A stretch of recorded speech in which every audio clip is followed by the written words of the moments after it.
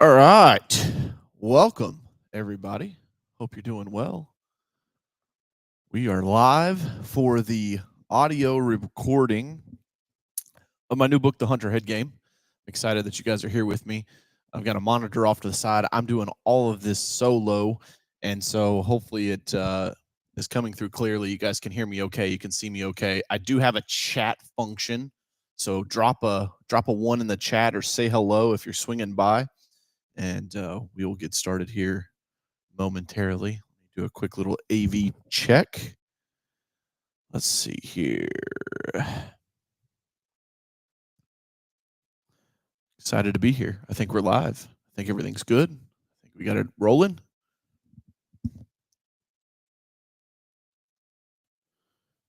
Let's see. It says we're live. It says we've got watchers. And looks like, all right, we are good. We are ready to roll. I'm excited, guys. This has been 10 years in the making.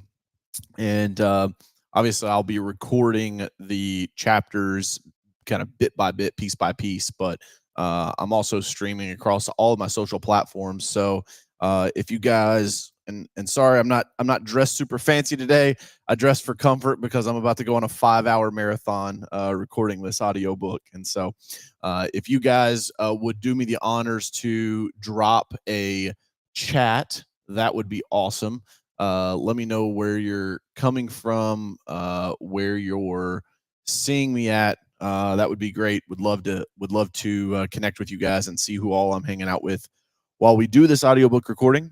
This was a crazy idea that I had. I said, hey, I'm just going to go live stream for the day, and let's record this book. So without further ado, as always, you guys know that I want to give back to the entrepreneurial community.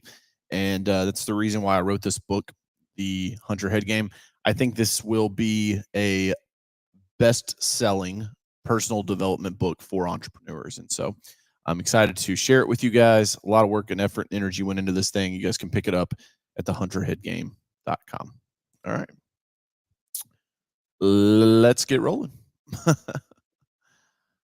I'm hoping I can see everybody's chat. We'll see here. I want to do one quick little test. One more little test before we get rolling here. You know, everybody wants to be a streamer until it's like, you know, time to watch the stream. Let's see. Test. All right.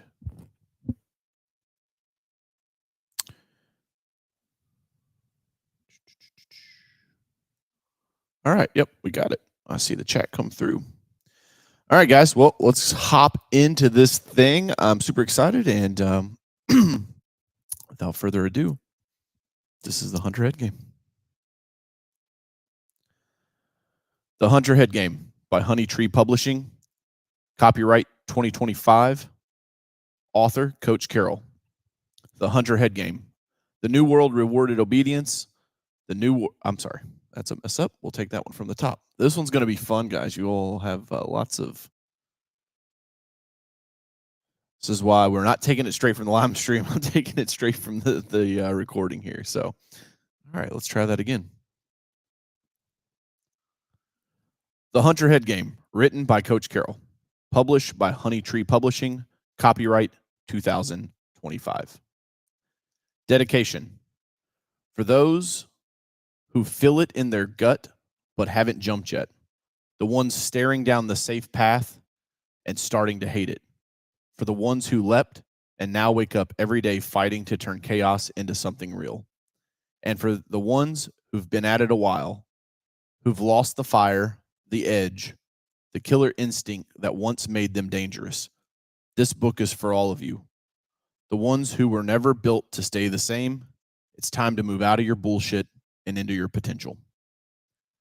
Also, if you're listening to this audiobook, you probably already have the regular book in hand, but make sure you go to thehunterheadgame.com to receive all your resources and bonuses.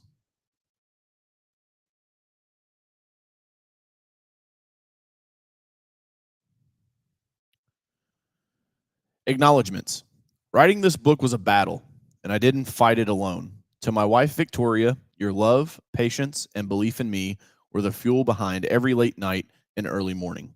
I'm building this legacy for us and for our children. To my family, especially my brother Nick, you've always had my back in business and in life. To my dad, who taught me how to hustle. To my mom, who always encouraged me to dream bigger. To my grandma, who taught me the art of poetry. To my teams, your support was more than appreciated, it was required. To my readers, clients, and those who followed this journey, thank you. And to every teacher, hater, or doubter who prophesied my downfall, you helped sharpen me.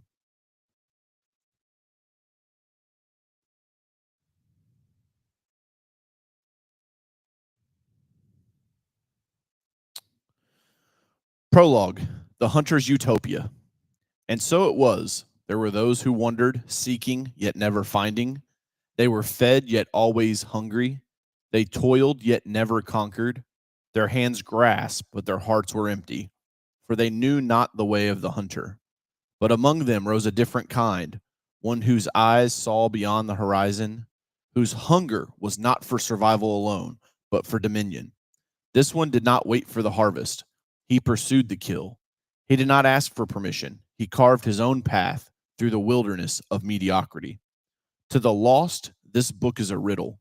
To the weak, it is a burden. To the meek, it is a storm. But to the hunter, it is a map, a weapon, and a prophecy. If you stand at the threshold of greatness, uncertain of your place, let this be the fire that awakens you. If you have tasted success, yet still crave more, let this be the blade that sharpens your edge. For the hunter is not born, but forged. This is the domain of those who refuse the comfort of the herd, who take ownership of their fate. It is the kingdom of those who know fear is a shadow, that patience is a virtue, but urgency is a weapon. And so it was that I too was hunted. There was a time when I built only to watch it burn, a time when I rose only to be struck down. But a hunter does not stay grounded. He does not mourn the loss. He sharpens his blade, he learns, and he waits until the moment comes to take back what is his. What lies ahead is not comfort, not ease, but power. Power that belongs to those who will claim it. And so I ask you, wanderer at the edge of this fire, are you here to be fed or are you here to hunt?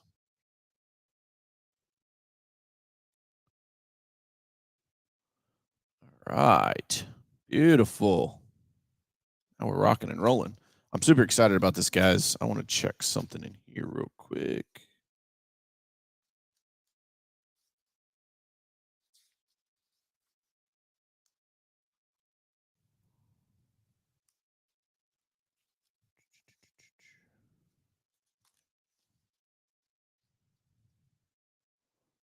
Boom, boom. Cool. And if you guys didn't know this, I'm doing this live streaming so that I can record this book from an Audible standpoint. But I'm dyslexic, and so this is going to prove very challenging for me to read this entire book in one setting. But I committed to it, and so we're going to do it. All right.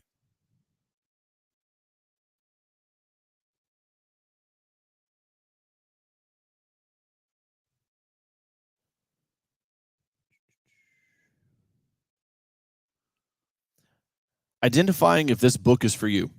This book is for individuals who want to take ownership of their lives and circumstances. If you're reading these words, chances are you're searching for something more, a way to break free from the constraint that have held you back, a path to transformation that empowers rather than diminishes your potential. This book is for the person who wants to be the aggressor, not the victim. There are two fundamental roles in nature: the hunter and the hunted. In business and in life, this same dynamic plays out daily. Some people actively pursue opportunities, challenges, and growth, while others remain passive, reactive, and ultimately at the mercy of their environment. You may recognize yourself as someone who, A, has grown tired of being at the mercy of external circumstances, or feels the untapped potential within you despite facing obstacles. Maybe you identify as an underdog, but know you're capable of more, or you desire to break free from traditional employment constraints. You seek to outperform your competition rather than merely keep pace. or you want to transform your approach to business challenges. From hunter from hunted to hunter is the ultimate transformation anyone can make in this world. It represents the shift from reacting to acting, surviving to thriving, from being defined by circumstances to defining your own path forward. If you've picked up this book, you've already shown the instincts of a hunter. You're seeking knowledge, strategies, and mindsets to give you an edge. You realize success is not accidental. It's pursued with intention, strategy, and relentless determination. This book will not offer easy shortcuts or overnight solutions. However, it will provide a framework for thinking, acting, and persisting like the most successful entrepreneurs in today's competitive landscape.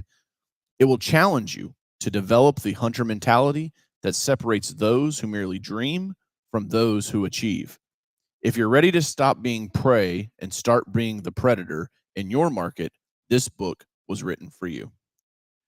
Defining the entrepreneurial hunter. What exactly is an entrepreneurial hunter? Throughout this book, we must clearly distinguish between a hunter's mentality and a hunted mentality. This differentiation is fundamental to understanding the transformation I invite you to make. Entrepreneurial hunters are not defined merely by their profession or business card title. Rather, it's a mindset, an approach to challenges, and a way of moving through the business world that sets them apart from the masses. An entrepreneurial hunter takes ownership. Hunters don't make excuses, they make decisions. When faced with obstacles, they don't say, I can't because. Instead, they ask, how can I? They understand that owning their circumstances, regardless of how unfair or challenging, is the first step towards changing them. The hunter recognizes that while we can't control everything that happens to us, we absolutely control our response. And I want to make a point here in the audiobook and on the live stream. This will be the first break that I take from the recording, to let you guys know that I edited this full thing with AI, meaning that half the chapters are edited with OpenAI, the other half of the chapters are edited with Anthropic, which is Claude. And why do I bring this up right here? It's because I took ownership of getting this book out. I can't tell you how many countless writers and editors I've tried to work with in the past decade. And it wasn't until I finally sat down with my publisher, Tatiana, and she helped me hammer out a really nice table of contents from the 500 plus pages of manuscript that I had. And it allowed me to then strategically go at editing chapter by chapter utilizing AI. And so while I could have taken another 10 years to say, well, I can't edit this book yet because, instead I said, how can I? All right, back to it. Hunters also operate strategically. A hunter doesn't wander, hoping to stumble upon success. They study the terrain, understand their prey, and develop a strategic approach that maximizes their chances of success. In business, this means analyzing markets, understanding customer needs, and positioning yourself advantageously against competitors. Acts with urgency. While the hunted react only when threatened, hunters move with purpose and initiative. They don't wait for perfect conditions or absolute certainty. They assess risk intelligently and take decisive action. The entrepreneurial hunter understands that in business, hesitation often means missed opportunities. Hunters also show resilience. Every hunt includes setbacks, missed shots, lost trails, and unexpected complications. A hunter's response to failure ultimately defines them rather than the absence of failure. The entrepreneurial hunter views failures as data points and learning opportunities rather than permanent defeats. They lick their blah. They lick their wounds briefly, which we'll talk about in later chapters, and then get back on the trail. They also develop their skills. Hunters are constantly honing their abilities. They practice their aim, improve their tracking, and learn from each experience. The entrepreneurial hunter invests in their development, understanding that their capabilities directly impact their success. They read, learn, train, and apply new knowledge consistently. They embrace discomfort. The hunted seek comfort and safety above all else. Hunters understand that growth happens at the edge of comfort. They willingly endure temporary discomfort, early mornings, rejection, uncertainty, risk, in pursuit of their objectives. This willingness to be uncomfortable sets them apart in a world that increasingly prioritizes ease over achievement. They also build strategic alliances. Even lone wolves understand the value of the pack when taking down large prey. Entrepreneurial hunters build relationships with others who complement their skills and share their drive. They know the right connections can multiply their effectiveness and open doors to bigger opportunities. The entrepreneurial hunter isn't born but forged through conscious choice and consistent action. Throughout history, some of the most successful entrepreneurs come from humble beginnings, but adopted the hunter mindset that ultimately transformed their circumstances. In today's business landscape, with its rapidly changing technologies, shifting consumer behaviors, and global competition, the hunter mindset is more valuable than ever. Those who can spot opportunities, move decisively, adapt quickly, and persist through challenges will thrive where others merely survive. As we progress through this book, you'll learn how to develop and strengthen these hunter characteristics within yourself, regardless of your starting point. The transformation from hunted to hunter begins with understanding what you're aiming to become. Fear, ownership, and the mindset shift. The transformation from hunted to hunter requires confronting the most significant obstacles most of us fear. I'm sorry. Let me try that one again. Fear, ownership, and the mindset shift. The transformation from hunted to hunter requires confronting the most significant obstacles most of us face: fear. In my years of working with entrepreneurs and building my own businesses, I've observed that the number one fear holding people back isn't failure, it's the fear of other people's opinions. The fear is powerful enough to keep talented, capable individuals trapped in lives that don't fulfill them. When you worry constantly about how others will judge your choices, you make decisions based on external validation rather than internal conviction.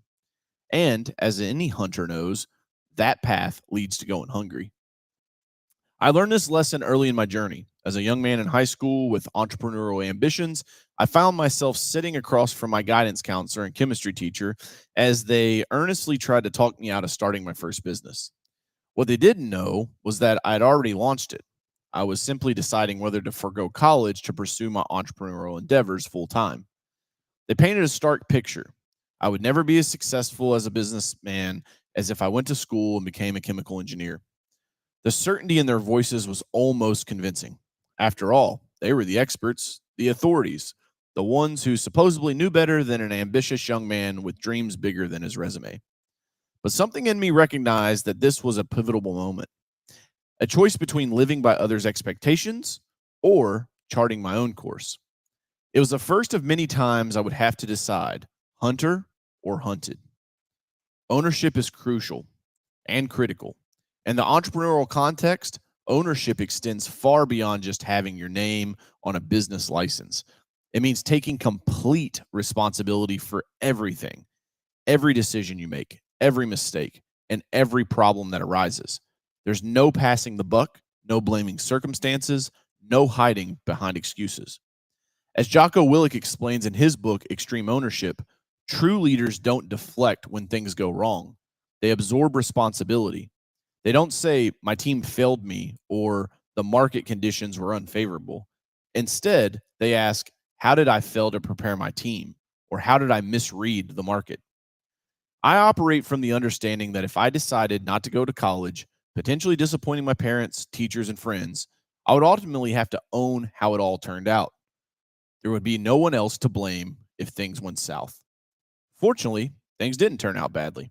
Today, I have a beautiful family, a wife and children who love me, and an income that allows me to care for my immediate and extended family while giving back to charities and causes close to my heart. But these benefits, this upside, came directly from taking full ownership of my path. The mindset shift from hunted to hunter happens when you stop asking, why is this happening to me? And ask, what can I do about it? It occurs when you move from a position of reaction to a position of initiative. It manifests when you quit blaming external factors for your circumstances and instead view those circumstances as the playing field on which you operate, not as excuses for inaction. This shift isn't easy. It requires upfront, uncomfortable truths about yourself and taking responsibility even when it would be easier to point fingers.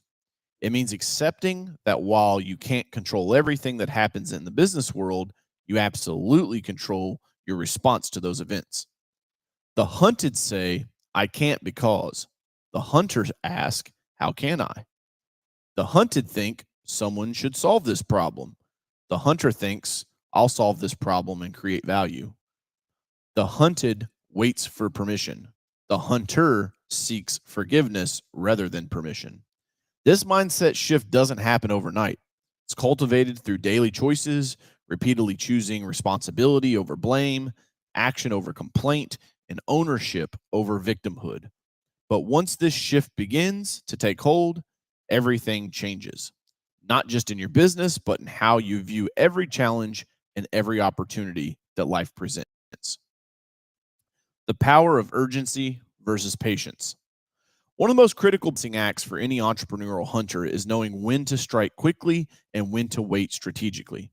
This tension between urgency and patience defines much of the entrepreneurial journey, and mastering it can mean the difference between sustained success and spectacular failure. When I start when I started my first business at 18, it was all hustle and grind, a constant state of urgency. Go, go, go. Keep your head above water, and truthfully, there's a period where this approach is necessary to gain momentum.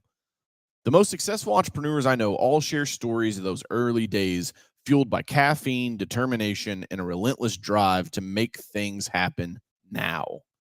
However, as I've grown, hired better coaches, and matured over the past 18 years, I've come to appreciate that having a solid strategic plan allows you to develop patience.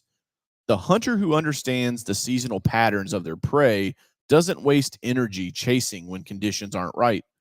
Similarly, the wise entrepreneur learns that building something meaningful takes time.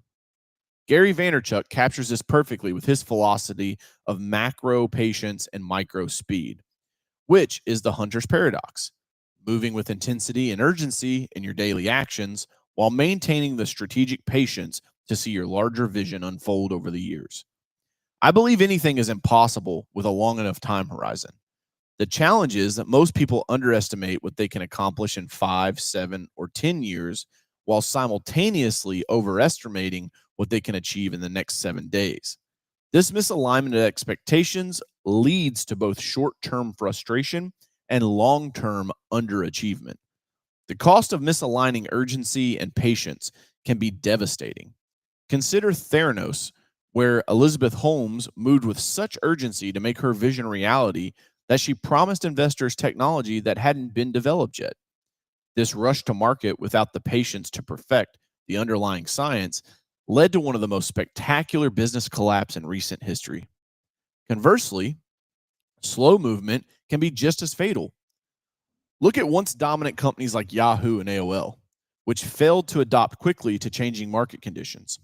In 2000, at its peak, Yahoo had a market capitalization of $125 billion. By the time Verizon acquired it in 2017, it was valued at just $4.48 billion, a staggering 96% decline. Their patience became complacency, and the market punished them accordingly. In today's business environment where technology accelerates change and social media creates unprecedented distractions, finding this balance is more challenging than ever. It's easy to waste hours scrolling through feeds, caught in what appears urgent but merely noise. I don't believe we're fully grasped the effect of social media addiction and constant connection. Much like society once saw no problem with people smoking cigarettes on airplanes. So, how do you determine when to act with urgency versus when to exercise patience? I've learned to filter everything through my strategic plan. When a new idea emerges, And God knows I come up with a million of those new ideas every day. Just like most entrepreneurs, I ask, does this map back to the overall strategic plan? Is this aligned with where we're ultimately trying to go? You must start with the end in mind. Visualize your destination and then work backwards. If the idea, activity, meeting, phone call, or even text message doesn't connect to the strategy, it probably doesn't deserve the same urgency as the other priorities on your list. The disciplined hunter doesn't chase every movement in the underbrush. They discern between the rustling of their prey and the background noise of the forest. Similarly, the successful entrepreneur develops the wisdom to act with appropriate speed on the right opportunities while allowing less critical matters to wait. This balance isn't static. It shifts with your business's stage, market conditions, and personal capacity. The key is developing the discernment to know which mode serves you best in each situation. When you master this, you'll find yourself moving with purpose rather than merely reacting to the latest crisis or opportunity. I'm going to take a quick break from the audiobook here to tell you guys that this is probably one of the biggest things that I've had to learn in the last almost 2 decades is how to say no to opportunities. Because as you're going longer in business and you're progressing further, what ends up happening is your skill set increases. And so more opportunities are presented to you, which then increasingly becomes harder and harder to say no.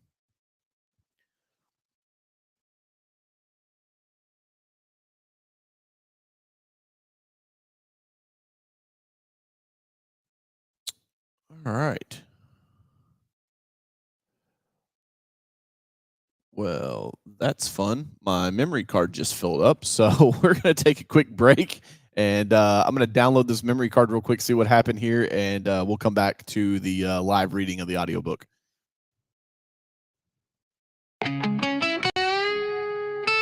Yeah. Coach Carroll. You know the mantra. Hustle is worth it, put that on my name. Built from the bottom, now we're running the game. No backup plan, no breaks, no shame. Hustle, it's worth it, go earn what you claim.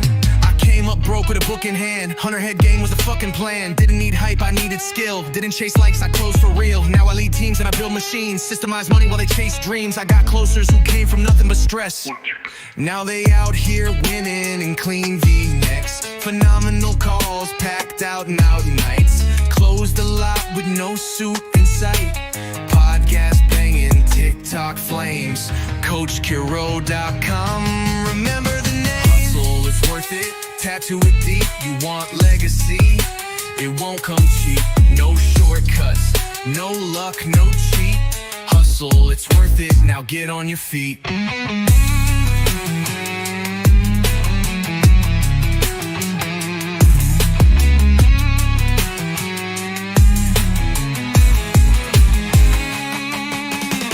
Just coaching, I'm building tribes, weaponizing leaders, redefining lives. Helped ex-cons double their worth, taught single moms how to own their turf. This ain't about me, it's about the next. I just hand them the torch and let them flex. I burn the script and rewrite rules. This ain't textbook, it's real world tools.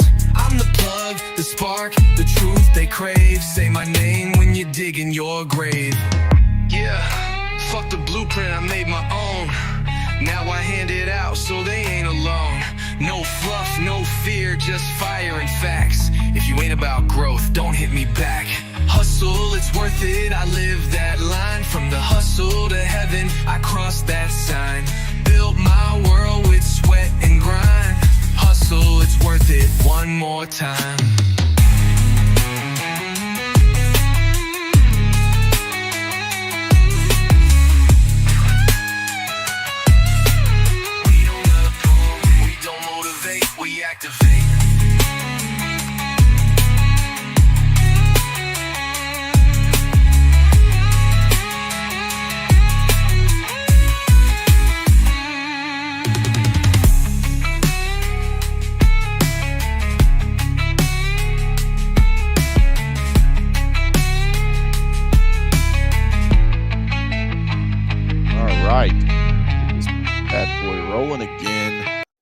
Welcome back, guys. Hopefully you're doing well. We had to do a quick little change out on the SD card there, but no worries. We are rocking and rolling. Appreciate you guys tuning in with me. Let me know in the chat. I'll be watching along and definitely checking out this feedback or I'll be checking out the replay to track and see who all has hung out with me today. Maybe we'll even give some books away in the chat later on as we get deeper into this book. We're just getting started today, so I'm going to share this out to let's see my personal page. Watch the stream of the audio book here. Cool. All right. So I'm pretty excited. Damn, that looks good too. I hope you guys are doing well. This is fun. I'm excited.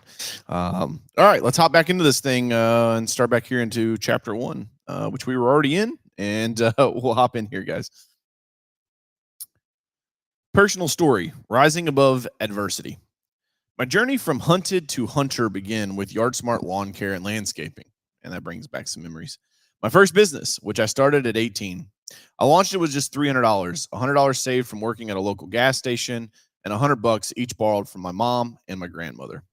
Still eternally grateful, and the debt will never be able to be repaid to those two ladies that helped me get started. The modest sum allowed me to buy my first push mower and put a down payment on an 89 F-150. It was shit brown and terrible on gas mileage, but it was my ticket to independence. I had all the cards stacked against me: minimal capital, no business experience, and perhaps most challengingly, no support from my teachers or guidance counselor. I felt the weight of the disappointing, also felt the weight of disappointing my parents by turning down football scholarship offers and choosing not to be the first in my family to attend college. In my working class blue collar family, the opportunity to attend college on a scholarship was something most would have celebrated without question. But I recognized even then that following that expected path would likely leave me just as another broke kid with a degree. And if there was one thing I was sure about, I was tired of being poor. I remember vividly a childhood moment that crystallized this feeling. I wanted to watch WWE WrestleMania on pay-per-view, a $20 expense that felt monumental at the time. When I asked my dad if we could get it, he said we couldn't afford it. Frustrated, I shouted, "I hate being poor," and stomped off to my room. My dad followed me and delivered a lesson I'll never forget. He showed me what being genuinely poor meant for the next couple of weeks. No TV, no bicycle, no snacks after school. It was a harsh but practical lesson in perspective and gratitude for what we did have. I understand now why my father took that approach. He had risen from truly desperate circumstances. Recently, he sent me a newspaper clipping that chronicled a defining moment from his childhood. The headline read, "Mother Jailed, 11 Children Taking to Home." It detailed how my grandmother was jailed on disorderly conduct charges while 9 of her 11 children, including my dad, were taken to a children's home after being found in an unheated 3-room house with barely any food, dirty clothing, and mostly without shoes. My father, who emerged from those circumstances, worked tirelessly to provide for me, my brother, and my mom. His relentless work ethic flows in my blood and has shaped my approach to challenges. From him, I learned that adversity isn't just something to endure. It's something that, when faced head on, becomes an asset, giving you both a chip on your shoulder and a depth of resilience that others may never truly develop.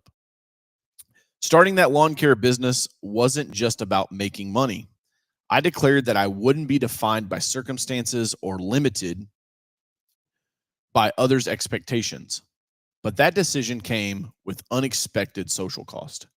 I remember the first day I wore one of my lawn care shirts to school, a shirt I had made myself with an iron-on transfer paper printed from my computer. I was so proud of it, with Yard Smart Lawn Care and Landscaping displayed across my chest. But when I got to school, people laughed at me and picked on me because I wore work boots and a neon green safety-colored shirt instead of Abercrombie, Hollister, or the newest pair of Nikes. Even though my mom made sure my brother and I both got a new pair of shoes every year at the start of school, I chose to wear my boots because I knew as soon as the bell rang, I'd be out hustling, cutting the yards I'd worked so hard to schedule. Feeling embarrassed and mocked, I can see how that would have been an easy place to say, you know what? Maybe this isn't for me. Maybe I should just go to school and be like everyone else. But that moment of social rejection became another turning point where I chose the hunter's path. Every lawn I mowed and every customer I acquired was proof that the hunter mentality could overcome obstacles that seemed insurmountable when viewed through the lens of the hunted.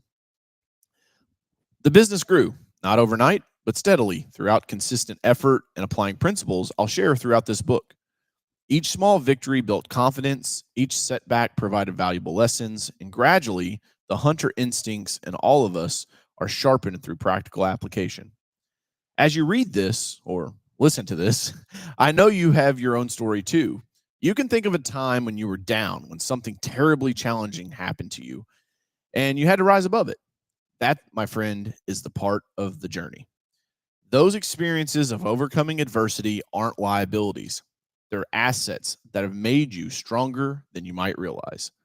The path of the hunter isn't about voiding difficulties or having an easy start.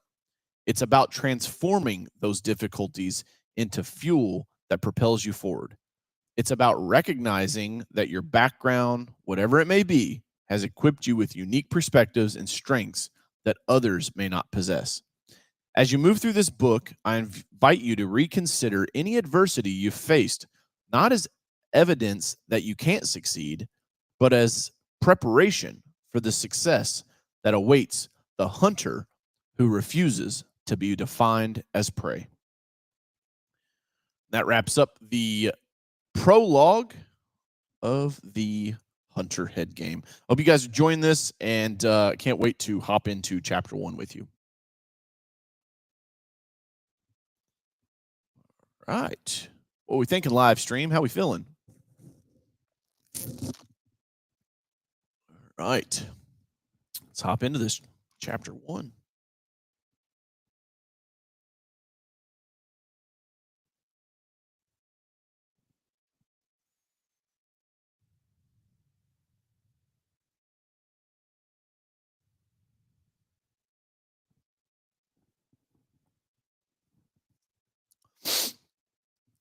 So this won't be in the audiobook, but I'll tell you guys on the live stream. The beginning of each one of these chapters kind of has this like poetic, spiritual passage, if you will. And really, this is a homage to my grandmother who taught me poetry, and I love to write poetry. I love making music and things that rhyme, and so it's a cool little piece that I put into the book for her. So, all right. Chapter 1: Unleashing the Hunter Within. Two spirits dwell in the heart of every person. One gazes towards distant horizons, while the other stares at the ground beneath its feet. One shapes destiny, the other is shaped by it. Across the tapestry of time, many have wandered with empty hands outstretched, forever waiting. They speak of fate as though invisible hands have already written tomorrow's story. Their wisdom rings hollow. Wisdom without action is like a blade that has never cut, a fire that gives no warmth. Yet among the waiting masses walk the few who move with purpose. They see beyond what is to what could be. The world before them is not fixed but fluid, not rigid but malleable to their touch. They forge paths where others see only wilderness. Gaze now into the mirror of your soul. What eyes look back at you? Those that seek permission or those that need none? When darkness threatens, the hunted whispers, "What if I fail?" The hunter smiles and asks, "What if I triumph?" The ancient pattern reveals itself. Neither the strongest nor the swiftest claim the prize, but those who recognize treasures while others see only stone stake their claim while others hesitate in doubt. Standing at the crossroads of decision, which path calls to you? The worn trail leading to comfortable shadows, or the unmarked way, where each step breaks new ground. And so the hunter rises, not because the path is clear, but because the hunger is greater than the fear. The hunter's mentality versus the hunted.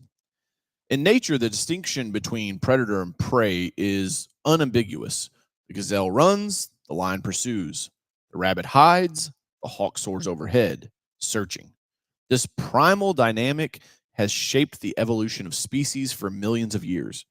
Though we've built cities and technologies that distance us from our wild origins, this fundamental dichotomy remains in our psychology.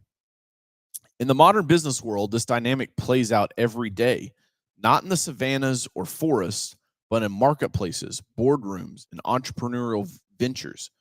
Some individuals instinctively position themselves as hunters, active, strategic, and purposeful in pursuing opportunities.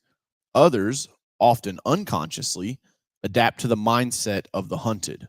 They become reactive, defensive, and defined by the circumstances around them rather than their vision. The difference between these two mentalities is not merely philosophical, it manifests in tangible outcomes and lived experiences. Let me illustrate this contrast. The hunted mentality. The hunted individual lives in a constant state of rejection and reaction. They respond to market changes only when forced to, adopt to new technologies only when their hand is called, and pursue new opportunities only when their current situation becomes untenable. They are driven by fear rather than ambition, making decisions to avoid negative outcomes rather than to create positive new ones. Focused on security above all else, often sacrificing growth and fulfillment for the illusion of stability. Perpetually explaining why things happen to them, externalizing both blame and control. Waiting for permission or validation before taking action. Defining success defensively as not failing rather than affirmatively as achieving specific objectives. The hunted wake up wondering what challenges the day will bring and how they'll respond. They view competitors as threats to avoid rather than as worthy adversaries who sharpen their skills. They see market changes as disruptions rather than opportunities. The hunter mentality, in stark contrast, the hunter approaches the business landscape with intentionality and purpose. They proactively seek opportunities rather than waiting for them to appear. Take calculated risk after assessing both potential rewards and dangers. Own them, own their circumstances completely, never deflecting responsibility for outcomes. Act decisively once they've gathered sufficient but rarely complete information. Define success offensively in terms of specific objectives achieved, territories conquered, and value created. The hunter wakes up planning which opportunities to pursue and how to overcome the obstacles. They view competitors as part of the ecosystem that makes them stronger and sharper. They see market changes as chances to gain an advantage and create new value. This distinction goes beyond simple optimism versus pessimism.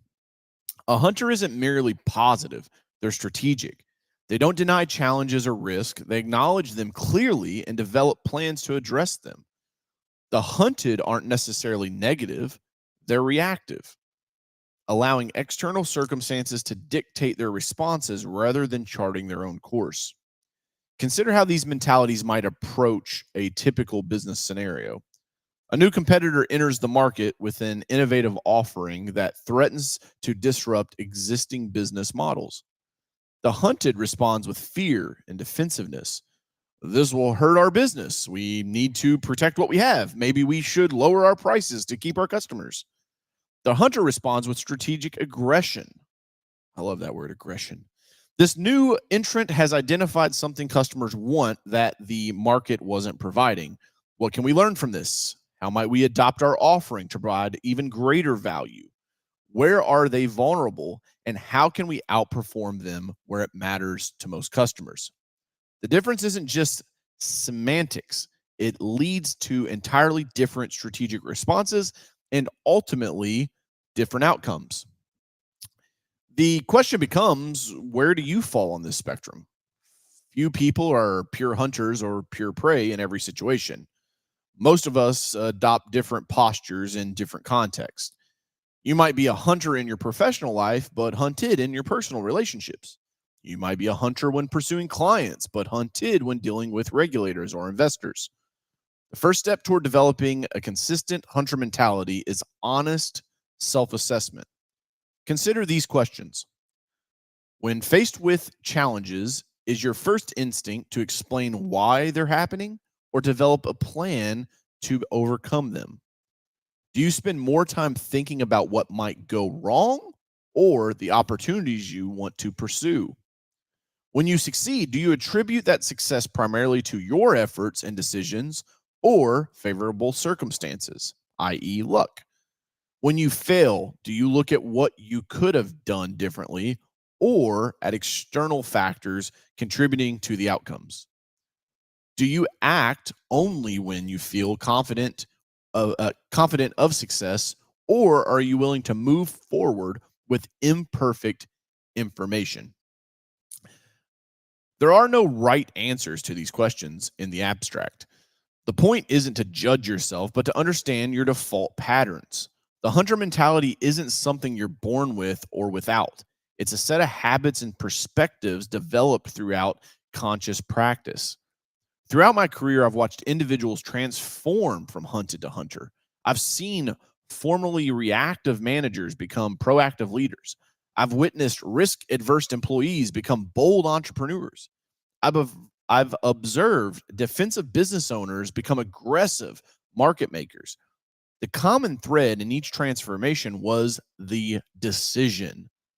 They made it repeatedly, day after day, to think and act like a hunter rather than like prey.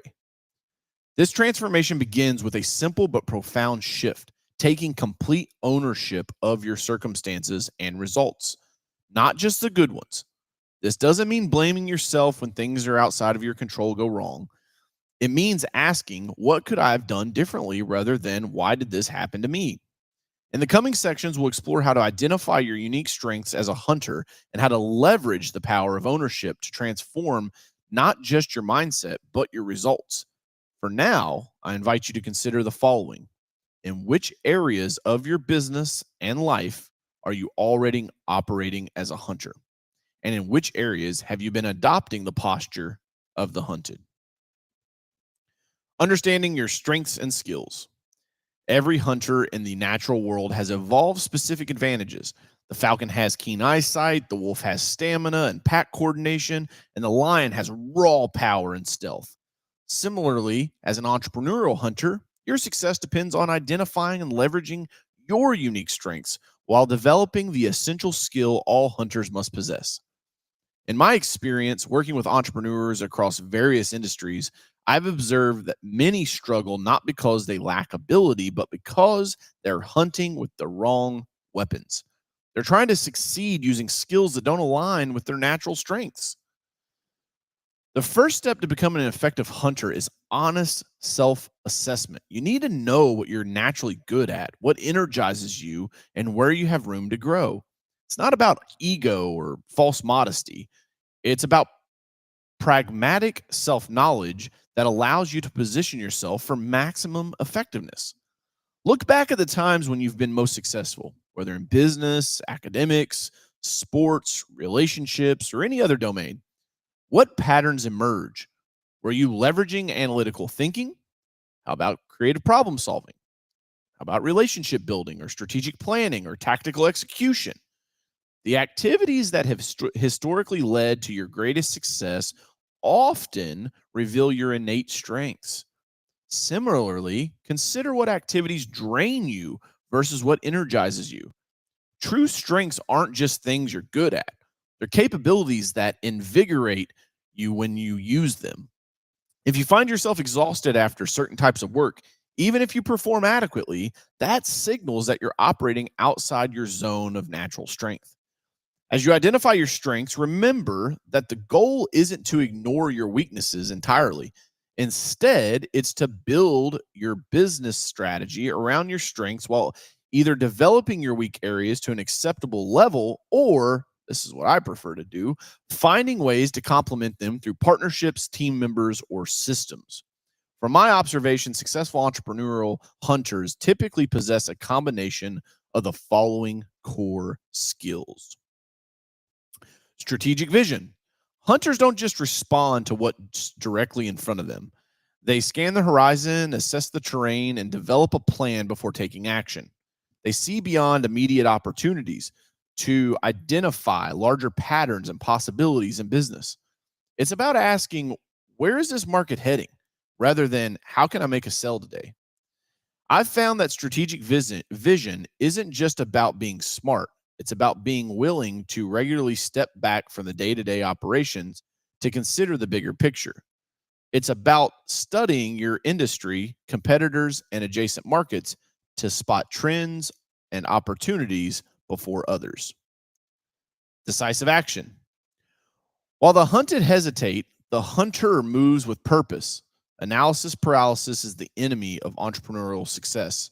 You'll never have perfect information, and waiting until you do means missing opportunities, which doesn't mean being reckless. It means becoming comfortable making decisions with 70 to 80% of the ideal information, understanding that speed often trumps perfection in competitive environments. The most successful entrepreneurs I know have developed a bias towards action, recognizing that imperfect decision executed quickly is usually better than a perfect decision that comes too late. Resilient persistence. Every hunt includes setbacks, false starts, and missed opportunities. What separates successful entrepreneurs isn't an absence of failure, but the ability to persevere through it. Resilience isn't just about enduring hardships, it's about maintaining effectiveness despite challenges. It's about getting knocked down 7 times and getting up 8. It's about viewing obstacles not as reasons to quit, but as problems to solve.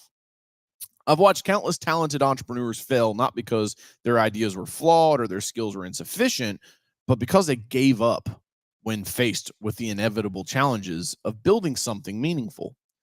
The hunters who succeed are those who develop the mental toughness to keep moving forward when others retreat. Adaptive learning. The business landscape constantly changes with new technologies, competitors, and consumer preferences emerging regularly. The entrepreneurial hunter must be a perpetual learner, continually sharpening their skills and acquiring new ones.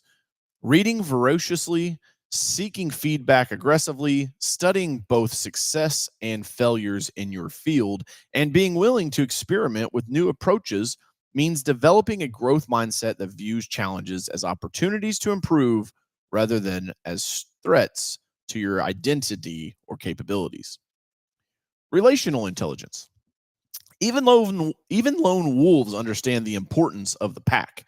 When taking down large prey, no entrepreneur succeeds entirely alone. Your ability to build relationships with customers, team members, investors, suppliers, and strategic partners will often determine your ultimate success. This doesn't mean you need to be an extrovert. Many successful entrepreneurs aren't. Take Steve Jobs, for instance, but it does mean developing the abilities to understand other perspectives, communicate effectively, build trust, and create mutually beneficial arrangements. I've seen technically brilliant entrepreneurs fail because they couldn't build the relationships necessary to attract talent, secure funding, or retain customers. Conversely, I've watched entrepreneurs with modest technical skills build thriving businesses through their ability to connect with and influence others. As you assess your own strengths and skills, be honest about where you excel naturally and where you need development. If you're strong in strategic vision but weak in decisive action, acknowledge this gap and work to close it. If you're naturally decisive but struggle with relational intelligence, find ways to complement this through team members or personal growth. Remember, the goal isn't to become equally strong in all areas. That's neither realistic nor necessary. Rather, it's to leverage your natural advantages while ensuring you're not fatally weak in any essential areas. In my own journey, I recognized early that my strengths lay in spotting opportunities and taking decisive action. I could see possibilities others missed and wasn't afraid to move quickly to capitalize on them. However, I initially struggled with the discipline required for systematic execution over long periods. Recognizing this pattern allowed me to build structures and teams that complemented my natural strengths while shoring up my areas of weakness. Your journey from hunted to hunter begins with this kind of clear eyed self assessment. Know your weapons, understand your hunting style, and build your strategy accordingly. In the next section, we'll explore how taking complete ownership of your circumstances, both challenges and opportunities, accelerate your transformation into an entrepreneurial hunter.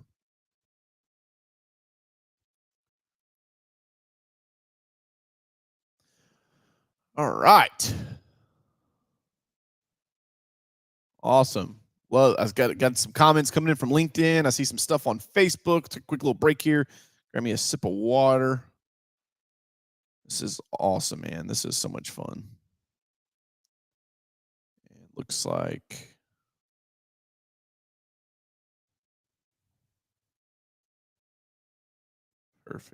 perfect. Cool. All right. Next, we're hopping into the role of ownership and entrepreneurship. We're just going to keep on chugging coffee and keep on rolling. All right.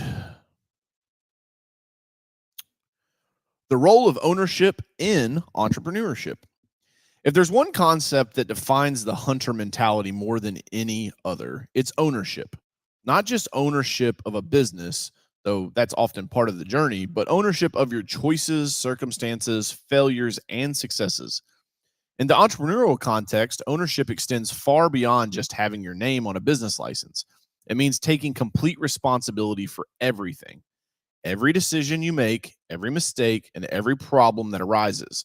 There's no passing the buck, no blaming circumstances, no hiding behind excuses. As I mentioned earlier, as Jocko Willink explains in his book, Extreme Ownership, true leaders don't deflect when things go wrong. They absorb responsibility. They don't say my team failed me or that the market conditions were unfavorable. Instead, they ask, how did I fail and how did I fail to prepare my team and how did I misread the market? I operated from the understanding that if I decided not go to college, potentially disappointing my parents, teachers, and friends, I would ultimately have to own how it all turned out. There would be no one to blame if things went south. The hunted mindset seeks someone or something to blame when faced with obstacles. The economy, the competition, unfair advantages others might have, lack of support, or insufficient resources. The hunter mindset asks, given these circumstances, how can I move forward? This distinction is crucial. When you blame external factors for your situation, you implicitly declare yourself powerless to change it. When you take ownership, you reclaim your agency and power to affect outcomes. I've mentored many aspiring entrepreneurs over the years and observed that those who struggle most often can't or won't take full ownership of their circumstances. They constantly seek validation, permission, or guarantees before taking action. They want someone to tell them their idea will succeed before they commit to it. They want assurance that their investment of time and resources will pay off. But here's the hard truth. Entrepreneurship offers no such guarantees. The only certainty is that nothing will happen if you don't take ownership and action. The hunter doesn't wait for perfect conditions or absolute certainty. They assess risk intelligently and take decisive action. Taking ownership isn't just about accepting blame when things go wrong, although that's important. It's about recognizing that you are the primary agent in your own success story. It's about understanding that while you can't control everything that happens in the business world, you absolutely control your response to those events. Consider how differently the hunted and the hunter approach a common business challenge. A major client decides not to renew their contract. Bum, bum, bum. The hunted response might sound like this. Well, the client was unreasonable. Their new procurement person never liked our company anyway. The economy is forcing everyone to downsize. We're victims of circumstances beyond our control. However, the hunter response would be more like, hey, we failed to demonstrate sufficient value to retain this client. We didn't adequately anticipate their evolving needs. We must examine what we could have done differently, learn from this experience, and develop a plan to replace this revenue while strengthening our relationships with existing clients. Notice the difference? The hunted explanation absolves the entrepreneur of responsibility while simultaneously disempowering them. The hunter's explanation acknowledges reality, takes ownership, and forces and focuses on actionable steps. This ownership mindset extends to every aspect of your business. Again, guys, thanks for hanging in there with me on this this while this dyslexic entrepreneur tries to make his way through reading this book. My team even asked me, they said, hey, are you gonna have somebody read the audiobook? I was like, hell no, man. It's my fucking book. I'm reading this thing. All right, let's hop back in here. The ownership mindset extends to every aspect of your business. Financial results. If your profits aren't where you want them to be, the hunter doesn't blame the market, the economy, or competitors. They ask, how can I create more value for customers? How can I communicate the value more effectively? How can I deliver that value more efficiently? Team performance. If your team isn't performing as needed, the hunter doesn't blame the talent pool, generational differences, those damn millennials, or unreasonable expectations. They ask, how am I failing to lead effectively? How can I better select, train, motivate, or resource my team? What systems or structures am I missing that would enable better performance? Customer satisfaction. If customers are unhappy or leaving, the hunter doesn't blame them for being difficult or unreasonable. They ask, how are we failing to meet expectations? What promises are we making that we're not keeping? How can we better understand and address our customers' needs? Personal productivity. If you're not personal productivity, if you're not accomplishing what you intend to, the hunter doesn't blame interruptions, distractions, or lack of time. They ask, how am I failing to manage my attention and energy? What systems do I need to put in place to ensure I focus on high value activities? What am I saying yes to that I should be saying no to? Damn, that one's a good one. This ownership mindset is both demanding and liberating. It's demanding because it places the responsibility for outcomes squarely on your shoulders. It's liberating because it puts you in the driver's seat of your entrepreneurial journey rather than leaving you at the mercy of external forces. A little sidebar comment. I'll tell you guys, before I went live today, I had a problem with my micro SD card. Like I couldn't record to the Roadcaster. The hunted would have quickly said, well, that's it. Can't record today. Guess we'll reschedule everything. The hunter turned this entire studio upside down until I found another micro SD card so that we could push forward. Now, a better version of myself would have had multiple cards on standby. One of my biggest challenges, one of my biggest weaknesses, one of my biggest blind spots is my lack of preparation. You'll find this happen as well if you're not a highly disciplined person, which I'm not. Like I'll admit that I lack discipline in lots of areas. However, I think that you can offset that with preparation. Preparation and discipline to me are like the two biggest X factors. And maybe that I see that like maybe somebody that's like super disciplined and super prepared, but like can't communicate clearly says, oh, like being able to talk to people is the X power. The X factor for me is like where I'm naturally weak at. And maybe that's just part of looking at it that way. But, I think it was important to share that with you guys that even today in this audiobook recording, this live stream, I had external factors that popped up, and the mindset was, no, I will find a way to persevere. Just got pushed back a little bit, so I'll have to go a little later tonight. All right, hopping back in here. I remember clearly when this lesson crystallized for me. Early in my lawn care business, I lost several clients in a month. My initial reaction was to blame external factors. Clients who didn't appreciate quality, competitors who undercut my prices, and homeowners who decided to mow their own lawns to save money. But after a few days of frustration, I realized that this explanation, while comforting my ego, wasn't helping me solve the problem. I forced myself to take ownership. What value was I failing to deliver? How was I failing to communicate that value? What could I do differently to retain existing clients and replace the ones I'd lost? This shift in perspective led to concrete actions, improving my service quality, communicating more regularly with clients about my work, offering additional services that added more value, and targeting a slightly different customer segment. Within 2 months, I had replaced the lost clients and was growing again. The lesson was clear. Taking ownership didn't make the problem my fault, but my responsibility was to solve it. And that made all the difference. As you assess your mindset, ask yourself honestly, what's your first reaction when things don't go as planned in your business? Do you seek explanations or excuses? Do you focus on what you can't control or what you can? Do you see problems as obstacles placed in your path or as challenges you get to solve? Keyword there, you get to solve. The hunter's path begins with ownership. It's not always comfortable and rarely easy, but it's the only path leading to the freedom and success most entrepreneurs seek. The next chapter will explore translating this ownership mindset into a clear vision and strategic plan to guide your entrepreneurial hunt.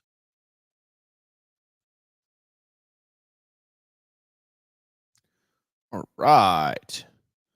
By the way, guys, in the book, I actually used AI to generate the images at the beginning of each chapter. I'll share those with you guys here. We're getting ready to read chapter 2, getting ready to hop in chapter 2.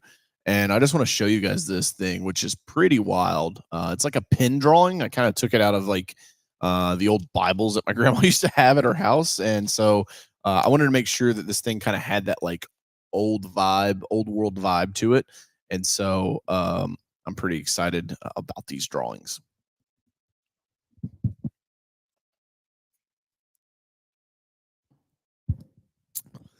All right. Chapter 2.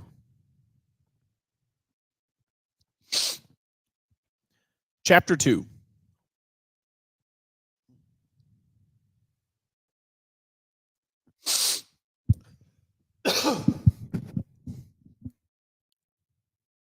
Chapter 2. Marking your target, vision, goals, and performance. In the beginning, the vision of the hunter was the hunt itself. The foolish hunter chases whatever appears before him, while the wise hunter first captures his prey in spirit before setting foot upon the sacred path. Behold, 3 powers are bestowed upon those destined to rise: sight that pierces the veil of present circumstances, wisdom to chart the unseen path, and the will of iron that transforms divine thought into earthly conquest. The eye, blinded by immediate need to claims only what lies at its feet. The mind without design circles like vultures above barren land. The spirit without purpose knows the weight of the toil, but never the glory of triumph. Verily, before the arrow leaves the bow, before the spear pierces flesh, before the trap ensnares, the hunt is already written in the stars of the hunter's making. Choose now thy path. Will you wander as chaff blown by the winds of chance? Or will you ascend as the eagle who surveys all, strikes with purpose, and returns to the high places, carrying that which was destined to be claimed? Shit is powerful, man. The importance of visualization before the hunt. Every single hunt begins before the hunter leaves their camp. The hunter studies the terrain, understands the habits of their prey, anticipates potential challenges, and envisions a successful outcome. They don't simply wander into the wilderness hoping to stumble upon success. They create a mental map of what success looks like and how they'll achieve it. The same principle applies to entrepreneurial hunters. Before taking action in your business, you must see where you're going. Vision isn't just a corporate buzzword or a feel-good exercise. It's the foundation upon which all strategic action is built. Without a clear vision, You're not hunting, you're just wondering. Visualization is more than positive thinking or daydreaming about success. It's a disciplined practice of mentally rehearsing your desired outcomes and the steps needed to achieve them. Elite athletes have used this technique for decades, mentally performing their routines perfectly thousands of times before executing them physically. As entrepreneurial hunters, we can apply the same powerful technique to our business pursuits. When I started my lawn care business at 18, my vision wasn't just about mowing lawns. I visualized building a company that would provide exceptional service, grow through word of mouth referrals, and eventually expand beyond just me and my push mower. Each morning before heading out to my first yard, I would take a few minutes to see myself completing each job with excellence, interacting professionally with clients, and steadily building my reputation in the community. This daily visualization practice wasn't simply motivational, it was strategic. It helped me clarify what success looked like in concrete, specific terms. It forced me to think through potential challenges before I encountered them, and perhaps most importantly, it programmed my subconscious mind to recognize and capitalize on opportunities aligned with my vision. Effective visualization in business requires three key elements. The first one, clarity. Your vision must be specific and detailed. Vague aspirations like, I want to build a successful business or I want to make a lot of money aren't visions, they're wishes. A true vision includes details about what your business will look like, who it will serve, how it will operate, what problems it will solve, and what impact it will have. Ask yourself, what exactly am I building? Who will I serve? How will it change the marketplace? What will my daily experience be like running this business? The more specific your answers, the more powerful your vision becomes. Emotional connection. This is the second part. A vision that doesn't inspire you emotionally won't sustain you through the inevitable challenges of entrepreneurship. Your vision should create a genuine sense of excitement and purpose when you think about it. It should feel meaningful enough to justify your sacrifices to achieve it. This emotional component isn't just about feeling good. It's about creating the internal motivation that will drive you forward when external motivation fades. When you deeply connect with your vision on an emotional level, you tap into the reserves of energy and determination that others can't access. Lastly, actionable pathways. While your vision should be ambitious, it must also connect to concrete action you can take today. The most inspiring visions in the world is worthless if you can't translate it into specific next steps. Your visualization should include not just the destination, but the journey, the key milestones, decision points, and actions that will move you from where you are to where you want to be. This is where many entrepreneurs fail. They can articulate an exciting vision for their business, but struggle to connect that big picture thinking to daily actions. Effective visualization bridges this gap by mentally rehearsing both the outcome and the process. The practice of visualization isn't just for beginners or struggling entrepreneurs. Even as many businesses have grown and succeeded, I've maintained a regular visualization practice. Before essential meetings, challenging decisions, or new initiatives, I visualize the outcome I want to create and the specific steps needed to achieve it. This practice has proved valuable when facing unfamiliar challenges or entering new markets. By visualizing success in detail before taking action, I can identify potential obstacles, prepare for likely scenarios, and move more confidently and clearly during the execution of tasks.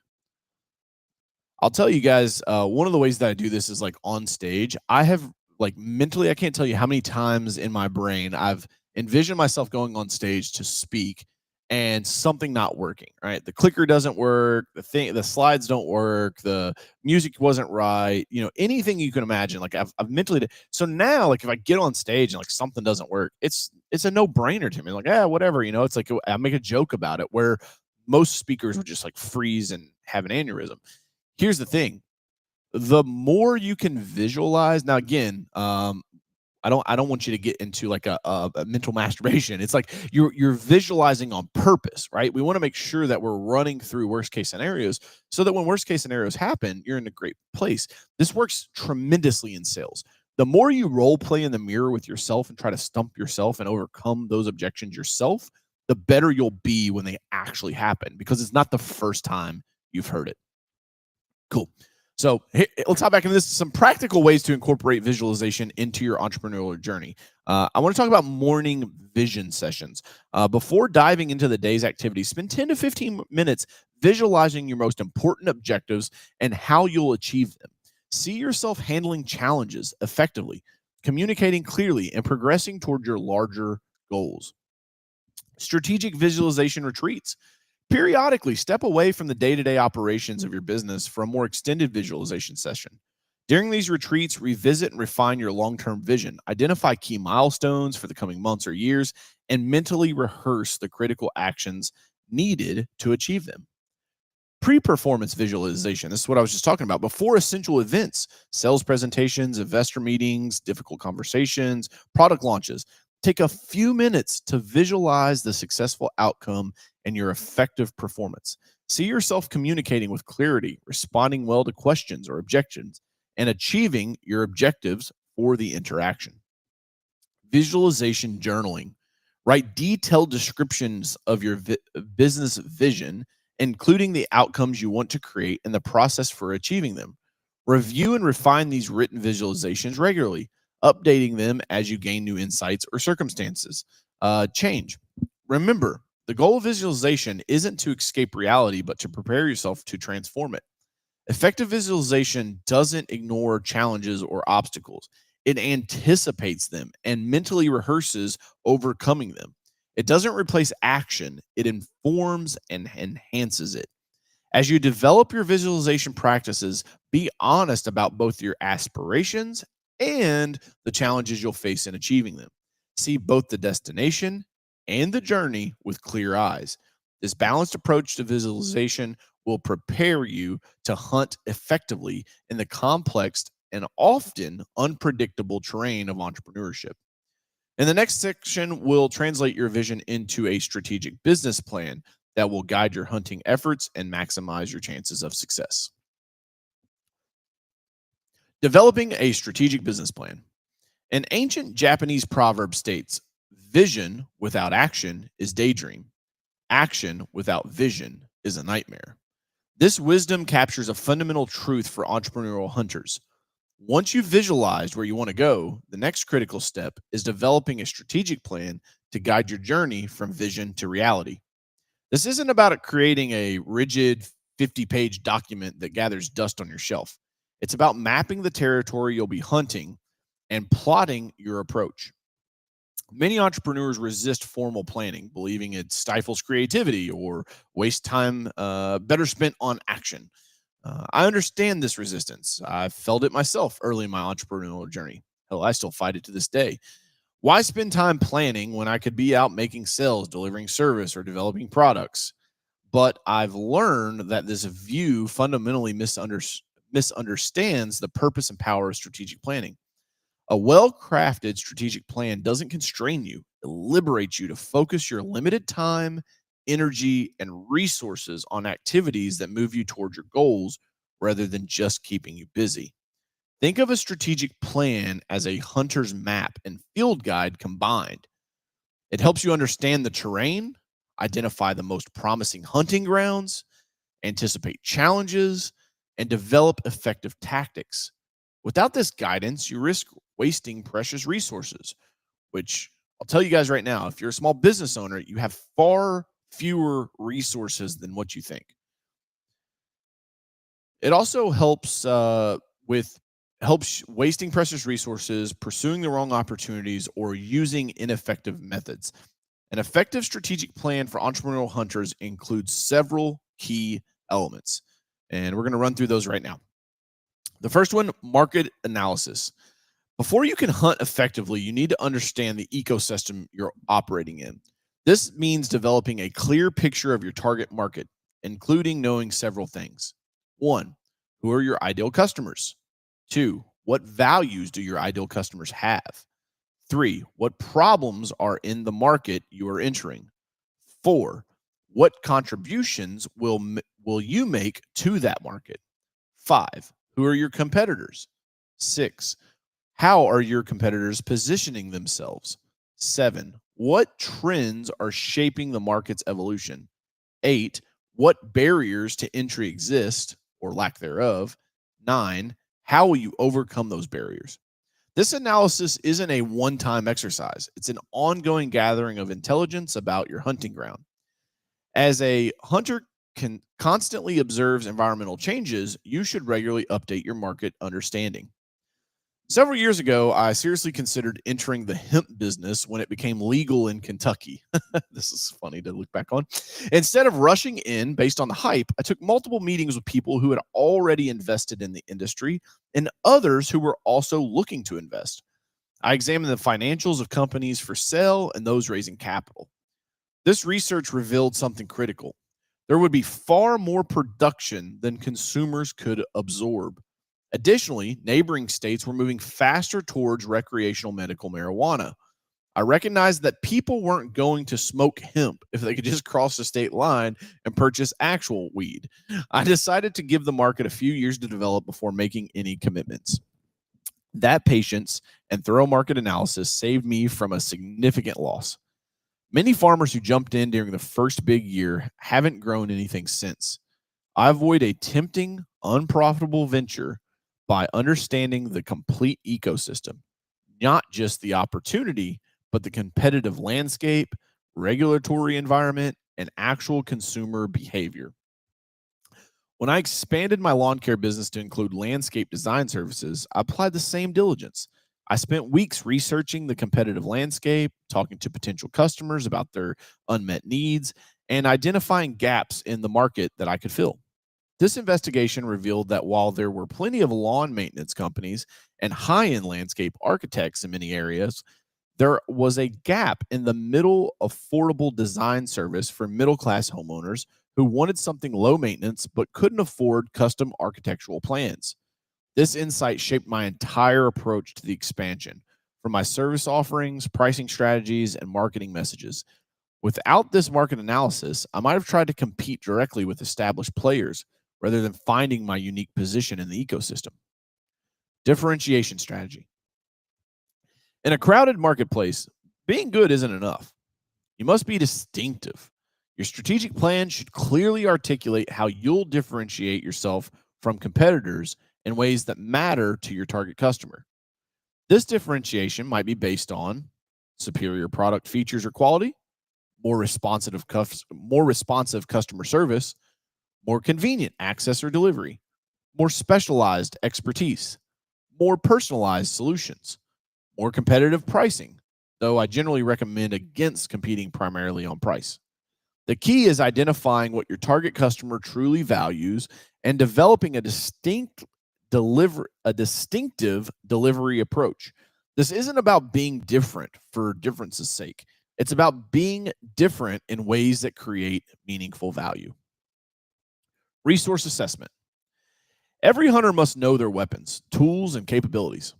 Similarly, your strategic plan should include an honest assessment of the resources you can bring to bear in pursuing your vision.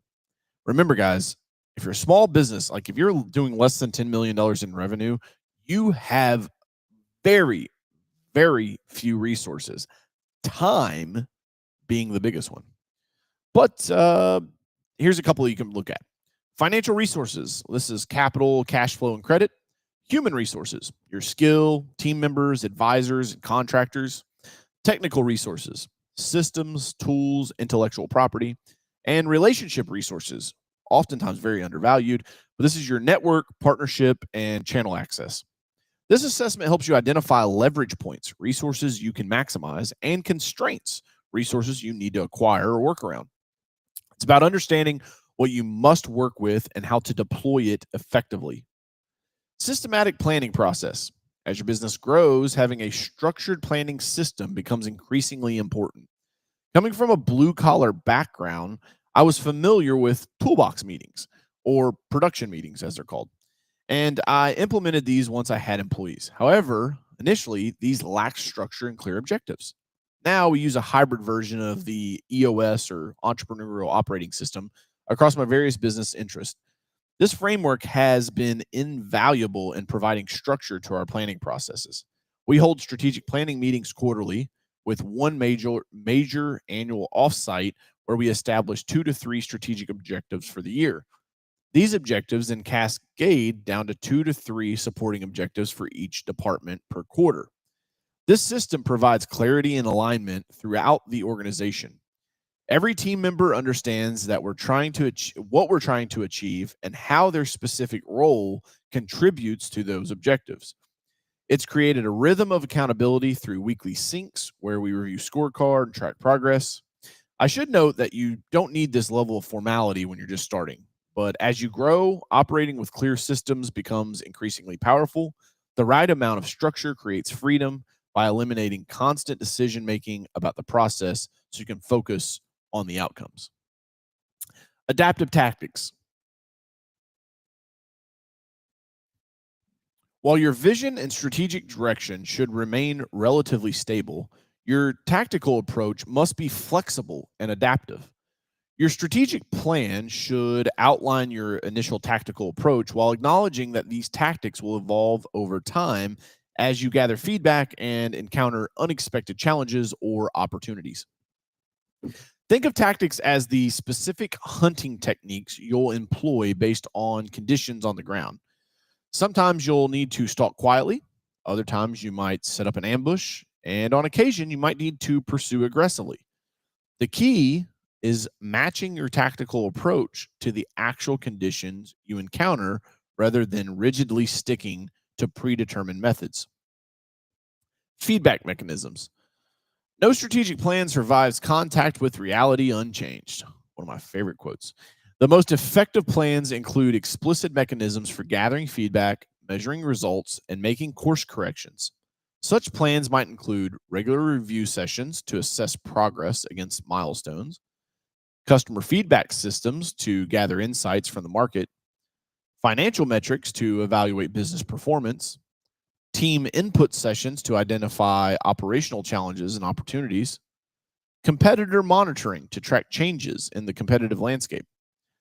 A strategic plan without these feedback mechanisms is like hunting with earplugs and blinders.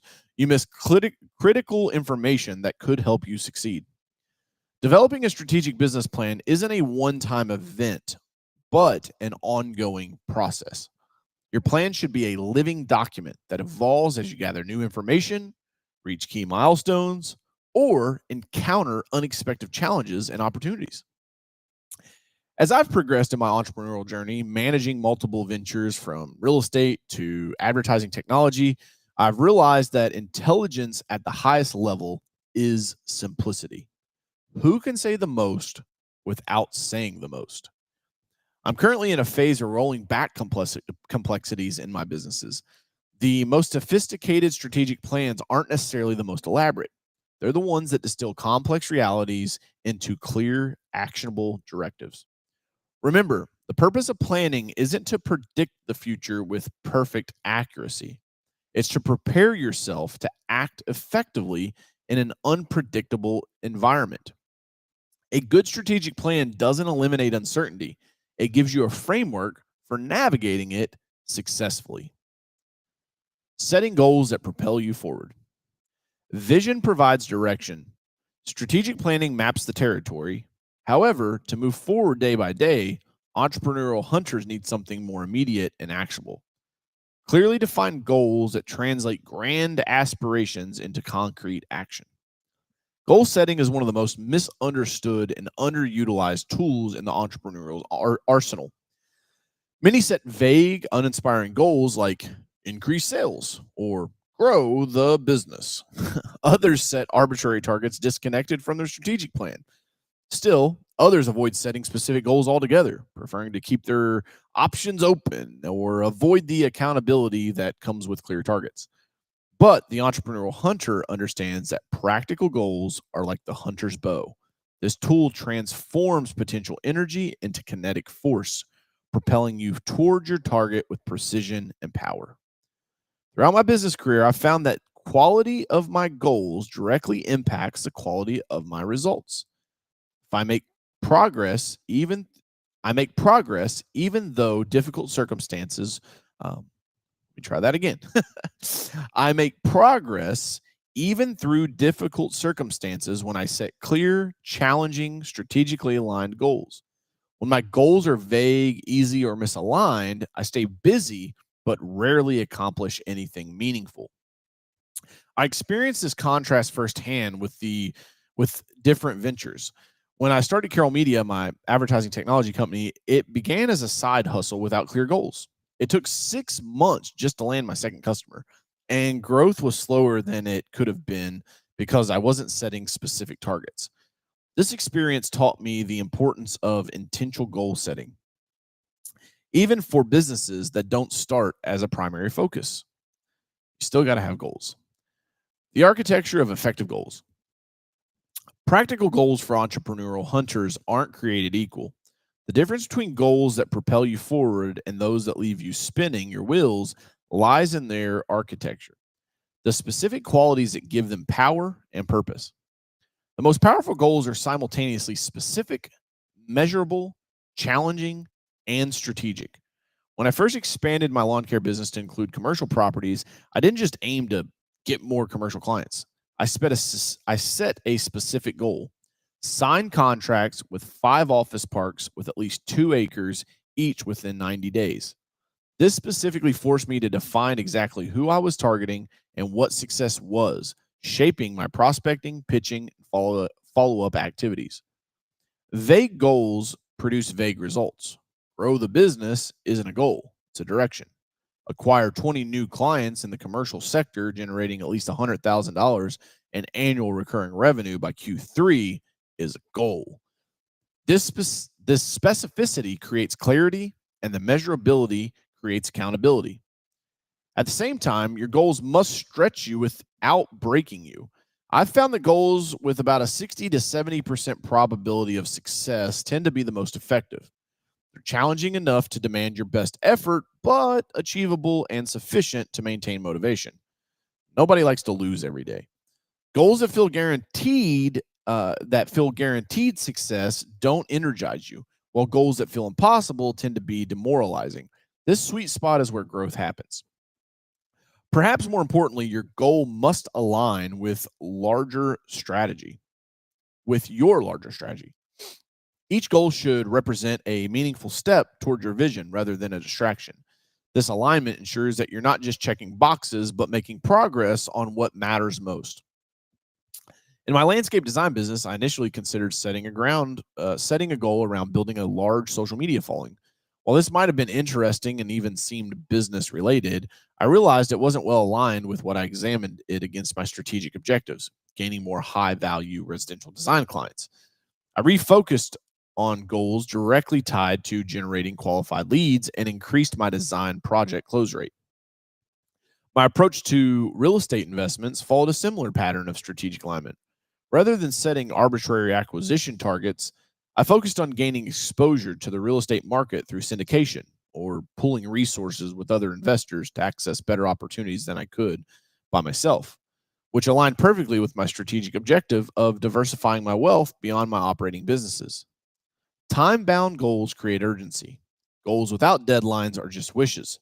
Effective goals include a clear time frame for achievement that prevents indefinite procrastination.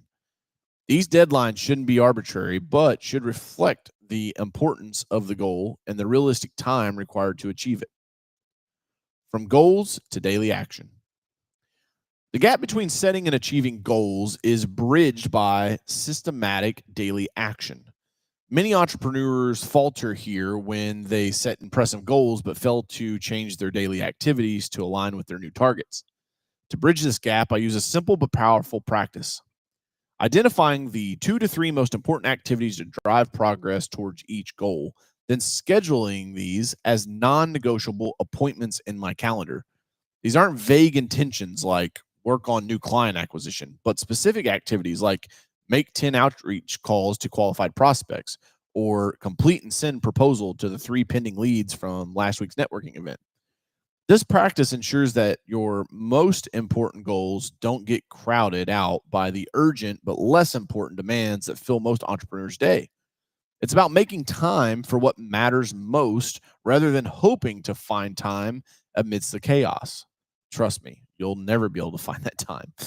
What makes this approach particularly effective is the balance it creates across different dimensions of your business.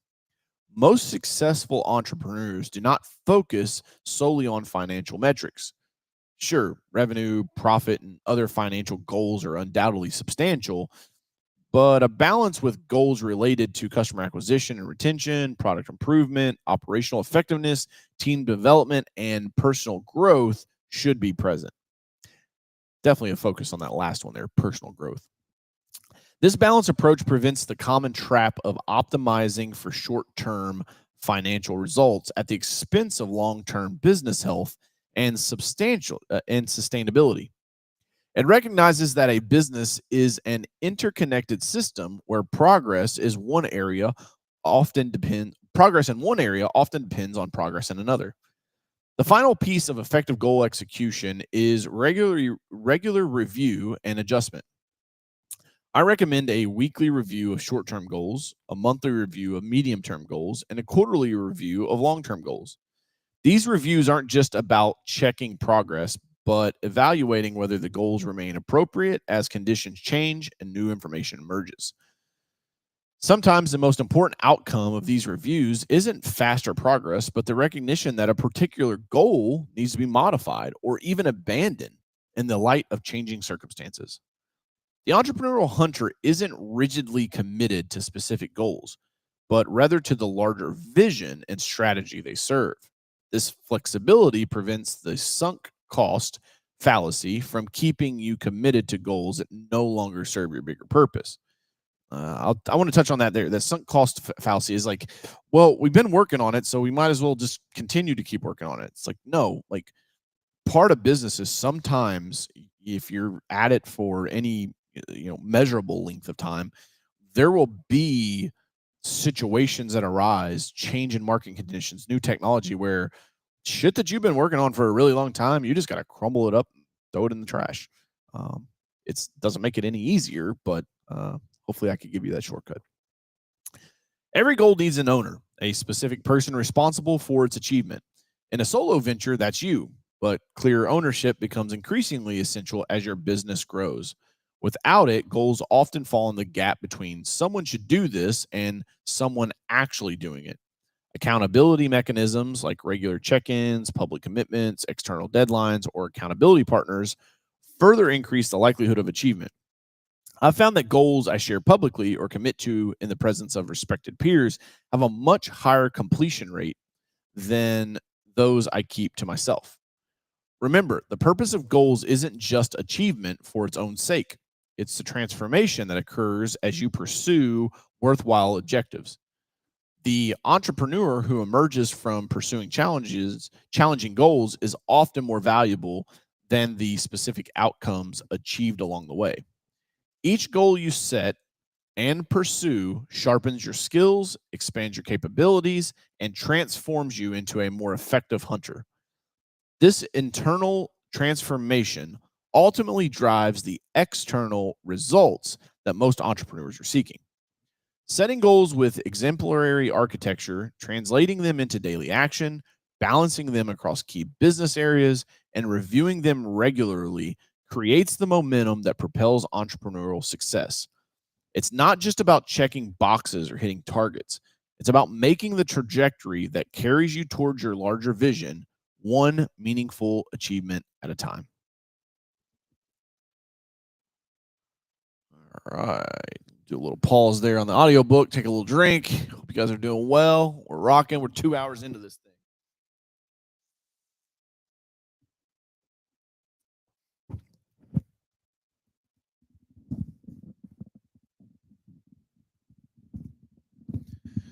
I also severely underestimated the neck impact of having this headset on all day. All right. The value of daily small wins. Let's go.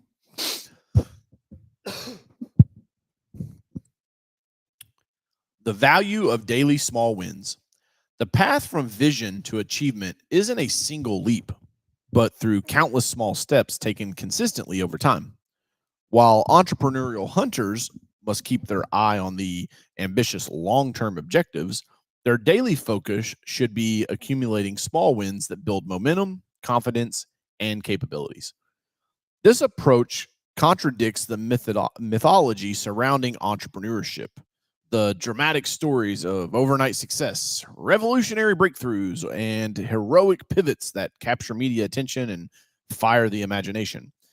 But having built multiple businesses from the ground up, I can tell you that sustainable success rarely arrives in these dramatic moments. Instead, it emerges gradually throughout the compound effect of small victories consistently achieved day after day. When I started my lawn care business with a push mower and a used truck, each new client represented a small win. Each positive review was a small win. Each referral was a small win. None of these individually transformed my business, but collectively, over time, they created the foundation for growth that eventually allowed me to build a thriving enterprise. The compound power of small victories. Small wins operate with surprising power on multiple levels. Most immediately, they create psychological momentum that fuels continued action. Success breeds success. Iron sharpens iron. Each small win triggers a positive psychological response, a release of dopamine that reinforces the behavior that led to that success.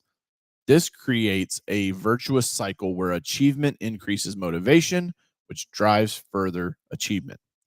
Conversely, when entrepreneurs focus exclusively on distant, ambitious goals without acknowledging and celebrating smaller victories along the way, they often experience diminished motivation and increased frustration despite their efforts. The target seems to remain equally distant, leading to discouragement and sometimes abandonment of the goal altogether. I discovered this principle when building Carroll Media, my advertising technology company. After the slow start, where it took 6 months to land my second client, I shifted my focus from obsessing about major client acquisition to celebrating smaller milestones.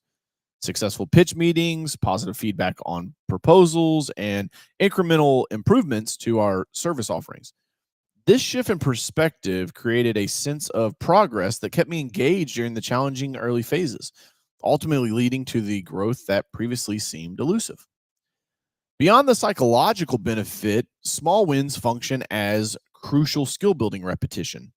Each small win represents not just a step toward your goal, but an opportunity for learning and improving. Listen, entrepreneurs who make 5 sales calls daily for a month don't just end up with new clients.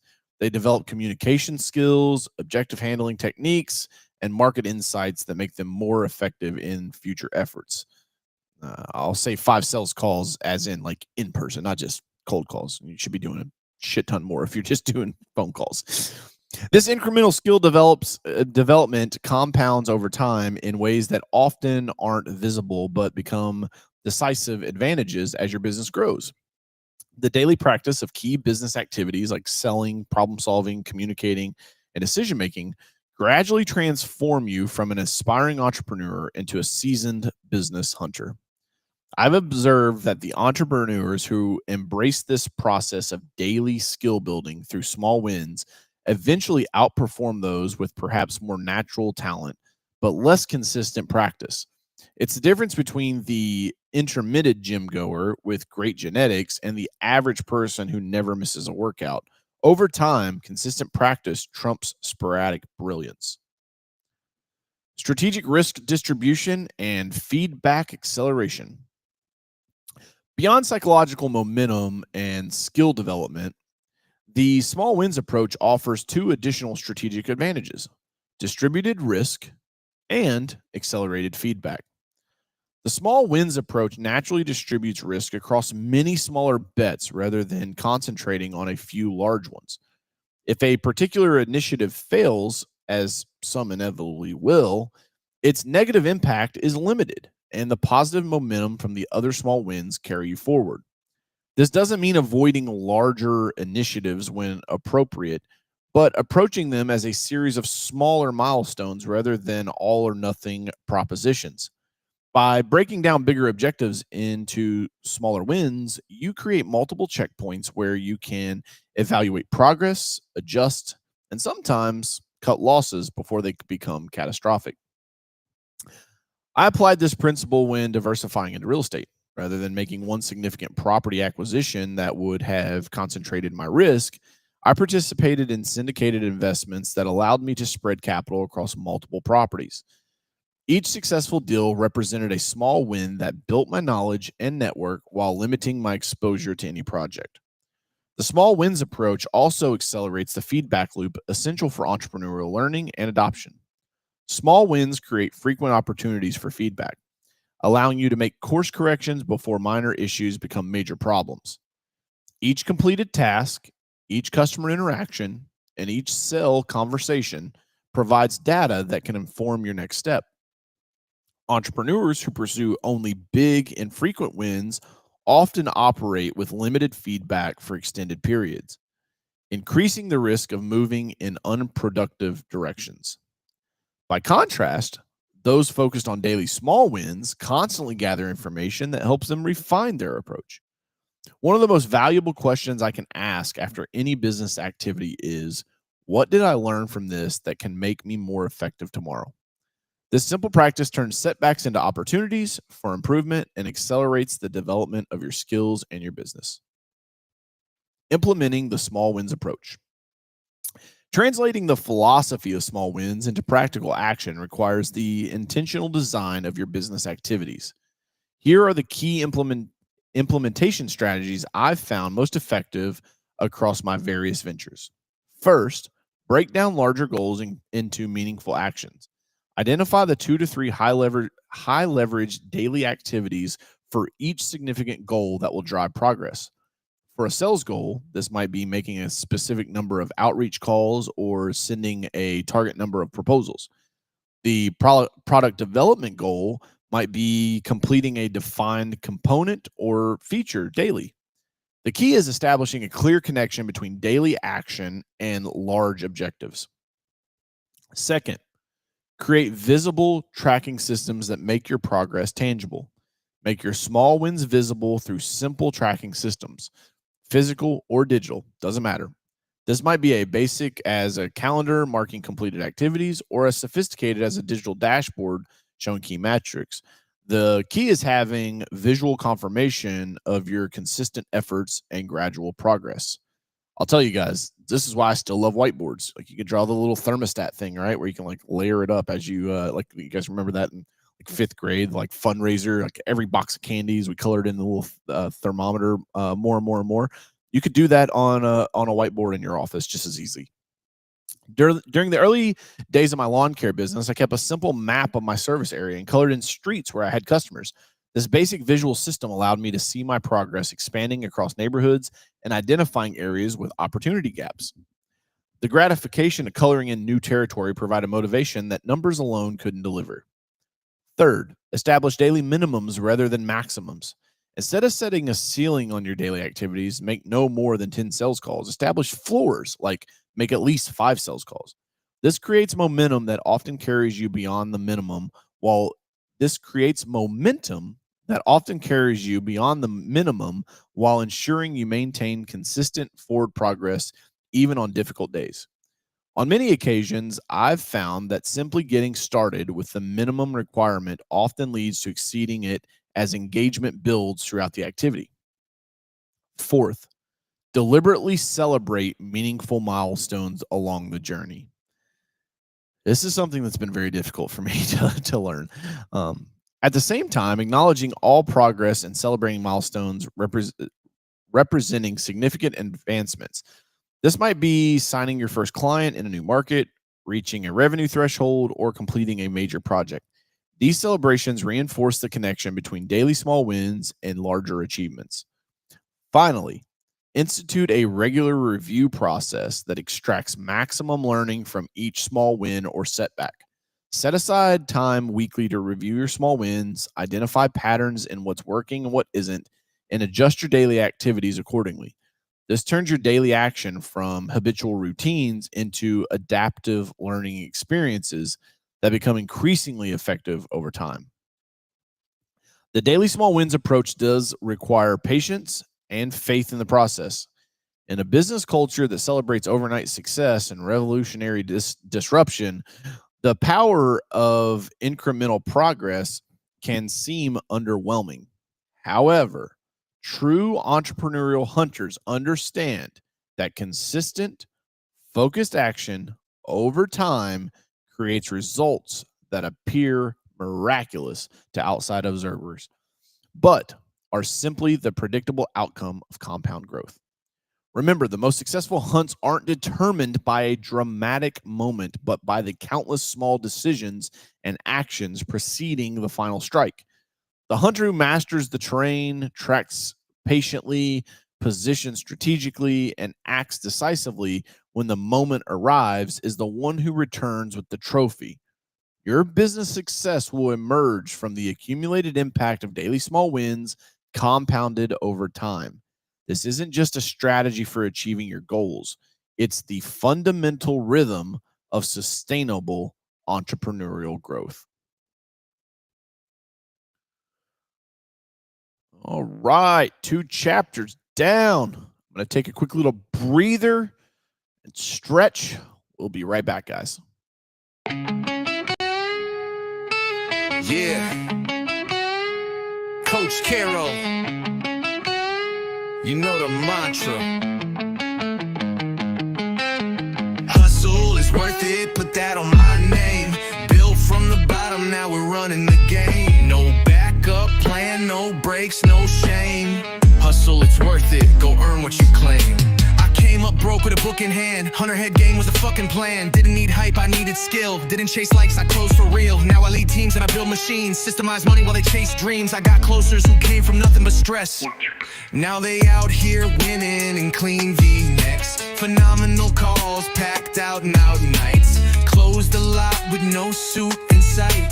Podcast banging, TikTok flames. CoachCarroll.com. Remember the name. Hustle is worth it. Tattoo it deep, you want legacy.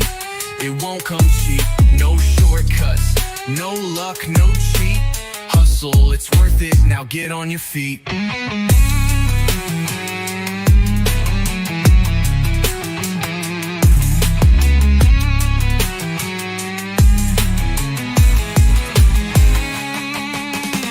Just coaching, I'm building tribes, weaponizing leaders, redefining lives. Helped ex-cons double their worth, taught single moms how to own their turf. This ain't about me, it's about the next. I just hand them the torch and let them flex. I burn the script and rewrite rules. This ain't textbook, it's real world tools. I'm the plug, the spark, the truth they crave. Say my name when you're digging your grave. Yeah, fuck the blueprint, I made my own. Now I hand it out so they ain't alone.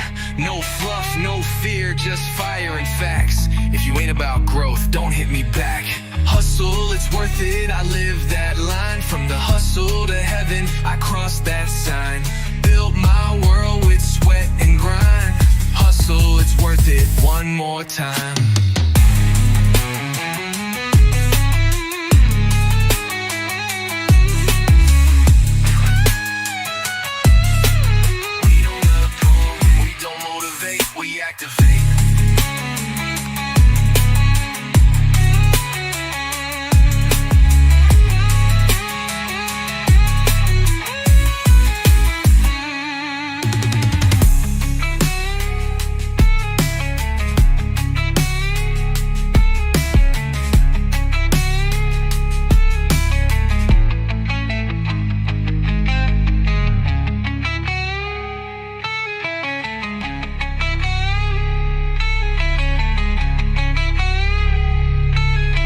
All right, we're back. We are back in action in the studio. Welcome, guys, to the live recording of the audiobook. You guys can check out a copy of my new book, The Hunter Head Game. Drop today. Go get your copy at thehunterheadgame.com. All right, let's hop back into this thing with chapter 3. Pretty excited about this one. This one is much more on much more around brand building. This one is growl and grit, building resilience and perseverance. And so let's hop into this thing, man. 2 chapters down, 8 more to go. Chapter 3, growl and grit, building resilience and perseverance. In the endurance of the hunter lies power, and in patience, victory. For it is written, The swift may begin the chase, but the steadfast shall claim the prize. Behold, two hunters pursue their quarry. One relies on speed, the other on perseverance.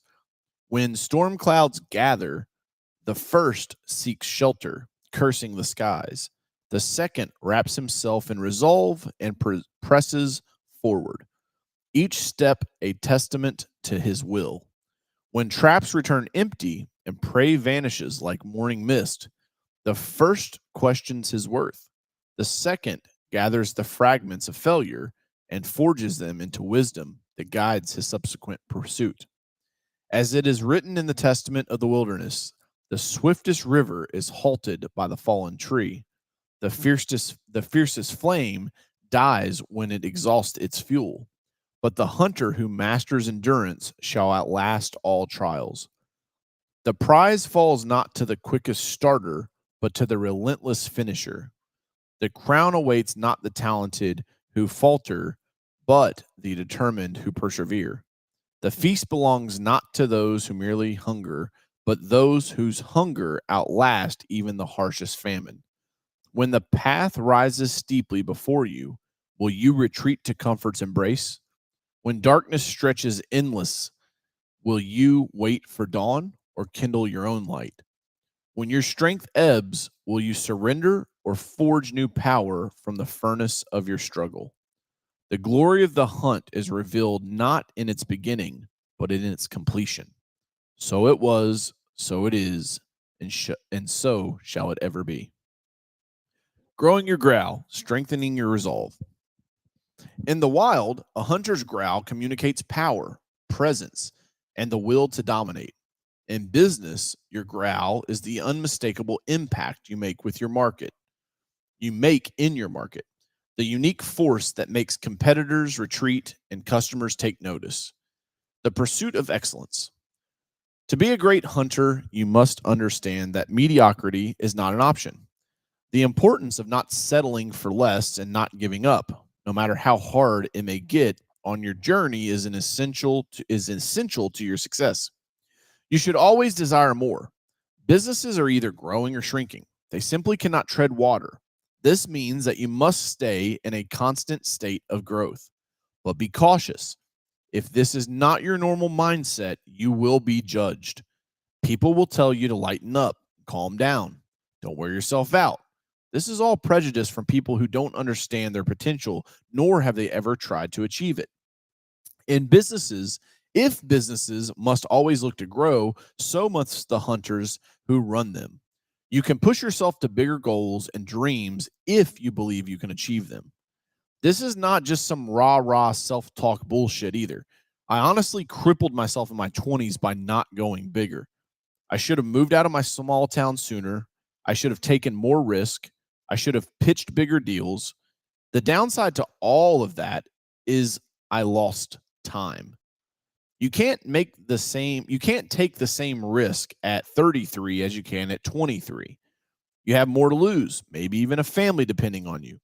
But that still can't stop you from wanting more. Never settle. Reflection point. What areas of your business or life are you currently accepting good enough when you could be pushing for excellence?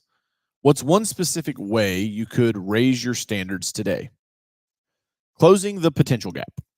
Right now, you're somewhere between never even considering going out on your own and fully becoming who you were born to be. That space in the middle, I call that the potential gap. And your entire journey as an entrepreneur is about closing it. Building a business isn't just about chasing leads or stacking cash. That's surface level. The deeper mission, the one that truly separates the good from the great, is this: developing yourself. Honestly, I consider sales more of a personal development skill than a professional one, because to sell effectively, you have to understand yourself, your fears, your confidence, your ability to influence. Sales forces you to grow, not just show up. And in the new era of business, change is constant. New tools, new platforms, new threats. The moment you stop evolving, the market passes you by. That's why learning can't stop. Self-discovery can't stop. For the rest of your life, I want you to wake up every day and ask, how can I close the gap between who I am and who I'm capable of becoming? That mindset will keep you growing. That discipline will create distance between you and your competition.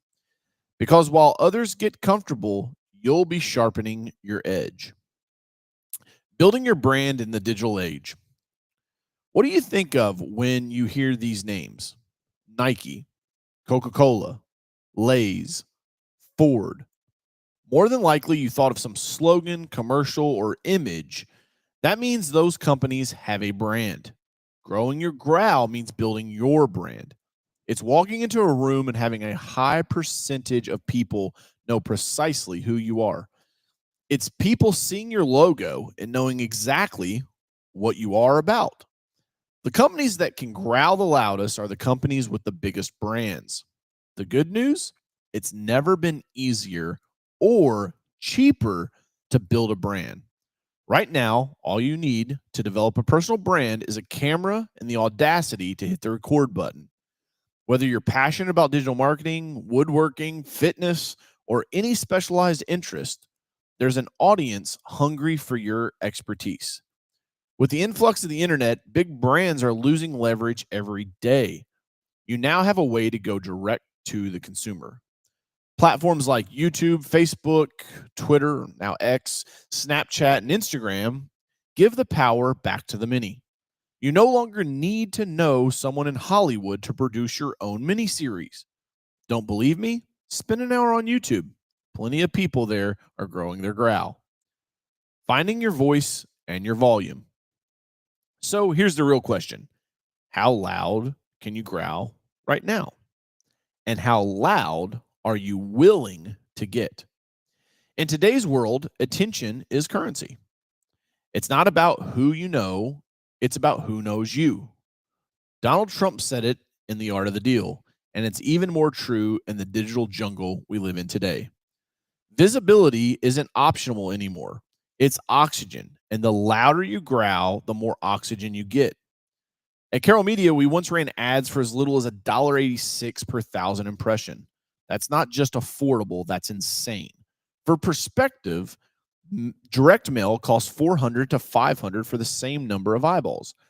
If that doesn't show you the power shift happening right now, I don't know what will. The game has changed. The loudest voices win. But let's be clear. This isn't about being obnoxious. It's about being unignorable. It's about stepping up, hitting record, and telling your story so clearly and consistently that people can't scroll past it. So ask yourself, are you hiding behind perfectionism? Are you whispering in a world that rewards those who roar? Don't wait to be discovered. Don't wait for permission. Find your voice, crank the volume, and show the world exactly who the hell you are. Because the world doesn't need more silent killers. It needs hunters who aren't afraid to be seen. Leveraging technology to amplify your growl. The great thing about a brand, your quote unquote growl, is that you can win people over forever if you build it right. The great thing about building a brand in the new era of business is being able to track everything. I can see how many people saw my brand, how many people clicked on my ad to learn more from my site, and I can then target those people back on the web or social media for the next 180 to 300 days. Having the ability to also target people based on their interest, income levels, where they work, where they went to school, their level of education, their marital status, and housing status, just to name a few, means that we are playing this business game at an entirely new level than ever before. Listen, I'm a huge fan of cold calling, but you give me the ability to sell to people while I sleep, and I'm all in. We have taken it further and developed proprietary software at Carroll Media that allows us to go on the offensive. Our bots, yes, like robots, are now engaging with our potential audience before they ever see an ad from us. It's all about growling the loudest in the new era of business. Coca-Cola has about a $3 billion marketing and advertising budget and has 2 million followers on Instagram. Ty Lopez, an entrepreneur who focuses on helping other entrepreneurs, has 2.9 million followers and has done that for far less than 3 billion. I don't know that Ty's ever even had his hands on $3 billion. Collaboration and cross pollination. Another huge benefit of the new era of business is the ability to remove geographic boundaries and connect with others. You can utilize this to help grow your growl by bringing in your comrade. Let's try that again. You can utilize this oh my goodness. You can utilize this to help grow your growl by bringing in your comrades. Hop on a Skype call, Google Hangout, Facebook Live, Instagram Live, Periscope, RIP, no longer available, or YouTube Live and kick it with each other. Bring your fellow audiences some value and you will experience what I call cross-pollination. Some of their audience will be new to you and your audience for them. If they like your content, key point, they are likely to follow you. This ideology in the social media world is that likes, followers, subscribers, and comments don't matter. I call that bullshit. If you can command a person's attention to the level that they engage with you and your brand, you, my friend, have won. Remember, just like cold calling is a numbers game, so goes the social media game. Find industry experts with audiences similar to your clients and send them a DM to collaborate. This is the main reason I have my podcast. Shout out to the Sales Factory. It's a way for me to reach out to influential individuals and offer to put them on a pedestal. There aren't many people that don't like to have their ego stroked. Reflection point. Who are 3 people in your industry whose audiences overlap with your ideal customer? What unique value could you offer to them to create a win-win collaboration opportunity? Getting comfortable on camera. Have you ever recorded yourself on video?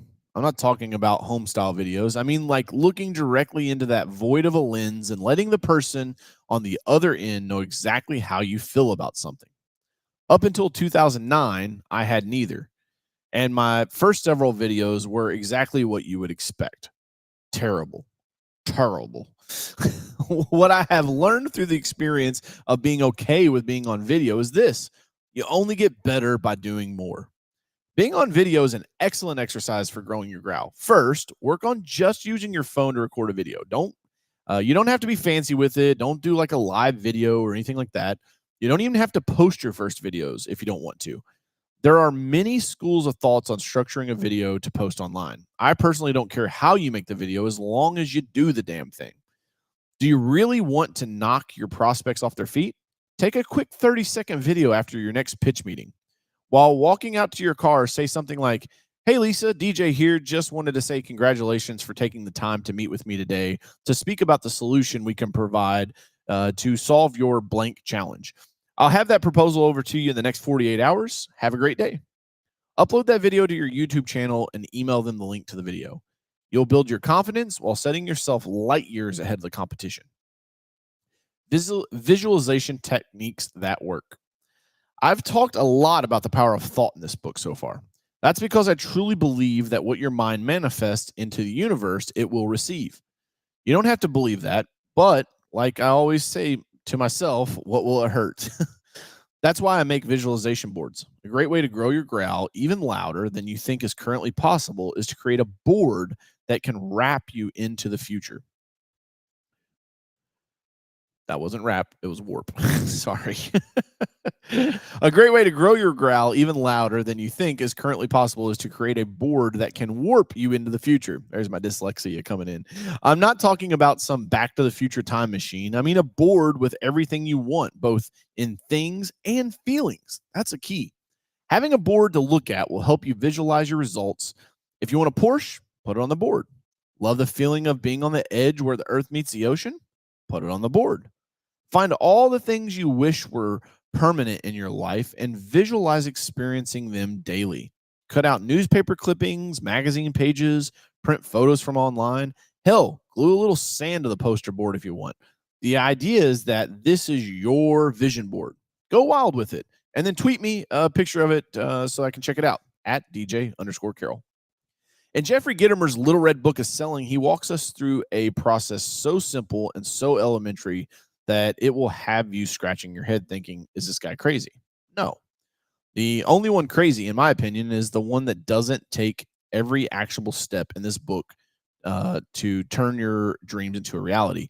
I've literally read hundreds of books on sales, and in my research for writing this book, and one thing I didn't see much of others also, one of the things I didn't see much of was other authors giving due credit to other authors in their same genre. Now, I'm not writing this book for me. I'm writing this book to help you get into the money fast. And so that means turning you onto my quote unquote competition, then so be it. As long as you succeed, then I succeed. Gittimer talks about writing the 3 biggest goals you want to accomplish on a 3x3 post it note. Then there are 3 more secondary goals on another set of post it notes. I prefer to list 6 goals and then put them each on a different color note. To each their own. Gittimer then tells us to place these post-it notes on our bathroom mirror so we are forced to look at them in the morning and evenings. As you accomplish the goals, remove them from the bathroom and place them on your bedroom mirror. This will build momentum, and when you rise in the mornings, you will see everything you have accomplished. This is a great exercise, and I didn't think this book would be complete without sharing it with you. Remember, growing your growl isn't just about making noise. It's about making the kind of impact that changes the game in your favor. With each step you take to strengthen your brand, increase your visibility, and manifest your goals, your growl becomes more powerful. And in the business jungle, the loudest, most authentic growl always commands attention. Learning from failures and licking your wounds. When you cut or burn yourself, it hurts. This teaches you not to take that risk or make that move again. The same happens in business.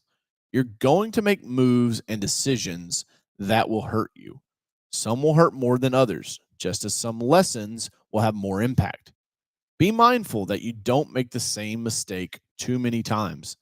The faster you learn from a mistake, the quicker you can make the changes so it doesn't happen again. Try to learn from others as often as you can. This takes letting go of your ego and admitting that you don't know everything, even when you have decades of experience. Don't worry about the emotional attachment of making the mistake. Your emotions will try to keep you too safe. Live on the edge, get cut, bruised, beat up, burned, but always learn from your mistakes. Understanding the healing process. Most of us know dogs lick their wounds, but do you know why? The enzyme in dog saliva helps destroy the cell walls of dangerous bacteria. Studies show that antibacterial and antiviral compounds can be found in the saliva of both humans and dogs. So, why don't we lick our wounds? Maybe because it's too taboo in our society. It is ironic that being an entrepreneur has been taboo for many years, yet commerce and free trade are what economies are built on.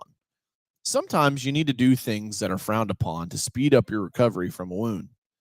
In the entrepreneurial world, licking your wounds might look like 2 different approaches. One, when to push harder.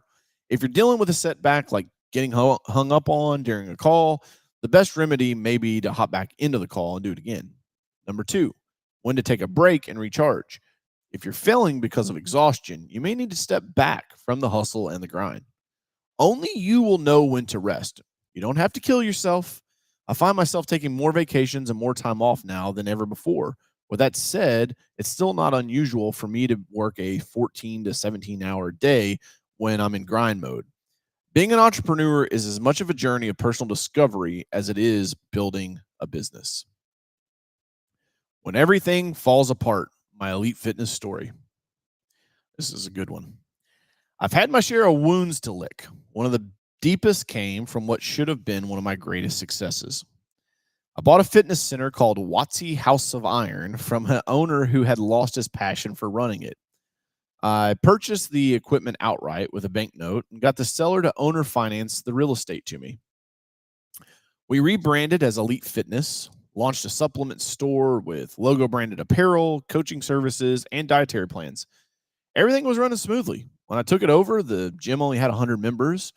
Through strategic Facebook ads offering $1 trials that would auto-renew into $35 monthly subscriptions, I grew it to over 300 members in less than 18 months.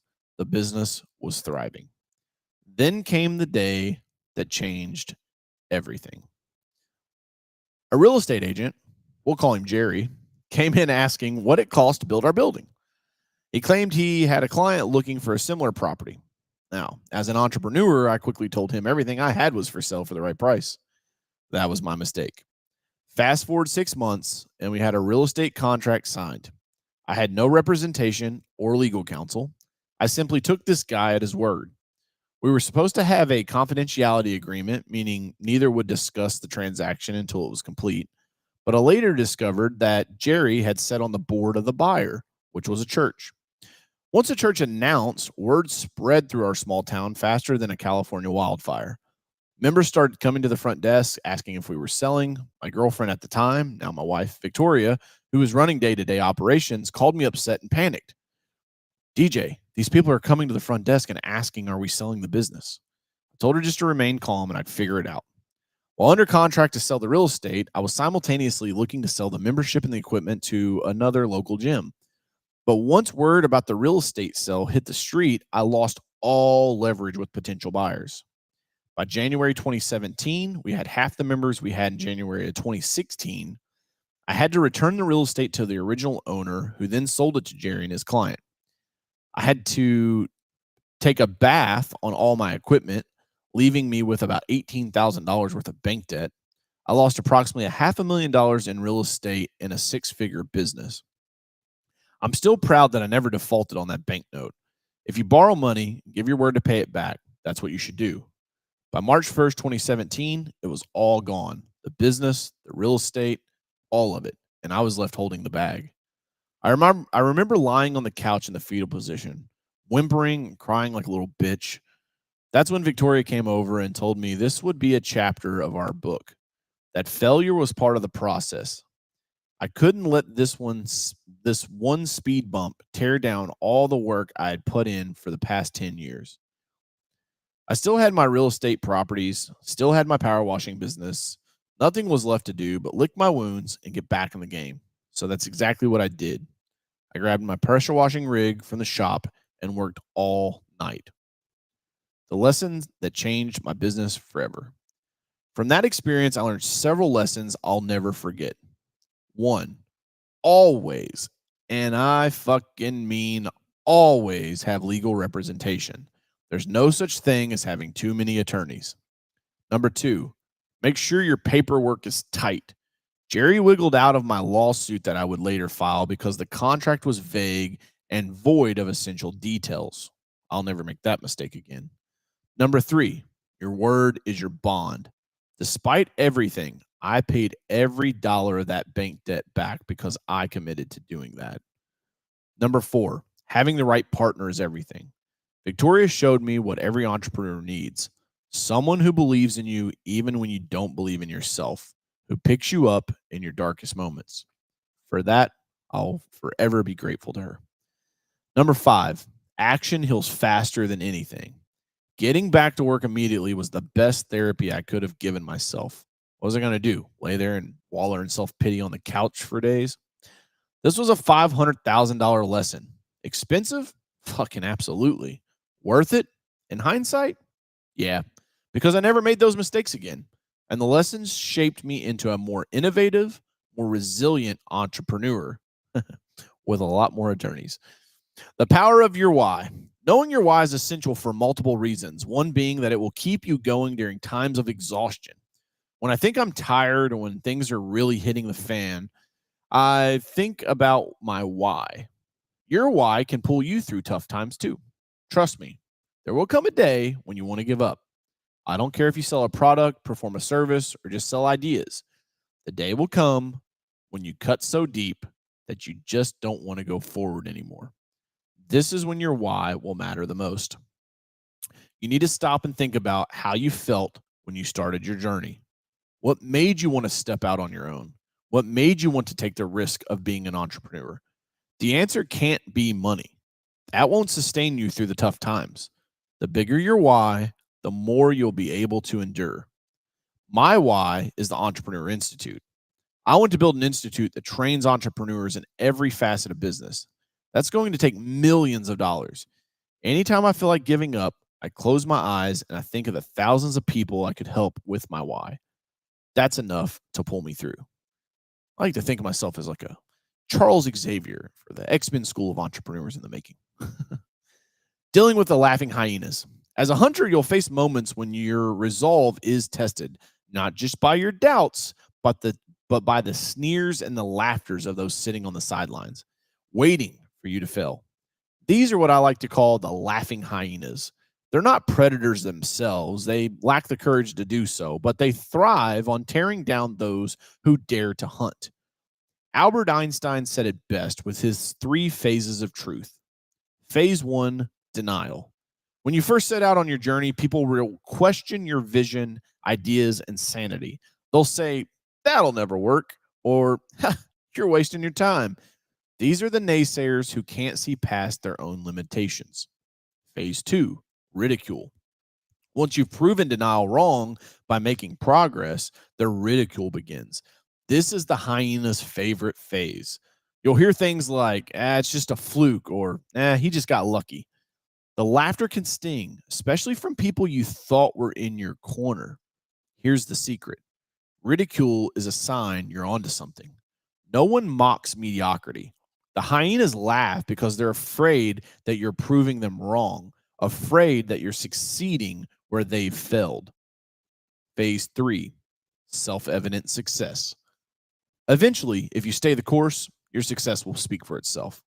The same people who once laughed or doubted you will suddenly act as if they always believed in you. That DJ kid always knew he was going somewhere. The key to surviving the hyenas is to get through these 3 phases. You must build mental resilience, expect laughter, anticipate the doubt, learn to see these reactions as milestones on your journey, not roadblocks. Understanding that you'll never be perfect. I've said that perfection never arrives. Perfection is a word that doesn't belong in the business world. That's not condescending. It's setting your priorities sustainably. Unless you're raising capital and selling your company every 36 months, you'll need to be in this for the long haul. That means making mistakes but never giving up, always searching to reach your full potential but never getting there. When I bought Elite Fitness or Watsy House of Iron at the time, I'd never run any business in the fitness and health industry. That didn't hold me back from tripling membership, creating our own private labeled supplements, and building a brand that dominated the local market. The fear of making a mistake could have crippled us, and none of that would have ever happened. What you create will tower over any mistakes along the way. Pain is temporary, but quitting is forever. Every hunter faces pain. It's inevitable, whether it's the sting of failure, the exhaustion of chasing a goal, or the heartbreak of a plan falling apart. Pain will find you. But here's the truth. Pain is always temporary. It fades, it heals, it becomes a memory. I've had moments when the pain felt unbearable. I've closed deals after weeks of rejection. I've rebuilt momentum after devastating losses. I've stood on stages when I wasn't sure I had the energy to get out of bed. Sometimes the jungle of life and business felt like it was swallowing me whole. But every time I reminded myself the pain won't last, but perseverance will. I pushed through and came out stronger, not because the pain wasn't real, but because I refused to let it define me. A hunter doesn't just survive pain. A hunter uses that pain. A hunter uses the pain to sharpen their instincts, deepen their resolve, and fuel their hunger. Pain becomes a tool, a teacher, and a stepping stone to something greater. While pain is always temporary, quitting stays with you forever. When you quit, you're not just giving up on the goal, you're giving up on the person you're becoming. Every challenge, every setback, and every ounce of pain shapes you into the hunter you're meant to be. Quitting stops that process. The next time you're in the thick of feeling pain, remember that the pain you're feeling right now is only temporary. It might last a day, a week, or even a season, but it will end. And when it does, you'll look back and be glad you kept going. Quitting might feel like a relief, but it leaves a scar on your spirit. Damn, that one. I'm going to read that one again. Quitting might feel like a relief, but it leaves a scar on your spirit. A reminder of the time you chose to stop when you could have kept going. Don't let that be your story. Pain is inevitable, but quitting is a choice. Choose to push through. Choose to keep hunting. The jungle may be harsh, but it's always where greatness is born. And when you look back on your journey, the pain will seem small compared to the pride of knowing you never gave up. I'll add a funny little story here for you guys on the live stream and listening to the audiobook. When I lost my gym, when I lost the fitness center, I tried to sue the real estate agent for basically being a sleazeball. That's a generalization, not a personal attack, for clarity there. And I remember when we lost the lawsuit and it got tossed out, my attorney came up to me. He's like, "Hey, man, sorry we didn't win this thing, but better for this to happen on a $500,000 deal than a $500 million deal." And I can remember just like wanting to punch him in the fucking face. But I can tell you now, almost 10 years later, it's one of the best things that ever happened to me, for me to be able to have that. And I was actually on a live stream with a very, very successful guy, a dude that has lost almost $1 billion in his lifetime in different deals. And he told me, he said, DJ, the lessons and the time that I lost, say, $100 million, he said, you losing that $500,000 was like so much more for you, meaning like who you became and what you learned out of it. Because like the $100 million, like he had raised money, he already had all these skills, like it wasn't that big. But like, dude, that was like my first big business. And so like when I lost that, and then it got thrown out, that was just like, whew, it was rough. It was really bad. So, all right, let's hop back in here. All right. Making failure impossible. Failures are bound to happen. We're human, therefore, we will make errors in our judgment. These errors may cost you time, money, or both, but I don't think they are permanent. Failures are nothing more than lessons if you can find what you're supposed to learn from them. People pay a lot of money for lessons. Don't believe me? Check the tuition rate at an Ivy League school. I can promise that there is only one way to fail. That is to give up. Instead, take your loss on the chin like a true hunter and study the lesson from the loss. Tear it apart and see what went wrong. What could you have done differently? Then vow never to make that mistake again. Too many entrepreneurs fail not because of one singular mistake, but because they make the same mistake repeatedly until they are buried so deep that they have no other option to give up. Remember, the hunter who learns from every track, every sign, and every pursuit eventually becomes the most feared predator in the jungle. Not because they never miss a shot, but because they never miss the lesson. Harnessing hunger, the drive to keep going. By now, if you've made it this far into the Hunter Head game, I'd like to think you're feeling a little hungry. Not for food, but for the hunt, for the next big thing you're chasing down. Hunters, after all, are driven by hunger. This hunger is up with us in the morning and keeps us in the game. But let's pause momentarily and ask, are you really hungry? Hunger is a powerful force, both biologically and mentally. In the physical sense, hunger is driven by a complex interplay of hormones and signals in the brain. When your body runs low on energy, it produces a hormone called, I didn't think I was going to have to read this in the audiobook. Ghrelin, I don't know. Refer to the text in the book if you want to know how to spell it, which communicates with the hypothalamus. Oh my goodness, this one's going to be a tough section for me. It produces a hormone in this area of your brain that controls the center for appetite. This triggers a cascade of reactions that make you feel those gnawing hunger pangs, pushing you to go out and get what you need to survive. As hunters, we can learn a lot from this biological process. Just as the body sends hunger signals to sustain life, your mind sends hunger signals when you're craving success.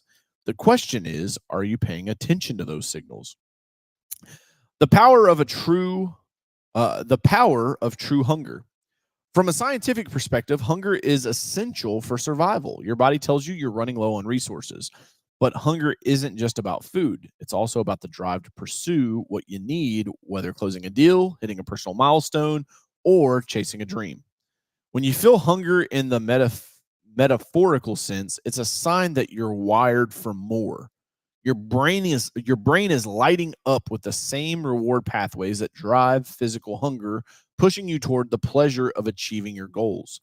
The key is to harness that hunger, to let it fuel your actions and keep you focused on the hunt. If you're wondering if you're truly hungry, here's a way to check. Number 1, do you feel a pull towards action? True hunger compels movement. It doesn't let you sit still. Are you restless in your current situation? Hunger thrives on dissatisfaction. If you're content, you're not hungry. Do you feel the urgency? Hunger has a clock attached to it, an internal drive that says, let's go now. If you answered yes to these, then congratulations, you're hungry. And understanding and embracing this hunger is what sets hunters apart. What happens when you stop being hungry? What's left when you lose that drive, that fire in your belly? The answer is stasis, a dangerous place where the growth halts, ambition fades, and you start to settle. As humans, we're wired to push forward, to strive for more. We can dream bigger, reach higher, and set goals that push us to become more than we were yesterday. When we lose that hunger, we stop fulfilling the very thing that makes us human, our ability to grow. The danger of settling. Settling isn't peace, it's stagnation. While finding balance and moments of calm in the chaos is vital, I'll give it to you, it cannot come at the cost of your hunger. True peace isn't about giving up the fight. It's about knowing you're in the arena battling for something greater than yourself. When you lose your hunger, you risk falling into stasis. Here's what that can look like. Complacency. Stop striving for more because what you have feels good enough. Lost potential. Without goals, you stop challenging yourself, and the potential for greatness fades into the background. Regret. The years pass, and you realize that you left so much on the table.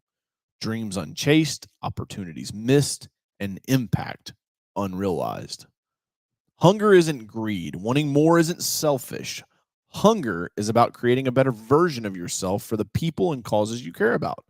It's about being relentless, not just for the personal gain, but for your family, your community, and the world around you. Imagine if great leaders, innovators, and change makers had stopped being hungry once they'd achieved some level of success. What if Reverend Dr. Martin Luther King Jr. had decided he'd done enough after one march? What if Elon Musk had stopped at PayPal? Hunger drives progress, not just for individuals, but for humanity. Finding the ferocious hunter. Regarding ferocious hunters, few are as relentless as Ken Griffin, the billionaire founder and CEO of Citadel. Griffin has built one of the most powerful financial empires in the world, thriving in the high stakes environment of Wall Street. His ability to adapt and dominate, even during crises like the GameStop stock saga, showcases his razor sharp focus and relentless drive. Griffin's rise is a masterclass in ferocity. His success didn't come from sitting back or playing it safe. It came from staying hungry, anticipating his competitors' moves, and constantly pushing the boundaries of what's possible. Whether you admire his approach or not, there's no denying his impact and the lesson his journey offers. But here's the real question. Who is the ferocious hunter in your world? You don't need to be on Wall Street to spot ferocious hunters. They exist everywhere. Leaders in your local business community, innovators in your industry, or even someone down the street running a small operation with big ambition. They're the people who don't stop, the ones who set the bar high and force everyone around them to up their game.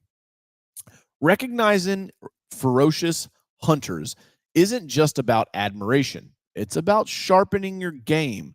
You see what's possible when you study their moves, mindset, and drive.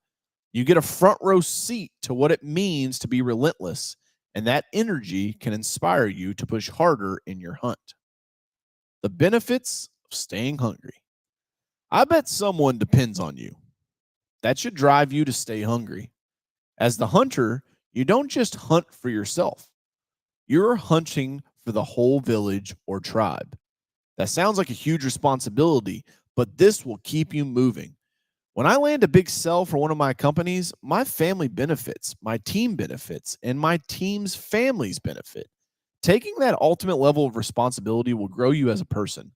Understanding that day in and day out, you need us ready to make decisions that could affect other people's lives.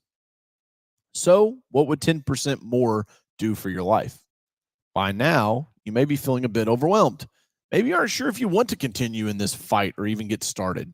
How do you eat an elephant? One bite at a time. All I need you to focus on is 10% more. Do 10% more in every area of your life over the next 3 months. If you're working out 5 hours a week, just do 5.5. If you're making 20 cold calls a day, make 22. If you are checking in with your team or family 10 hours a week, just give me 11 hours. Do this over the next 90 days and reevaluate what has changed, good and bad. I'd be willing to bet it's all going to be for the better. You're never going to be penalized by the universe for doing more. But doing more doesn't mean you must chart an entirely different course in life. Life is a big ship. It takes some time to turn around. 10% more per quarter puts you on course for a 40% increase year over year. Give it 12 months, and if it doesn't put you where you want to be, keep trying 90 days at a time. But whatever you do, don't settle. Settling is not an option. Hunger creates focus. In the jungle, a hunter without focus is just wandering. The same is true in life and business. Focus is the ability to tune out distractions, lock in on your targets, and take deliberate action to achieve your goals. It's not just about working harder, it's about working with clarity and purpose. Focus starts with knowing what you're aiming for. A scattered hunter wastes energy chasing too many things. However, the focused hunter chooses their target carefully, aligns their efforts, and takes the shot when the time is right. Without focus, even the best intentions fall flat. Distractions pull you in every direction, and your energy is spread so thin that nothing meaningful gets done. But with focus, every action has a purpose. Every step moves you closer to the goal. Think of focus as your mental GPS. When you set a clear destination, it doesn't matter how many twists and turns come your way. You'll always find a path forward. But if your destination isn't clear, you'll spend more time wondering than progressing. To create focus, you must, 1, define your target. Be crystal clear about what you want. Whether it's closing a deal, launching a product, or mastering a skill, you can't focus on what you haven't identified. Number 2, eliminate distractions. Turn off notifications, say no to unnecessary meetings, and carve out uninterrupted time for your most important task. Number 3, prioritize ruthlessly. Not everything deserves your attention. I'm going to repeat that. Not everything deserves your attention. Focus on the task and the goals that have the most significant impact, and I would add, upside. Use the power of small wins. Break big goals into smaller steps. Achieving these creates momentum and keeps you locked in on the bigger picture. Hunters don't get distracted by every rustle in the jungle. They stay locked in on their prey, waiting for the right moment to act. That's the mindset you need to bring to your work. Focus isn't just a skill, it's a discipline. And in a world full of distractions, it's your most significant advantage. The power of the cell. In the jungle, nothing happens until the hunter makes a kill. The kill is the defining moment. It sustains life, fuels the journey, and ensures survival. Business works the same way. No matter how much effort goes into planning, marketing, strategizing, nothing truly begins until a sell is made. The sell is the kill, and it's the heartbeat of commerce. Sales are the lifeblood of every business. Without them, there's no revenue, no growth, no momentum. A great product, a flawless strategy, or a fantastic team won't matter if sales aren't happening. The sell is where all the work comes together, where value is exchanged and the real game begins. Think about it. Every part of business relies on sales. Operations exist to deliver what's been sold. Marketing creates demand to drive sales. Even accounting is there to track the numbers generated by sales. Without a transaction, there's no reason for the rest of the machine to run. Like a hunter must bring down prey to sustain the tribe, a salesperson must close the deal to sustain the business. The sale creates motion, keeps the lights on, and fuels the next hunt. Commerce simply cannot exist without a transaction. No deal means no movement, no growth, no future.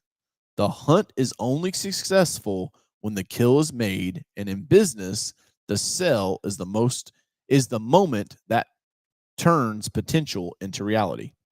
If you're a business owner, entrepreneur, or salesperson, you must ensure the kill. You're the one bringing in the deals, making the transactions, and driving the lifeblood of the business. Every call you make, meeting you attend, and pitch you deliver leads to this crucial, critical moment. Creating hunger through challenges. Hunger is what keeps the hunter sharp, motivated, and relentless. It's the driving force behind every pursuit, the energy that pushes you forward even when the odds seem stacked against you. But hunger isn't something you always feel naturally, it's something you can create and cultivate. You can build and sustain hunger in three powerful ways: not making a sale, working, and visualizing the sale. Each approach taps into a different part of your mindset, igniting the fire that fuels your hunt. Creating hunger through missed opportunities. Have you ever gone a day without eating? It's impossible to ignore that empty feeling in your stomach. The growling, the gnawing. The same thing happens to your professional hunger when you don't make a sale.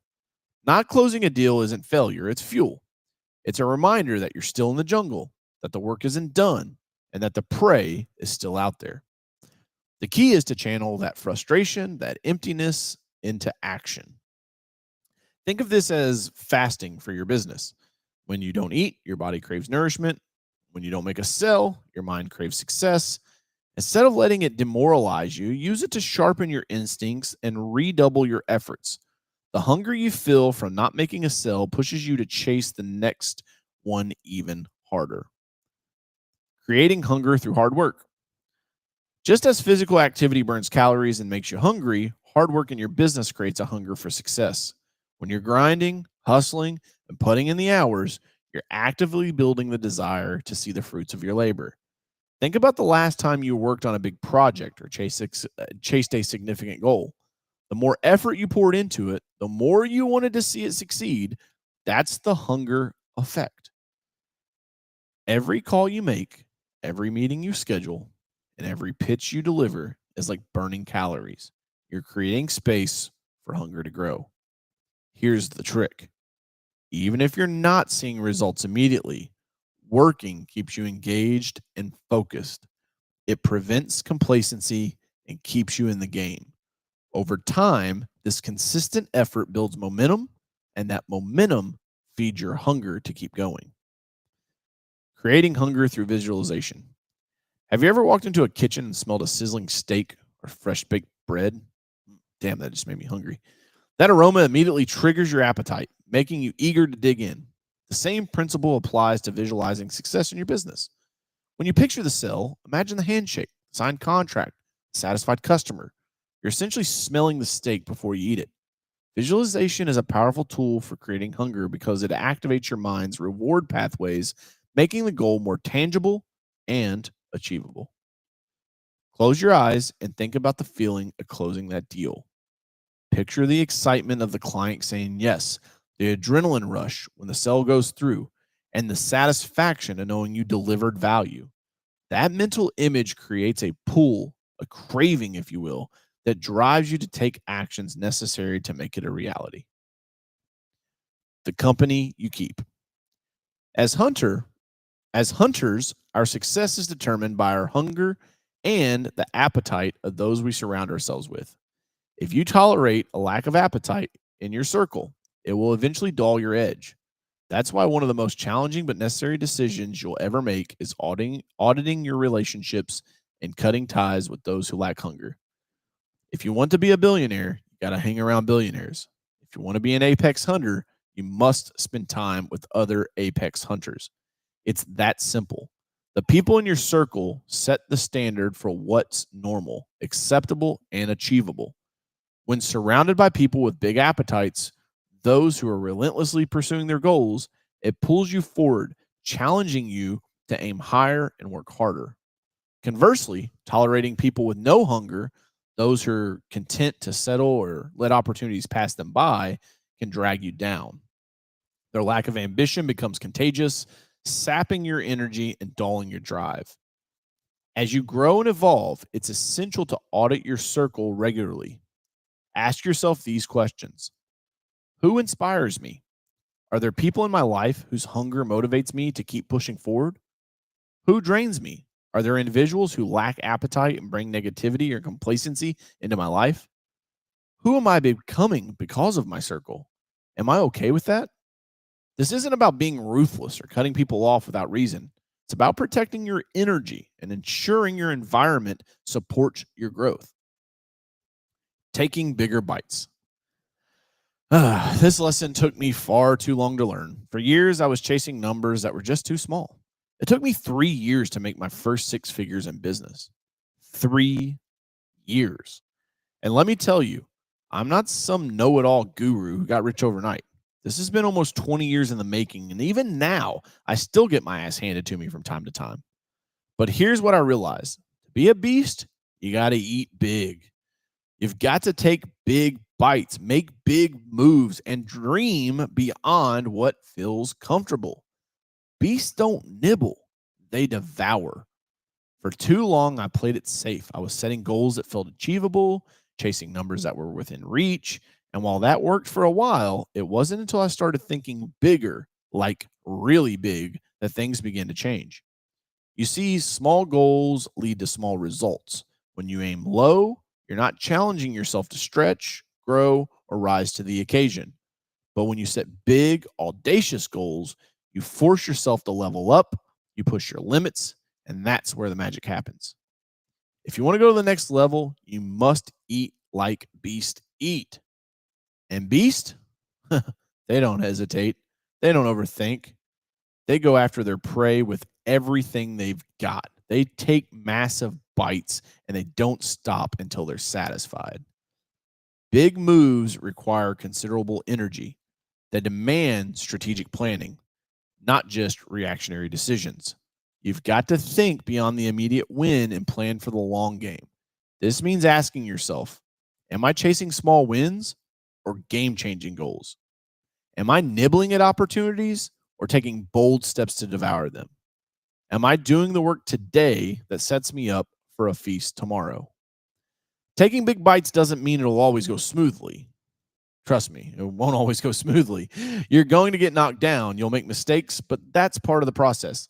It's part of growing into the beast you're meant to be. I'm still learning this level myself. I'm still learning this lesson myself. Even now, as I chase bigger goals and dreams on a larger scale, I have moments of doubt, setbacks that sting. But I see progress every time I push myself to take that next big bite. Purpose is fuel. When I was a senior in high school, purpose is fuel. When I was a senior in high school, I wanted to start my first business. I was excited, motivated, and ready to chase my dreams. But instead of support, I got resistance.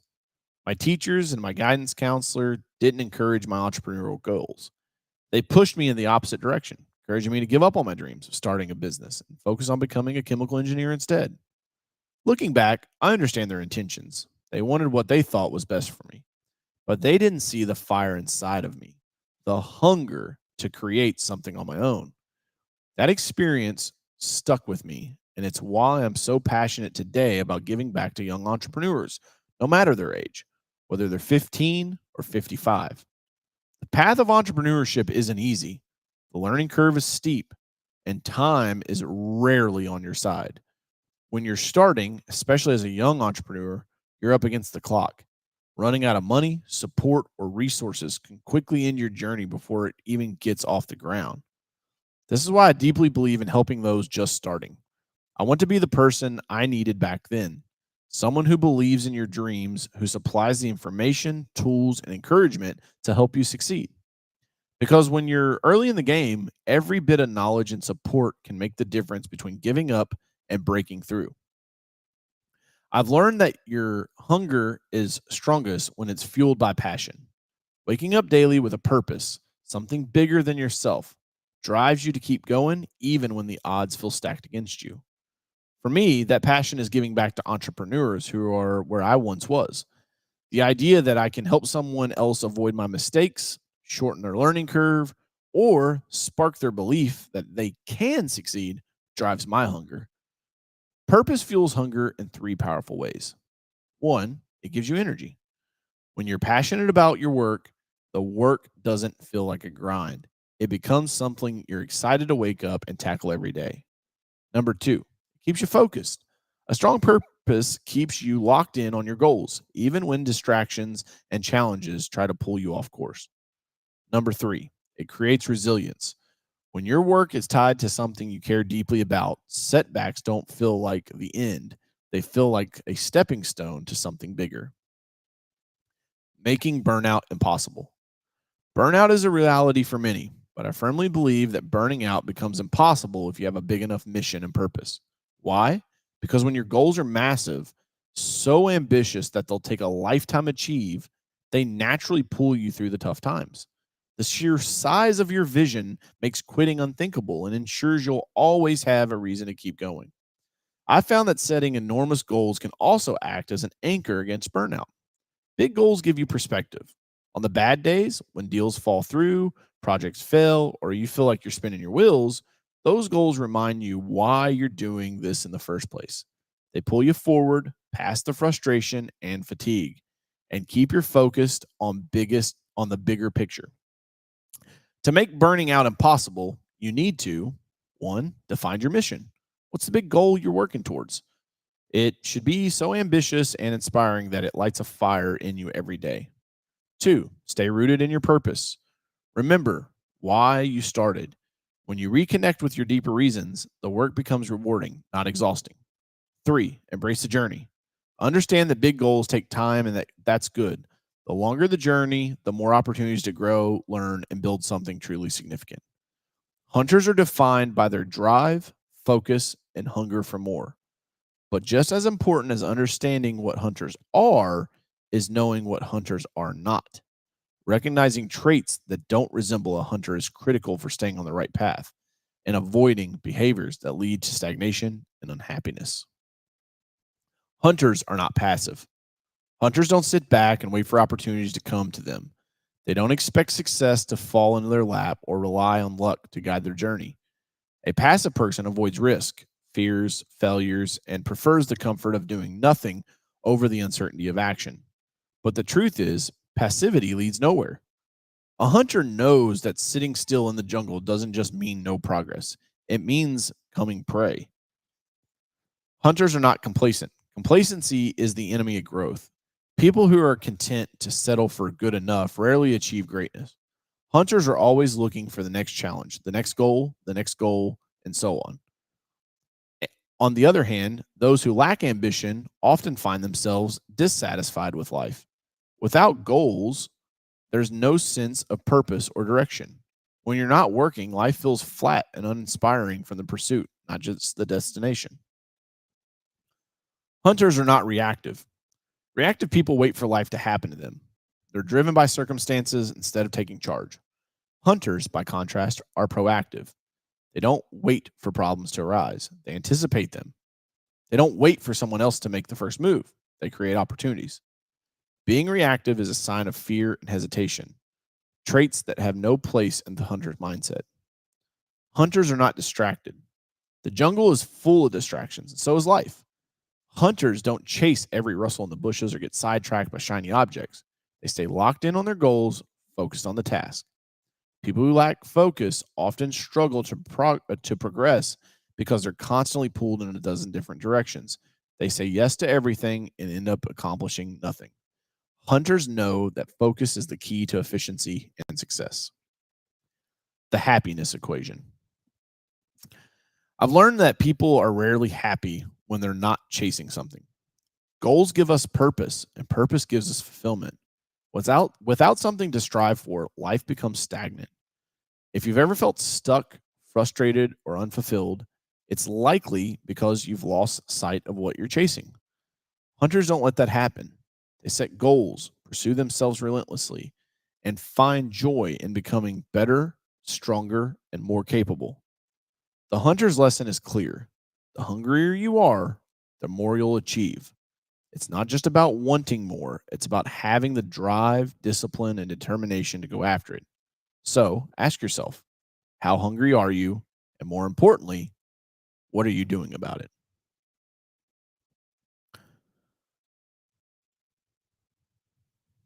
All right. How we feeling live stream? See you guys here in the chat. Let me know what's up. Everybody's doing well. All right. I'm going to take a quick little break, stretch my legs, and we will be right back here shortly. Yeah. Coach Carroll. You know the mantra. Hustle is worth it, put that on my name. Built from the bottom, now we're running the game. No backup plan, no breaks, no shame. Hustle, it's worth it, go earn what you claim. I came up broke with a book in hand. Hunter head game was the fucking plan. Didn't need hype, I needed skill. Didn't chase likes, I closed for real. Now I lead teams and I build machines. Systemize money while they chase dreams. I got closers who came from nothing but stress. Now they out here winning in clean V-necks. Phenomenal calls, packed out and out nights. Closed a lot with no suit in sight. Podcast banging, TikTok flames. CoachCarroll.com. Remember the name. Hustle, it's worth it. Tattoo it deep. You want legacy? It won't come cheap. No shortcuts, no luck, no cheat. Hustle, it's worth it. Now get on your feet.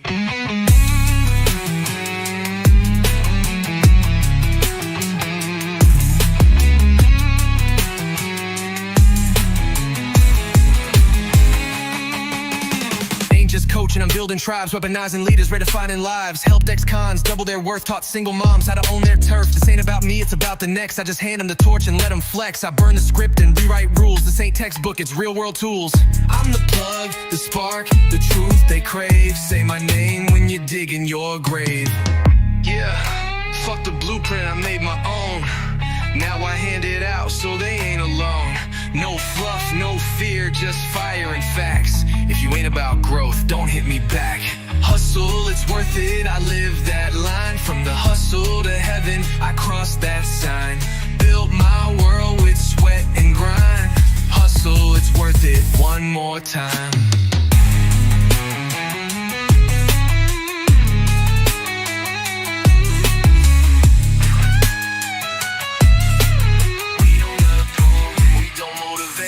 Activate.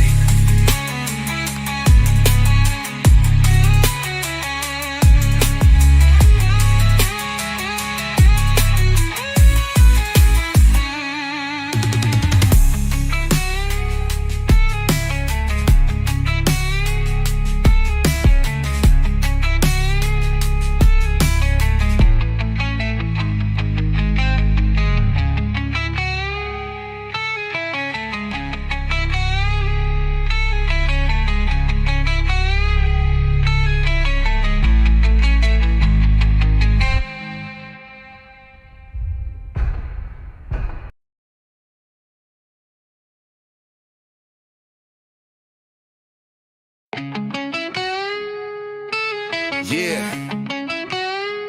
Coach Carroll. You know the mantra. Hustle is worth it, put that on my name. Built from the bottom, now we're running the game. No backup plan, no breaks, no shame. Hustle, it's worth it, go earn what you claim. Came up broke with a book in hand. Hunter head game was the fucking plan. Didn't need hype, I needed skill. Didn't chase likes, I closed for real. Now I lead teams and I build machines. Systemize money while they chase dreams. I got closers who came from nothing but stress.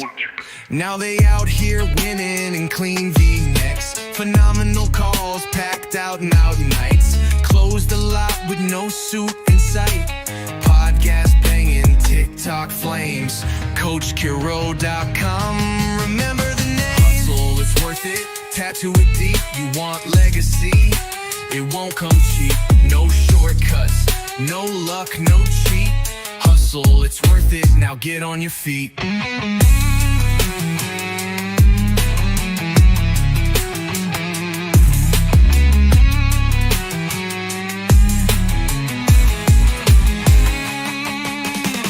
Just coaching, I'm building tribes, weaponizing leaders, redefining lives. Helped ex-cons double their worth, taught single moms how to own their turf. This ain't about me, it's about the next. I just hand them the torch and let them flex. I burn the script and rewrite rules. This ain't textbook, it's real world tools.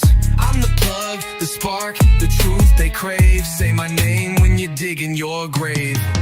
Yeah, fuck the blueprint, I made my own. Now I hand it out so they ain't alone. No fluff, no fear, just fire and facts. If you ain't about growth, don't hit me back. Hustle, it's worth it, I live that line. From the hustle to heaven, I crossed that sign. Built my world with sweat and grind. Hustle, it's worth it, one more time.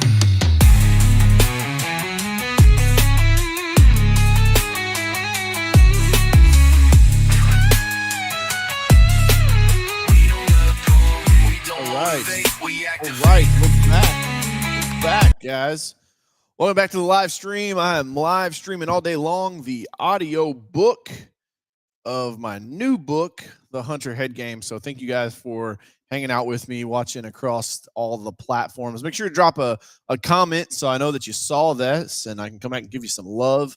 As always, I wouldn't be able to do this if it wasn't for the support of all of you guys. And it's also why I do this. The whole point of this whole Coach Carroll brand, my personal brand, everything that I do with this, the content that I make is to help the entrepreneurs that I was once in the same spot of. And so before we took a break, this is probably going to be one of the toughest sections of the book for me to do. So I wanted to take a second to kind of gather myself and,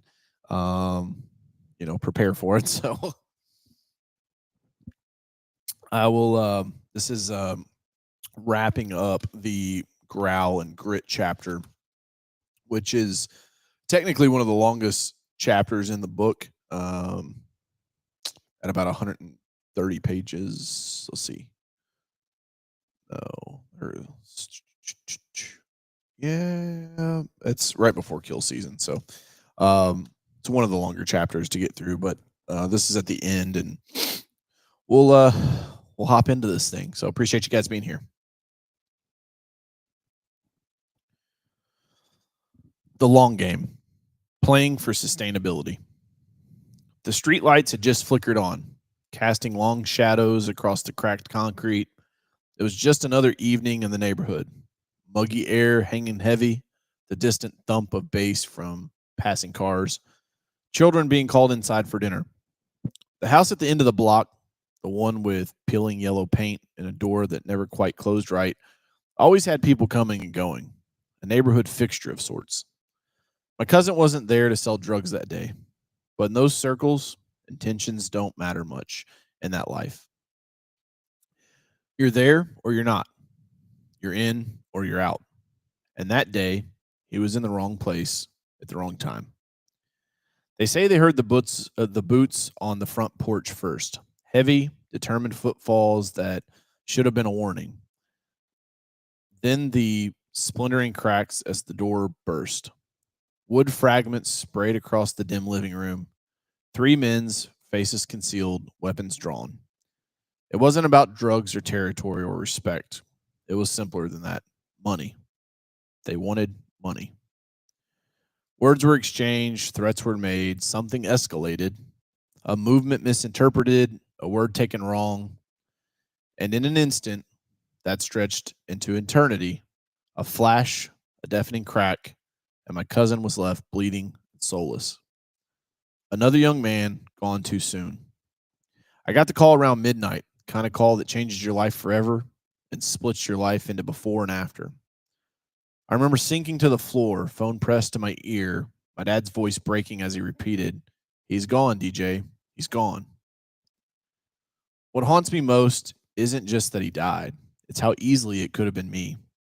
A few months earlier, my cousin had asked me to drop off a video game, quote unquote, to a friend of his. I rode my moped across town, the case tucked securely in my backpack, never questioning why a video game delivery required such urgency or why his friend lived in a part of town my mom had always warned me to avoid. It wasn't until years later that I realized what I'd been carrying: pills. I'd unknowingly been a drug runner for my own cousin. I was lucky that day. Lucky that no one stopped me.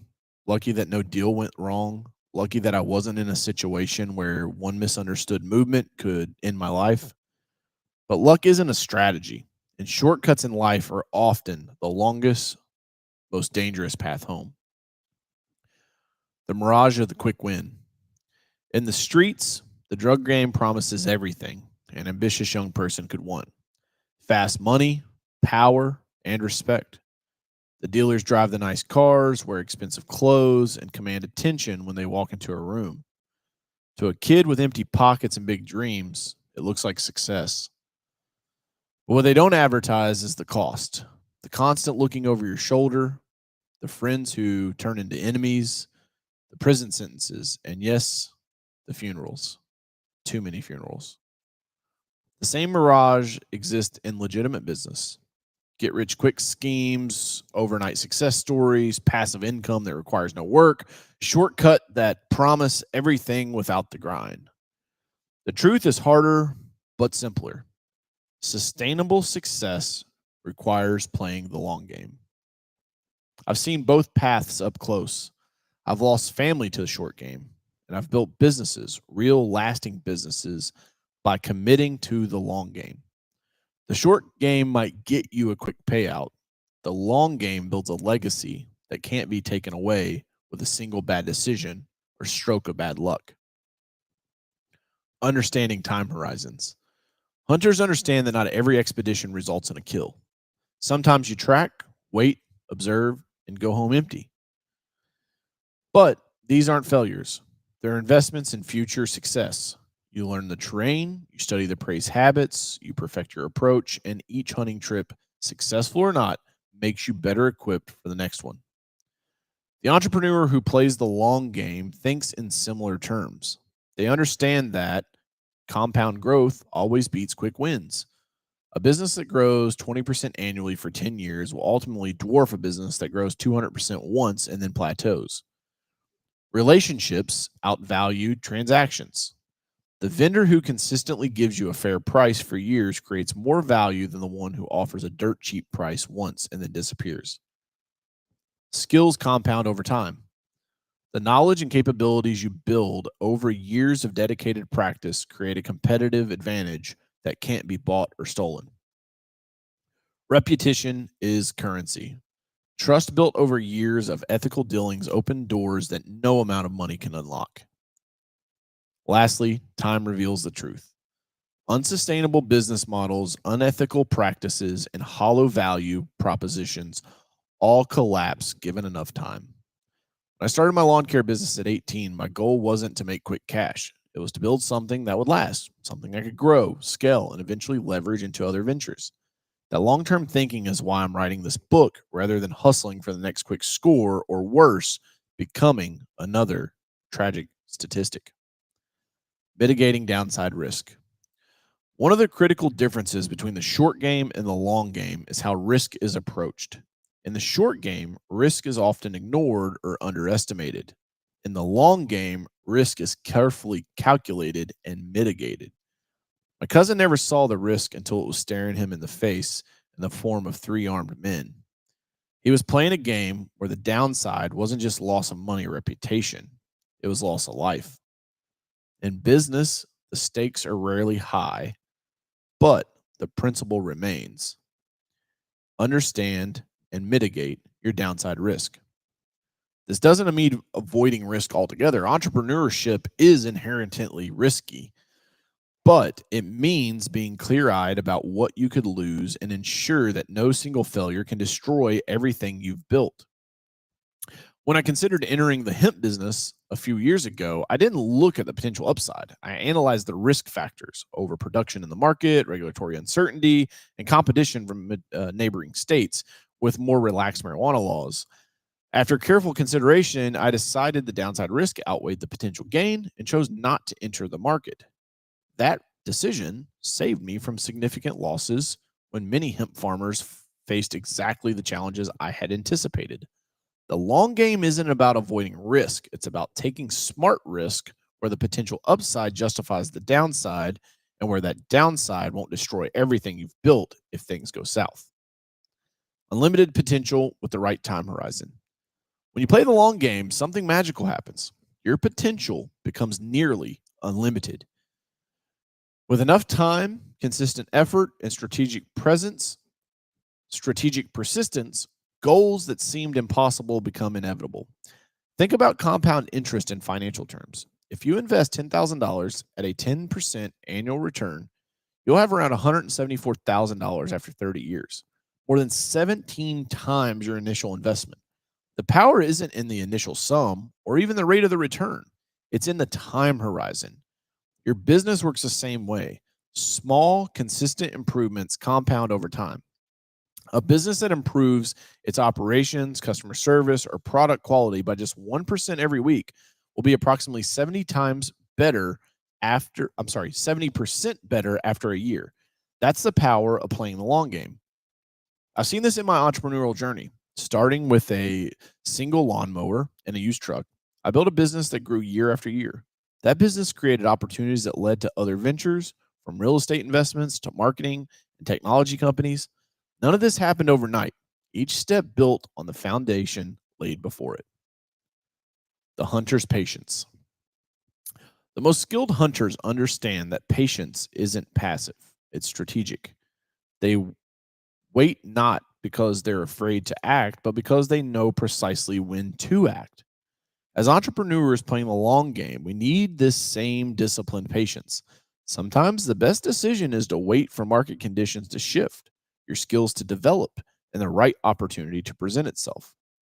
This doesn't mean sitting idle, it means being productively patient, continuing to learn, build relationships, and improve your capabilities while waiting for the right moment to make your move. When I was building Carroll Media, it took me 6 months just to land my second customer. In the short game, I might have given up, changed directions, or compromised on quality to chase faster growth. Instead, I stayed the course, focused on delivering exceptional value, and trusted that the right approach would yield results over time. Today, that patience has paid off many times over. Building a legacy that lasts. My cousin's legacy is a painful memory, a warning about the dangers of shortcuts and the brutal consequences of the short game. His choices, his environment, and yes, some terrible luck combined to cut his story short. There's no business empire with his name, no children carrying his values forward, no lasting impact beyond the grief of those who loved him. That's the ultimate tragedy. That's the ultimate tragedy of the short game. It leaves nothing behind. The long game is about building a legacy that outlasts you, a business that continues to create value, relationships that endure beyond transactions, and knowledge that gets passed down to others. It doesn't mean sacrificing the present for some distant future. It means making decisions today that serve both your current needs and your long term vision. It means building something that matters, something sustainable. The entrepreneur's choice. Every entrepreneur faces the same fundamental choice: play the short game or the long game. The short game's alluring. It promises quick results, instant gratification, and the thrill of immediate success. It might even deliver on those promises for a while, but it's ultimately unsustainable, built on shifting sand rather on a solid foundation. The long game is more complex. It demands patience, persistence, and the willingness to delay gratification. Progress often feels slow. Results don't come overnight. But what the long game builds can withstand market fluctuations, economic downturns, and competitive pressures. It creates genuine, lasting value rather than the illusion of success. I could have followed my cousin's path. There were moments when the quick money, the respect, and the apparent shortcut to success seemed tempting, but I chose differently. I decided the lawnmower over the drug deals, consistent growth over overnight riches, and sustainable value over transient gains. That choice has made all the difference. As you build your business, strengthen your brand, and chart your path as an entrepreneur, remember this: shortcuts are often the longest way home. Play the long game, focus on sustainability, build something that matters. Because in the end, the true measure of success isn't how quickly you achieve it, it's how long it lasts. Your long game strategy. To implement the long game in your own venture, follow these core principles. Think in decades, not quarters. Make decisions that might not pay off immediately, but create compounding value over time. Build relationships, not just transactions. Invest in connections with customers, partners, and team members that strengthen over years.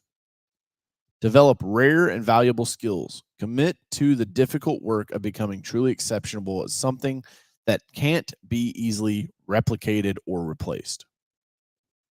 Protect your reputation above all else. A tarnished reputation can undo years of work in an instant. Create systems that scale. Build processes that can grow with your business rather than requiring constant reinvention. Invest in your knowledge consistently. The most sustainable competitive advantage is your ability to learn and adapt faster than others. Build with integrity from day one. Ethical corners cut today become structural weaknesses tomorrow. The hunter's path, the true hunter, isn't about the quickest kill. It's about mastering the craft, understanding the terrain, and creating a sustainable approach that provides for your needs, not just today, but for seasons to come. Choose the long game. Your future self will thank you for it.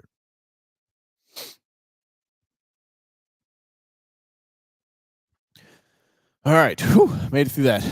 that one was tough. We're moving right along into chapter 4.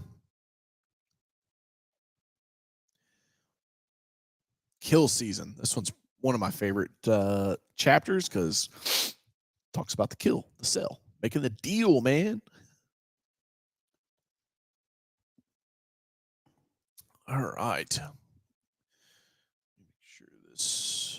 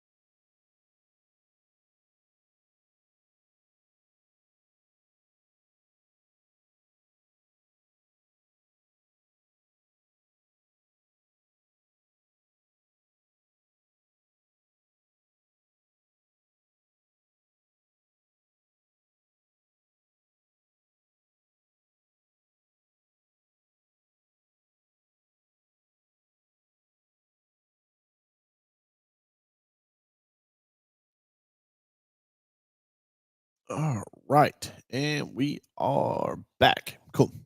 I had to plug the laptop or the iPad in. It was going dead, so we're ready to rock and roll here.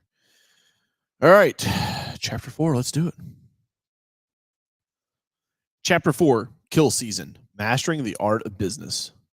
They track the same prey, these two hunters, one with perfect aim, the other with perfect words. By nightfall, only one village feast. For the hunter who cannot convince lacks the final weapon. The meal belongs not to the skilled tracker, but to the skilled closer. The tribe does not celebrate what could have been caught, only what was brought home. In the sacred exchange of value, words become spears, conviction becomes currency.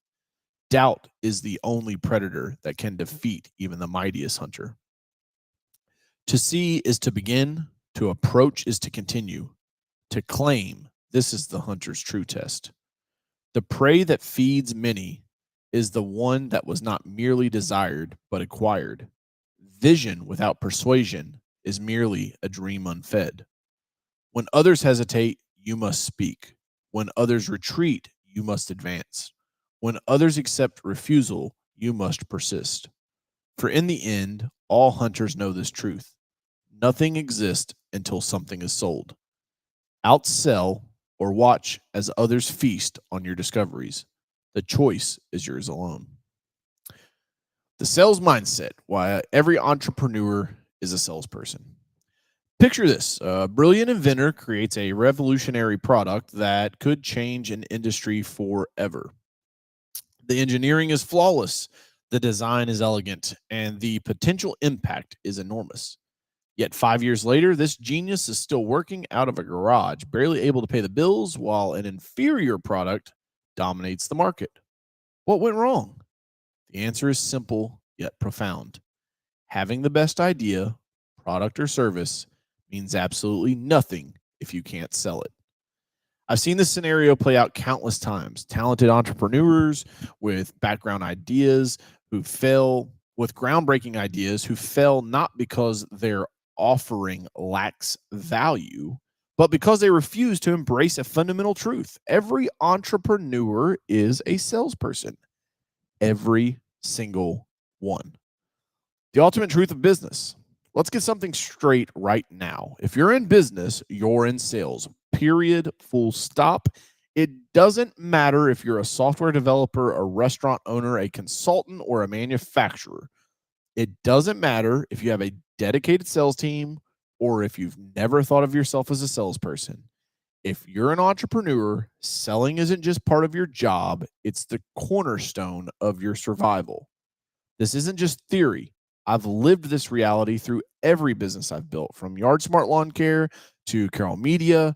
My lawn care business didn't grow because I was the best at cutting grass. It grew because I could sell my services better than my competitors. Carroll Media didn't succeed because we had technology no one else had. It succeeded because we could sell our vision, approach, and solution more effectively than others. The marketplace doesn't reward the best solution. It rewards the best sold solution. The fear of selling. I've met countless entrepreneurs who resist this reality. They say things like, I'm not a salesperson. I'm a creator, an innovator, a visionary. I'll build a great product and it'll sell itself. I'll hire salespeople to handle that part of the business. DJ, I hate selling. It feels manipulative and pushy. The resistance often stems from misconception about what selling is. They picture the stereotypical used car salesman as pushy, manipulative, caring only about the commission. But that's not real selling. That's just bad selling. True selling is the kind that builds sustainable businesses. It isn't about tricks or pressure tactics. It's about understanding a genuine need or desire, offering a legitimate solution, communicating that solution's value clearly and convincingly. That's it. When you strip away the negative associations, selling simply solves problems for profit. And what is entrepreneurship if not problem solving for profit? What happens when you reject the sales mindset? Entrepreneurs who reject the sales mindset face predictable challenges. They build products or services that don't align with the market needs. They struggle to communicate their value prop clearly. They undercharge for offerings because they're uncomfortable discussing money. They lose to inferior competitors who are better at selling. They blame external factors for their failures rather than addressing the real issues. I've seen brilliant innovators remain perpetually broke while mediocre entrepreneurs with superior sales skills build empires. Is that fair? Maybe not, but it's reality. And hunters deal in fact, not with how things should be. Embracing your role as chief sales officer. Even if you eventually hire a sales team, as the entrepreneur, you're always the chief sales officer of your business. You're not just selling to customers, to employees, investors, partners, suppliers, hell, even yourself. Think about it. Employees, you're selling them on your vision and why they should commit their talents to your company. Investors, You're selling them on the potential return of their investment. Partners, you're selling them on the mutual benefit of collaboration. Suppliers, you're selling them on why they should prioritize your business. Yourself, on the tough days, you're selling yourself on why you should keep going. Every successful entrepreneur I know, from local small business owners to global titans, has this in common. They are exceptional salespeople. Whether or not they use that label is up to them, but they are. The hunter's approach to sales. Hunters don't agonize over whether they should hunt. Hunting keeps them alive. Similarly, entrepreneurs can't afford to question whether they should sell, instead, adopting the hunter's approach to sales. Here is the multi-step approach to sales. Number one, track relentlessly. Identify your ideal customer and follow their patterns. Understand their pain points, desires, and behaviors. Number two, position strategically. Place yourself where your customers are looking, whether that's digital channels, industry events, or specific communities. Be visible where your prey is searching. Move with conviction. When you engage, do so with absolute confidence in your offering's value. Hesitation kills more deals than objections ever will. Aim for value, not just capture. The best hunters don't just take from their prey, they respect the exchange. Similarly, elite salespeople focus on creating genuine value, not just extracting money. Number five, perfect your kill Number five, perfect your kill shot. Develop a closing approach that feels natural and effective. The moment of asking for the sale shouldn't be awkward. It should be the natural conclusion to a value-based conversation.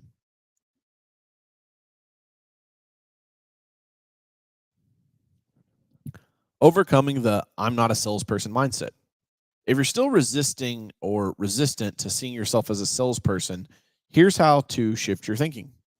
Reframe selling as education. You're not selling, you're educating people about a solution that can genuinely improve their lives or their business. Focus on problem solving. Approach each sell conversation as problem solving exercise. Listen for pain points and demonstrate how your offering addresses them. Embrace authenticity. You don't need to adopt a sales personality. The most effective selling happens when you're being authentic and genuinely helpful. Start small. Build your sales muscles with low stakes conversations. Practice articulating your value proposition until it feels natural. Collect wins. Document positive outcomes from your sales efforts. Nothing builds confidence like seeing the tangible benefits your customers receive. The ultimate sales truth. Here's the ultimate truth that separates successful entrepreneurs from the dreamers. Nothing happens until something gets sold. You can have the greatest idea, innovative product, or revolutionary service, but until you sell it, it's just potential. And potential doesn't pay the bills, feed your family, or change the world. The marketplace is the ultimate reality check. It doesn't care about your credentials, your intentions, or how hard you worked. It only cares about the value you deliver and your ability to communicate it persuasively. Every business transaction begins with a sale. Every business grows through sales. Every business succeeds or fails based on its ability to sell effectively. So, embrace it, own it, master it. Because the moment you accept that you are, first and foremost, a salesperson, is the moment your entrepreneurial journey truly begins. In the next section, we'll dive deeper into the hunter's approach to finding and closing deals, exploring practical strategies that work in today's competitive marketplace. But remember, a strategy without the right mindset is useless. The sales mindset isn't just about what you do, it's about who you become in the marketplace. The question isn't whether you're a salesperson, it's whether you're an effective one, because the hunting grounds of business belong to those who master this essential skill. Hunting for clients and closing deals. In every hunt, there are two critical phases. First, you must locate your prey, and second, you must close in for the kill. Neither one is sufficient on its own. The most skilled tracker who can't close the deal goes hungry. The best closer who can't find prospects has nothing to close. As entrepreneur, our hunt focuses on finding and closing deals. This isn't just a sales technique, it's the lifeblood of your business. Let me walk you through the hunting grounds of modern business and share the strategies that have helped me build multiple successful ventures. Scouting the territory, where your clients gather. The first rule of the hunt is knowing where to look. Wasting time in empty territory is a luxury no hunter can afford. Every market has watering holes, places where your ideal clients naturally gather. Your job is to identify these and position yourself strategically. When I started Yard Smart Lawn Care, I didn't randomly knock on doors across town. I targeted affluent neighborhoods where homeowners valued their property, appearance, blah. Let's try that one from the top. When I started Yard Smart Lawn Care, I didn't randomly knock on doors across town. I targeted affluent neighborhoods where homeowners valued their property appearance but lacked time to maintain it. I looked for houses with neglected lawns and otherwise well-maintained areas, signs of homeowners who cared but were overwhelmed. Later, with Carroll Media, I hunted where businesses with digital advertising needs gathered, industry conferences, chambers of commerce, and online communities dedicated to business growth. In today's marketplace, client watering holes exist in both physical and digital spaces. Physical hunting grounds, industry conferences and trade shows, professional networking events, chamber of commerce meetings, exclusive clubs and associations, complementary businesses, partnerships, and referral sources. Digital hunting grounds, industry-specific online forums and communities, LinkedIn and other professional social networks, Facebook groups centered around your target market's interest, YouTube comment section of relevant content, Reddit subreddits focused on your industry or solution. The key is to hunt where the prey is plentiful and the competition is either absent or ineffective. Too many entrepreneurs waste valuable time and resources in depleted territories while rich hunting grounds remain untapped. The long game, persistence in the hunt. Some prey is worth tracking for years. My first significant client acquisition was BRG Apartments out of Cincinnati. To this day, I still consider Jeff March one of my very first foundational mentors. I tried to land one of their apartment communities, and it took me 3 years to finally break through. 3 years worth of calling on them, showing up, and staying in front of them before they finally allowed me to place a bid. But when I landed the bid, it wasn't for just one property. It was for 5. It was a huge game changer and pays tribute to the fact that you must keep hunting, showing up, and demonstrating value. The biggest deals often go to the hunter with the most patience and persistence. Too many entrepreneurs give up after a few rejections, not realizing that the big game often requires sustained pursuit over time. If I had quit after the first year or even the second, I would have missed the contract that transformed my business. Tracking signals, identifying ready to buy prospects. A skilled hunter doesn't chase every animal in the forest. They look for specific signals like tracks, markings, behaviors that indicate which prey is worth pursuing. In business, specific signals indicate prospects who are more likely to buy. Learning to spot these can dramatically increase your success rate while reducing wasted effort.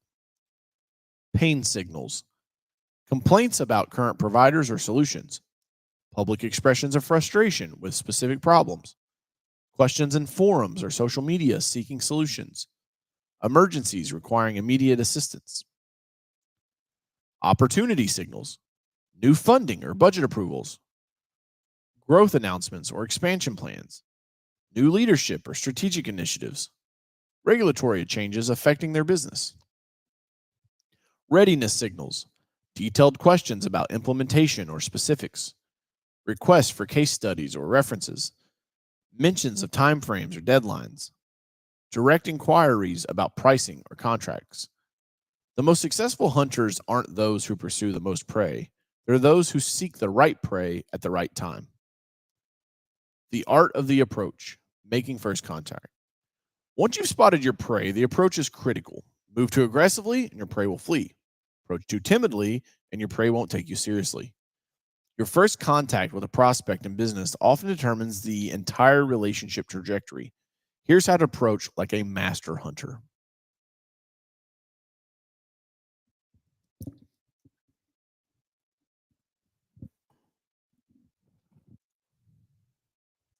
Number one, research before contact. Before reaching out to any prospect, I understand their business, challenges, and potential needs. When I approach business owners for Carroll Media, I review their existing digital presence, identify specific improvement opportunities, and reference these in my initial outreach. This preparation demonstrates respect for their time and immediately differentiates you from salespeople who lead with generic pitches. Number two, lead with value, not request. The amateur salesperson asks for something immediate. Can I give you 15 minutes? Can I have 15 minutes of your time? The hunter offers something of value first. I notice your Google ads are displaying incorrectly on mobile devices. Here's a quick fix that might help. When I first contact a prospect, I always provide something useful, insights, information, or a small solution to an existing problem. This establishes you as a valuable resource, not just another vendor seeking their money. Number three, the power of personalization. The digital age has transformed how we research prospects. Today, you can know more about someone before your first conversation than salespeople of previous generations knew after multiple meetings. I found that LinkedIn is a gold mine for this, not just for professional information, but for personal insights. You can discover a prospect's favorite book, causes they care about, and standard connections that can serve as conversation starters or reference points. This isn't about manipulation, it's about finding genuine connection points. As I always say, an ounce of preparation is worth a pound of execution. 10 minutes spent researching a prospect can save wasted hours in misdirected pitches. The SOSC method, a framework for closing. Over the years, I've developed a closing framework that has proven effective across industries and client types. I call it the SOSC method. S, struggle. Identify the client's genuine struggle. Clients typically don't buy unless they solve a problem or address a pain point. Right out of the gate, I want to focus on their challenges, not my product. I ask questions and listen intently to understand what's keeping them up at night. O, opportunity. Once I understand their struggle, I work with them to identify the opportunity and what could be possible if we addressed it effectively. This creates a vision of a better future that becomes the motivation for change. S, solution. Only after fully understanding their struggle and the opportunity do I present my solution. Whether that's an estimate, quote, or proposal, the solution is directly tied to what we've already discussed, making it feel custom tailored to their specific needs. C, close. Yeah, the close, baby. Finally, I ask for the business directly and clearly. You must ask for the business and don't be afraid to press a little at the right time. I like to say the makers make, the takers take. Big ballers know how to ask for business and are not afraid to press a little at the right time in the conversation. This framework ensures that I'm solving real problems, not just pitching products, and that the close feels like the natural next step rather than a high pressure tactic. The kill zone, closing techniques that work. Finding prospects and making contact are just the preliminaries. The defining moment of the hunt is the close, that critical point where interest transforms into commitment. Many entrepreneurs feel uncomfortable at this stage. They track effectively and approach skillfully, but then hesitate at the crucial moment. Here are the closing techniques that have proven most effective in my business journey.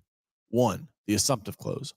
Rather than ask if they want to buy, assume they do and focus on the implementation details. Based on what we quote, based on what we've discussed, it seems comprehensive. It seems the comprehensive package would best address your needs. Should we schedule your first service for next Tuesday or would Thursday work better? This subtle shift bypasses the yes or no decision and moves the conversation to logistics.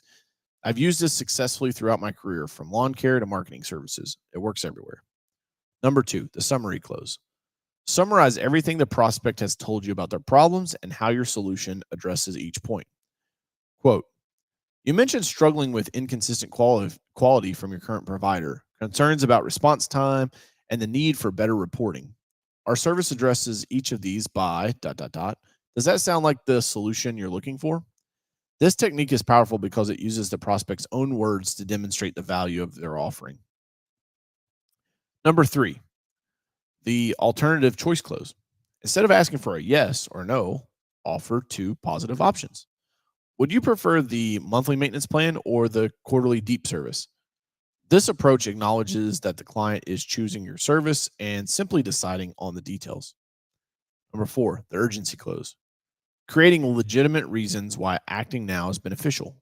Quote, we're scheduled to implement a price increase next month. Or, quote, our schedule for new clients is filling up quickly for the spring season. The key word here is legitimate. False urgency damages trust. Always operate with integrity. Number 5, the trial close. Test the prospect's readiness throughout the conversation. How's this sound so far? Or is this addressing your main concerns?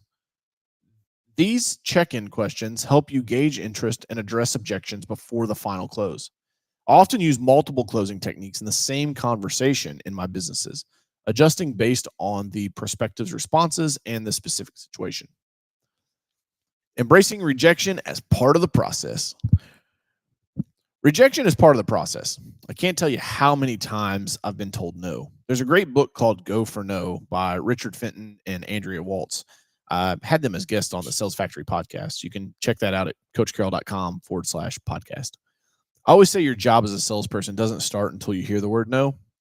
That's when the real work begins. Too many entrepreneurs take rejection personally or see it as a final answer rather than the beginning of a conversation. The hunter who feasts most often pursue multiple prey. Expect rejection as part of the process and keep moving forward regardless. They understand that no often means not now or I need more information rather than never. After the kill, turning one deal into many. The greatest hunters don't exhaust themselves with a constant pursuit of new prey. They maximize the value of each successful hunt. In business terms, this means 1, immediate upsells and cross sells. Clients who have decided to buy are more receptive to additional offers. When I sign new lawn care clients, I would immediately offer complimentary services like fertilization programs or seasonal cleanups. 2, systematic referral request. I will shout out Hike. Hike. I'm not even going to attempt your last name on here. You guys just had to go read it in the book. A successful insurance agent who told me that if a team member doesn't ask for a referral at the end of a call, then that team member owes him 100 cold calls. That's savage, but brilliant. After owing that penalty a few times, you never forget to ask for referrals again.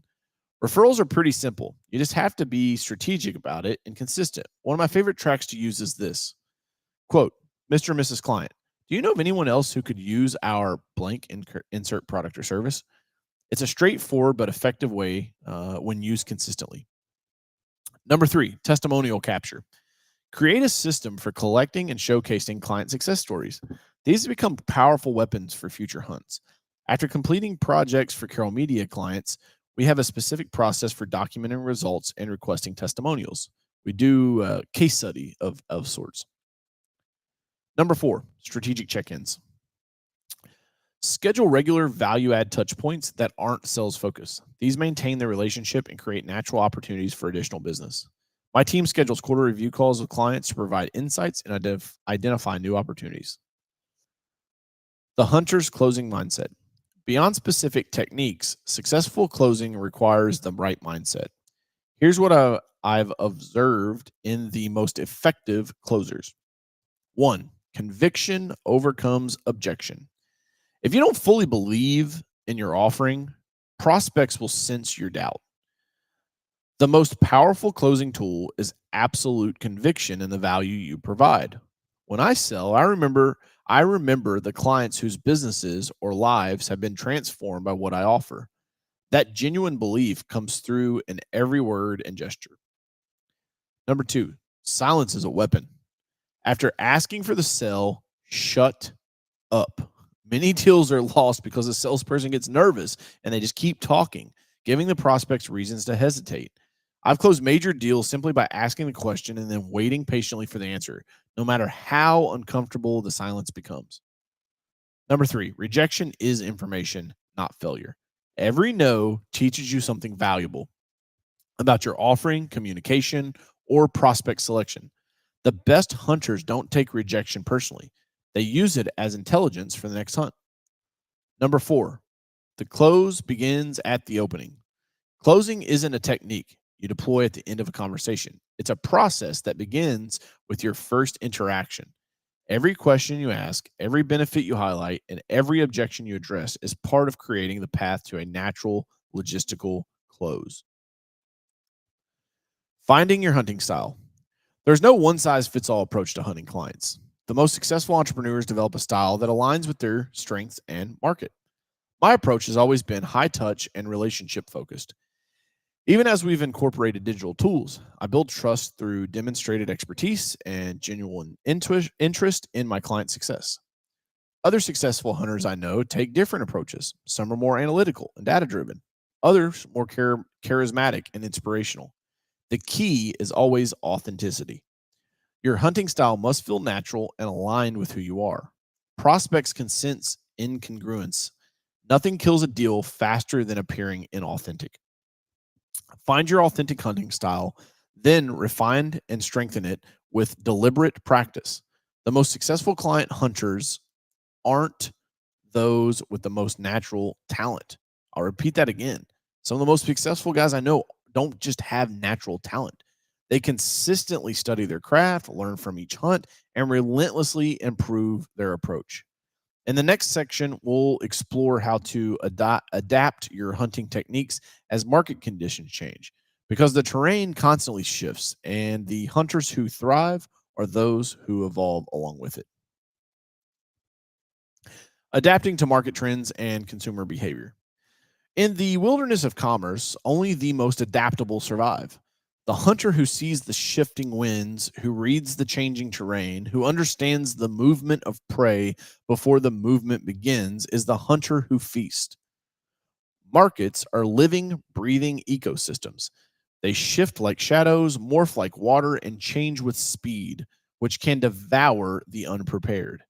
The entrepreneur who fails to adapt is no different from the hunter who ignores the changing patterns of migration, doomed to starve, irrelevant, and forgotten.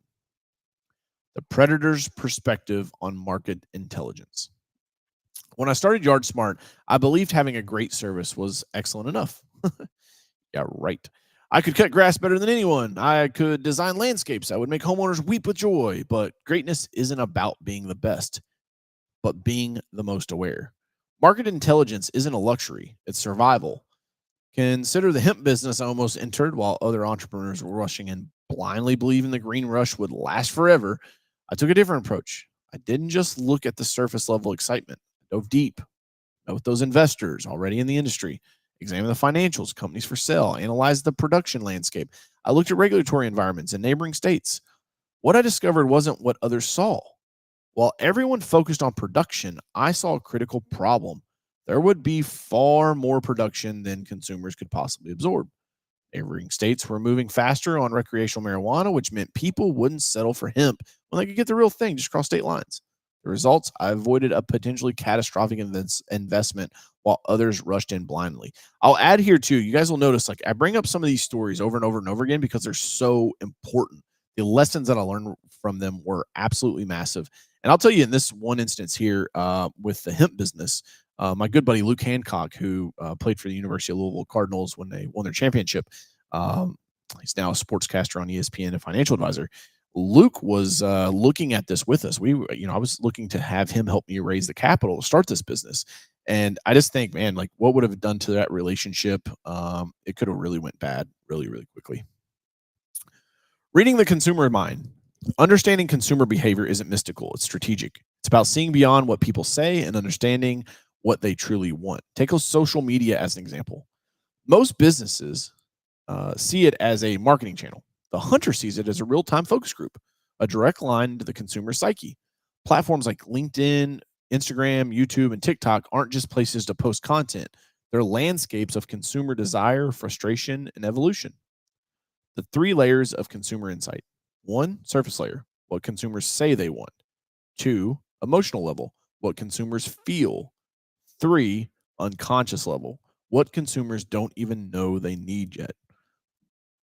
The most successful entrepreneurs operate at the third level. They don't just respond to market trends, they anticipate them. The danger of rigidity. The business landscape is littered with cautionary tales of companies that refuse to adapt. Entire industries have been disrupted overnight by those willing to change the status quo and embrace change.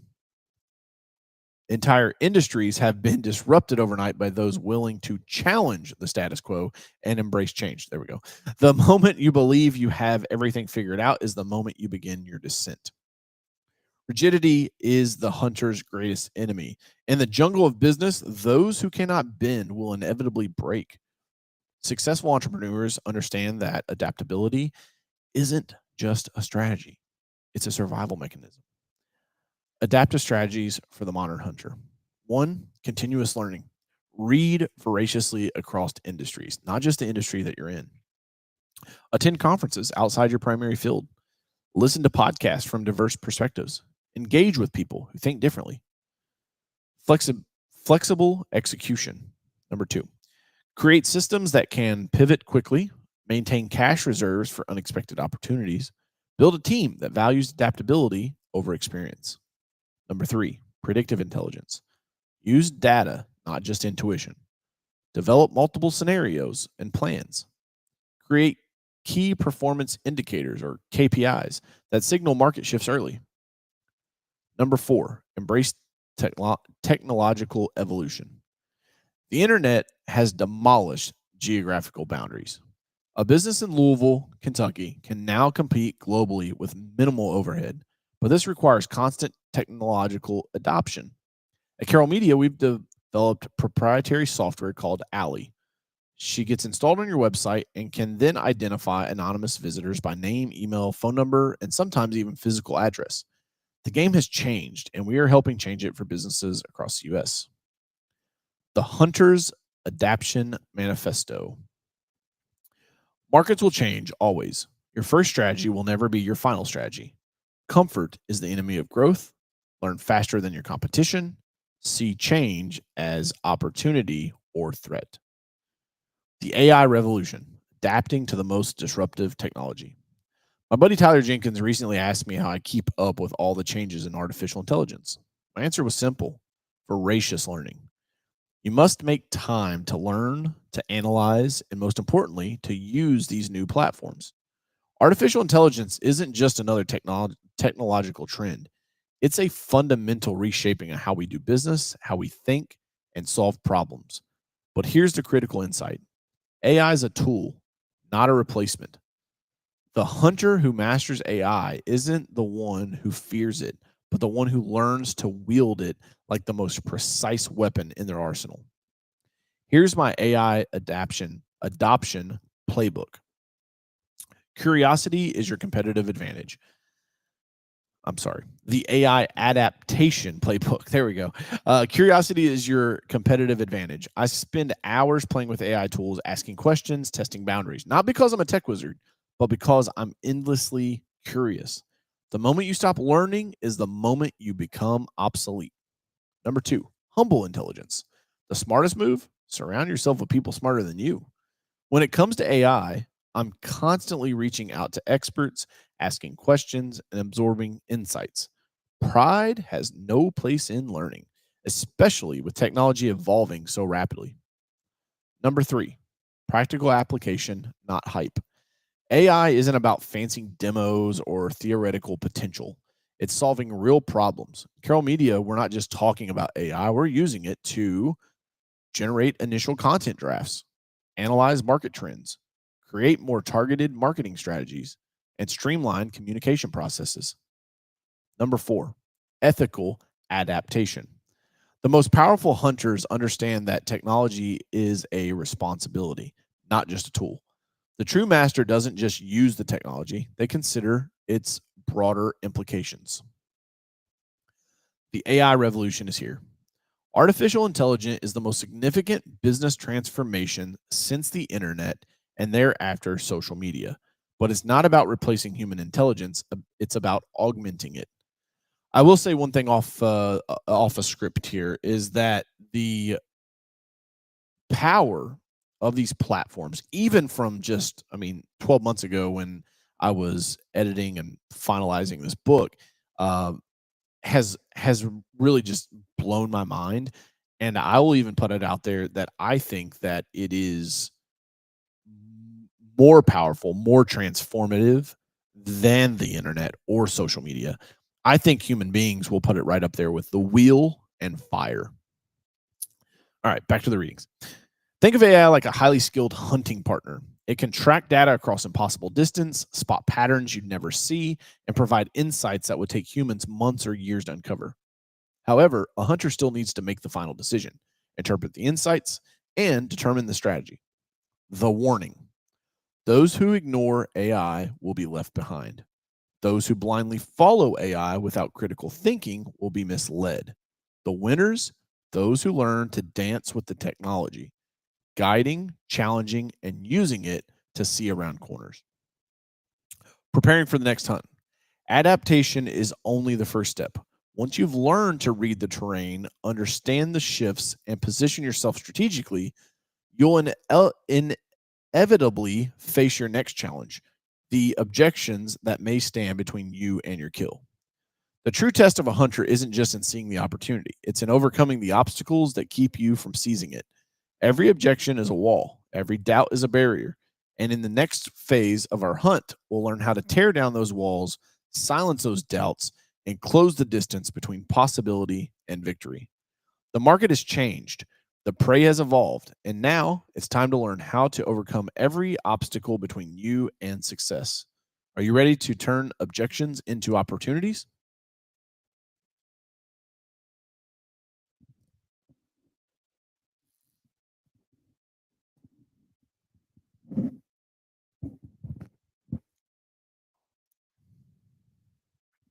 Overcoming common sales objections. Every hunter faces resistance. It's inevitable. When you close in for the kill, something changes. Your prey senses danger and prepares to flee. In the jungle of business, this resistance takes the form of objections. The prospect who was nodding along suddenly throws up barriers, hesitates, and pulls back from the cell. This is the moment that separates true hunters from the hunted. This is the crucible where entrepreneurs are forged. Rejection, the gateway to success. Let me tell you something that might initially sound strange. You're not truly in business until you've been rejected. You're not really in sales until you've heard the word no more times than you can count. That statement might seem harsh, but it's one of this book's most essential truths. The ability to face rejection, to hear no, and keep moving forward separates the dreamers from the doers, the wannabes from the real entrepreneurs. I've seen countless talented people with brilliant ideas who never built the business they could, not because they lacked skills or intelligence, but because they couldn't handle hearing no. The first sign of resistance sent them back to the safety of the known, back to the comfort of their 9 to 5, back to a life where rejection could have been avoided. But they never understood that rejection isn't the end of the journey, it's the beginning. It's the initiation ritual that every successful entrepreneur must pass through. The more comfortable you get with hearing no, the closer you get to success. As my mentor used to tell me, your job as a salesperson doesn't truly begin until you hear the word no. That's when the real work starts. That's when you prove your worth as a hunter. The twin fears that keep people small. In my years of coaching entrepreneurs, I've identified two primary fears that keep people from pursuing their dreams. One, the fear of success. Believe it or not, many people are terrified of achieving their goals. They worry about the new expectations that will come with success. Quote, if I reach the top of the mountain, everyone will expect me to stay there. The pressure of maintaining success feels overwhelming, so they never even start to climb. Number two, the fear of rejection. This is the big one. The fear of hearing no, of facing criticism, of being ridiculed or dismissed. It's not just about professional rejection, but the social and emotional impact of putting yourself out there and having people push back. These twin fears keep potentially great entrepreneurs stuck in mediocre lives. They keep hunters from ever leaving the safety of the village to pursue their prey. But here's the truth: both fears are illusions. Success isn't a cliff you fall off, it's a journey that continues to evolve. And rejection isn't fatal, it's just information that helps you refine your approach. Why objections are a gift. When a prospect objects, your first reaction might be disappointment. You might see it as a roadblock, a sign that the deal is slipping away. But top performers, true hunters, see objections differently. An objection isn't a no, it's a request for more information. It's a signal that the prospect is engaged enough to raise concerns. It's an opportunity to address specific issues holding them back from saying yes. Think about it this way: the prospect who raises objections is giving you a roadmap to close the deal. They're literally telling you exactly what's standing in your way. The prospect who says nothing, nods politely, and never calls you back, that's the one you should worry about. When I was building Carroll Media in the early days, I learned to celebrate objections. Every time a prospect said, "Your price is too high," or "We're already working with someone," or "We need to think about it," I knew I was still in the game. I could work with that. The silent prospects who never engage, they were already gone. Here's the 5 most common objection and how to overcome them. In my experience across multiple businesses, from YardSmart to Elite Fitness to Carroll Media, I've encountered virtually every objection you can imagine. However, most objections fall into 5 primary categories. Master these, and you'll be equipped to handle almost any resistance you encounter. Number 1, price objections. It's too expensive. It's too expensive, man. Can't afford it. The most common objection, it's too expensive, rarely relates to actual price. When someone says your offering is too expensive, what they're really saying is, I don't see enough value to justify the investment. How to overcome it. 1, never discount immediately. The moment you drop your price, you confirm the suspicion that your offering wasn't worth what it was initially asked. Instead, go back to value. Reframe the investment. Mr. Prospect, I understand budget is a consideration. Let me ask, how much is it going to cost you to continue dealing with this problem? Help them understand and see the cost of not taking action. Break down the value. Mr. Prospect, when you look at what you're getting, list of specific benefits, that's actually delivering tremendous value for the investment. And I'm going to little key here on the video and the audiobook version. You guys need to really focus on investment. It's not the price. It's not what they're paying. It's an investment. It's always an investment. All right. Offer payment options. Sometimes it's not the total price, but the immediate cash outlay causing hesitation. Would it be helpful to spread this investment over the next 6 months? Remember, a hunter doesn't lower the value of the kill. He helps the tribe understand why it's worth pursuing. Number 2, timing objections. Let me think about it. This objection is all about creating delay. It's not a firm no, but it's not a yes either. It's the prospect trying to create space to consider options, or more often avoid making a decision. Here's how you overcome it. 1, acknowledge the need for consideration. Hey, I completely understand you want to make the right decision. This isn't something to rush into. Now, this is contrary to what typical salespeople will tell you. They'll be like, "Oh, here's how you fight it and overcome it." I think the best thing you can do is when someone says, "I need to think about it," is just acknowledge it and say, "Hey, I get it." It's going to lower their guard. And also, it's just being polite and professional. Identify specific concerns. So I can better address your questions when we next speak, may I ask what specific aspects you need to think about? Create urgency through scarcity. We're currently booking projects for next month and our calendar is filling quickly. I'd hate to see you miss that window. Schedule a follow-up. Let's set a specific time to reconnect after you've had time to think. How about we touch base this Thursday at 2 p.m.? The hunter doesn't rush to kill, but doesn't let the prey wander off either. He maintains the engagement until the moment is right. I'll also add here some clarity. I call it the pressure cooker, right? It's like you guys have all heard the saying that if you put a frog into a pot of boiling water, it'll jump right out. I think that, oh, the sun is shining on the stream. Look here. Fix these books. Bam. If you put the frog in the boiling water, it jumps right out, right? So you have to slowly heat it up. I think of fighting the time objection the same way. All right, number 3, authority objection. I need to check with, this is the famous, I need to check with my wife. And I've seen some horrendous advice. I saw one sales trainer, I won't call him out, but he was like, You know, just if you're dealing with a man, ask the prospect, well, do you check with your wife before making any decisions in the house? I'm like, yeah, that's it, dude. Like, just go attack that guy's ego. That'll close the deal. Fucking idiots. All right, authority objection. I need to check with this objection appears when you're not talking to the final decision maker. The prospect needs approval from someone else, a business partner, a spouse, a committee, or a boss. Here's how you overcome it. Identify all decision makers early. Hey, before we go further, who else would be involved in making this decision? This helps you address the objection before it even arises. Ask to include the decision maker. Would it make sense to schedule a brief call with the decision maker so I can address any questions they might have directly? Provide materials to share. I'm happy to provide information you can share with the decision maker. What specific aspects would be most important for them to see? Set expectations for the next steps. After you speak with the decision maker, what would be our next step if they were on board? And if they have questions, how should we address those? The seasoned hunter knows that sometimes the prey isn't alone. You must be aware of the entire herd and how decisions are made. Number 4, need objections. We don't need this right now. This objection suggests that the prospect doesn't see how your offering addresses a pressing problem or desire. They don't see the urgency or necessity. How to overcome it? Revisit the pain points. Mr. Prospect, earlier you mentioned that specific challenge was causing specific negative impact. Has that situation changed?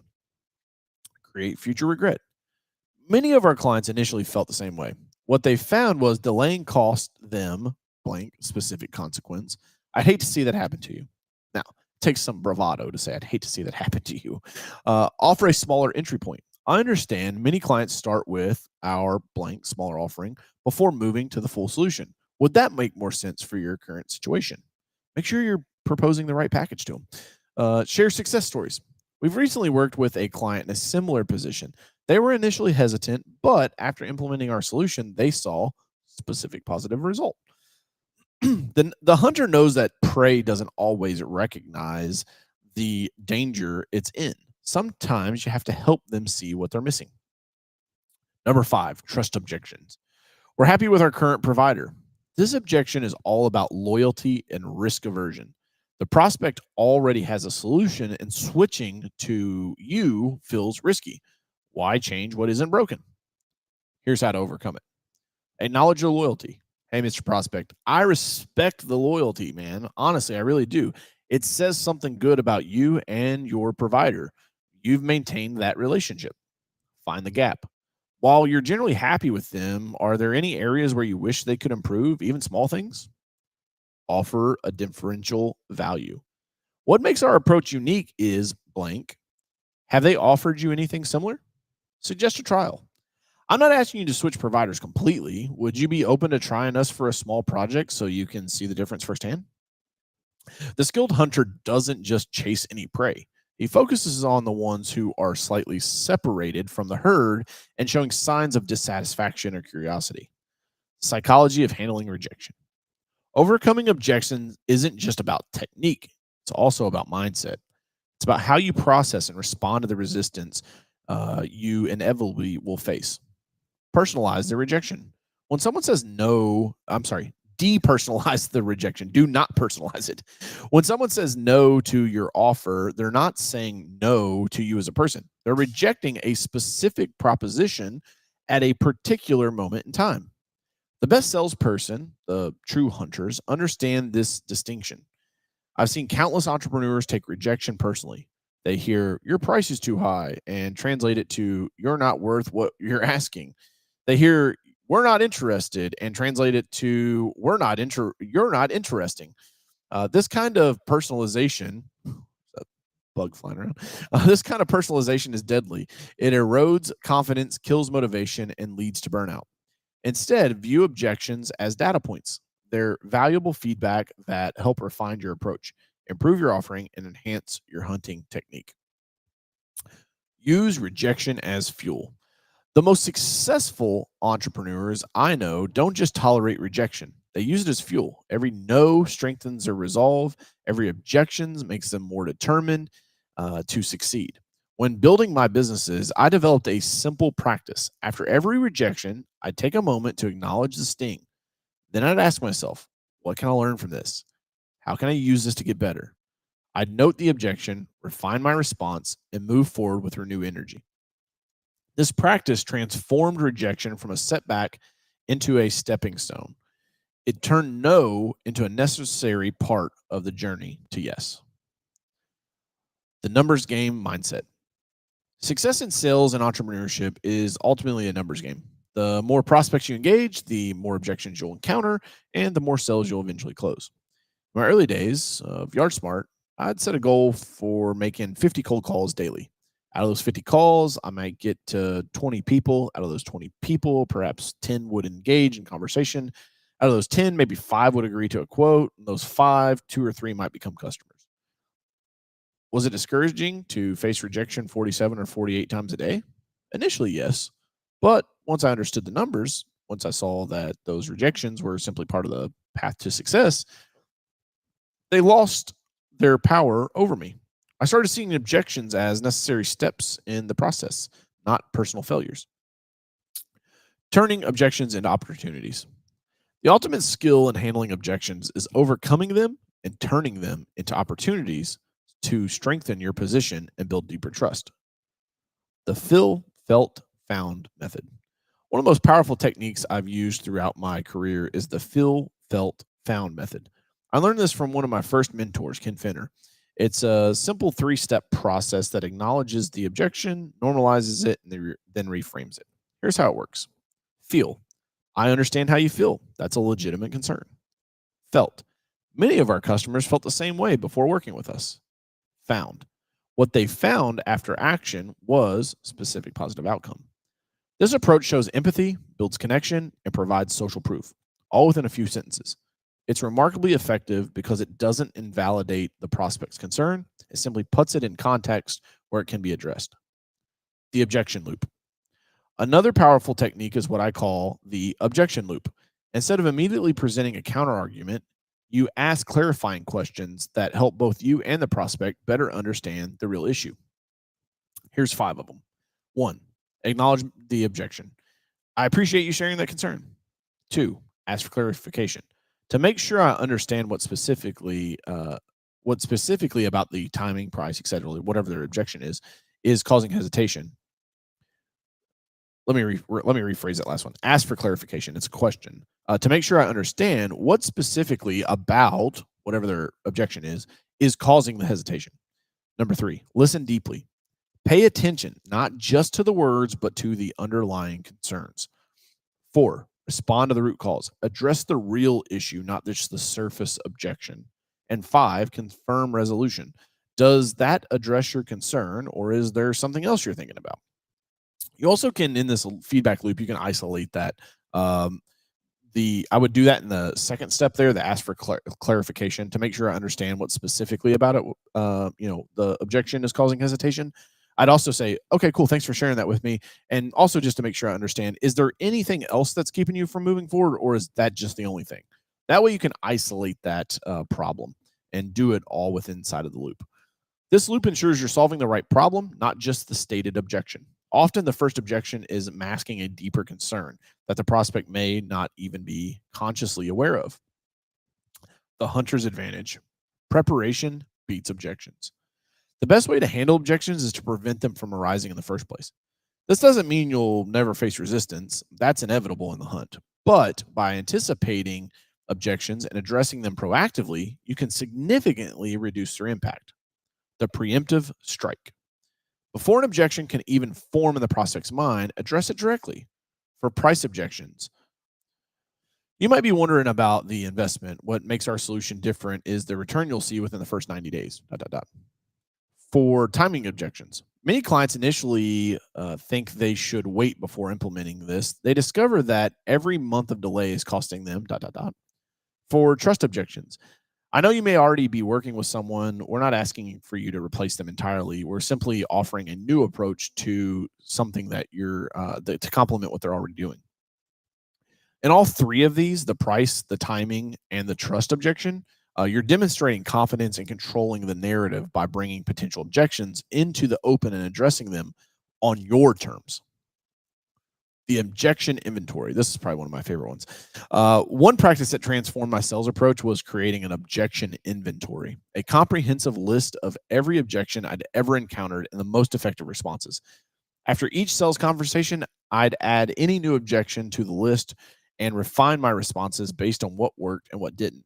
Over time, this inventory became an invaluable resource that prepared me for virtually any resistance. I used to call them my sales missiles. I recommend creating your own objection inventory. Start with the 5 common categories I outlined earlier, then add specific objections you encounter in your business. Review and update this inventory regularly. The more prepared you are, the more confidently you'll handle objections when they arise. The ultimate mindset. Objections are steps to yes. The most profound shift in my career was when I stopped seeing objections as obstacles and started seeing them as steps. Each objection addressed, each concern resolved is a step closer to yes. Think about it. If a prospect has no objections, one of 2 things is happening. Either they're already completely sold, rare, or not engaged enough to even raise a concern, common. The engaged prospect asks questions. They raise concerns, they need reassurance, and each time you provide that reassurance, you build trust and move them closer to the sale. The hunter understands that the path to the kill isn't always straight. There are detours, obstacles, and moments of uncertainty. However, overcoming each challenge makes the final success more meaningful and profitable. Embrace the no. Early in my career, I was terrified of rejection. Each no felt like a personal failure, a judgment of my worth as a salesperson and a human being. I would avoid making calls, delay follow ups, and find excuses not to engage prospects who seemed likely to object. The turning point came when a mentor challenged me to collect 100 no's weekly. Not sales, rejections. He wanted me to fill a notebook with objections and rejections. At first, I thought he was crazy. Why would I actively seek rejection? Sounds like a maniac. But the magic of this exercise was that it completely changed my relationship with the word no. Suddenly, rejection wasn't something to fear. It was something to pursue, collect, and even celebrate and study. Each no became valuable data, not a personal affront. Something unexpected happened along the way. I started making sales in my quest for 100 rejections, lots of them. Because I was no longer afraid of objections, I became more confident, persistent, and paradoxically more successful. That lesson has stayed with me throughout my entire entrepreneurial journey. I've learned to embrace rejection, to see objection as opportunities, and to recognize that the road to yes is often paved with the series of no's. The Hunter's Creed, rejection is the path. As we close this section, I want to leave you with what I call the Hunter's Creed. When it comes to objections and rejections, there are 5 of these.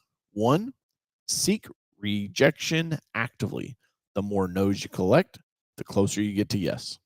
Number 2, depersonalize every no. It's not about you, it's about timing, the fit, and the circumstances. 3, learn from every objection. Each makes you stronger, smarter, and more effective. 4, prepare relentlessly. Anticipate objections before they arise. 5, value persistence over perfection. The hunter who keeps tracking eventually makes the kill. Rejection isn't just something to overcome. It's the very path to success. It's the crucible that forges entrepreneurs. It's the test that separates the hunters from the hunted. And here's the ultimate truth. The only way to avoid rejection entirely is never to take a shot. But the hunter who never takes a shot never eats. The entrepreneur who never faces objections never closes a deal. A business that never encounters resistance will never grow. So embrace the objections. Welcome the no's. See them not as roadblocks, but as necessary steps on your journey to success. Because in the end, it's not about avoiding rejection. It's about persisting through it until you reach your goal. And remember, you're not truly in business until you've been rejected.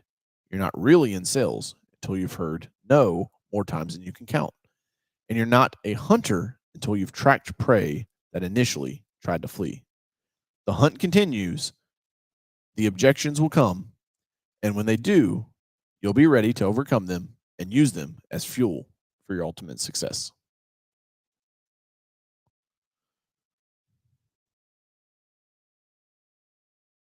All right, let's go live stream. How we feeling? Woo, that sun is coming through this window. I did not plan that. I'm gonna be in the have to shift and move around a little bit here in this next section here. So we'll take another quick break so I can stretch and get a drink of water and clear my voice. We'll be right back with a live reading of the Hunter Head Game. Yeah. Coach Carroll. You know the mantra. Hustle is worth it, put that on my name. Built from the bottom, now we're running the game. No backup plan, no breaks, no shame. Hustle, it's worth it, go earn what you claim. I came up broke with a book in hand. Hunter Head Game was the fucking plan. Didn't need hype, I needed skill. Didn't chase likes, I closed for real. Now I lead teams and I build machines. Systemize money while they chase dreams. I got closers who came from nothing but stress. Now they out here winning in clean V-necks. Phenomenal calls, packed out and out nights. Closed a lot with no suit in sight. Podcast banging, TikTok flames. CoachCarroll.com. Remember the name. Hustle, it's worth it. Tattoo it deep. You want legacy? It won't come cheap. No shortcuts, no luck, no cheat. Hustle, it's worth it. Now get on your feet.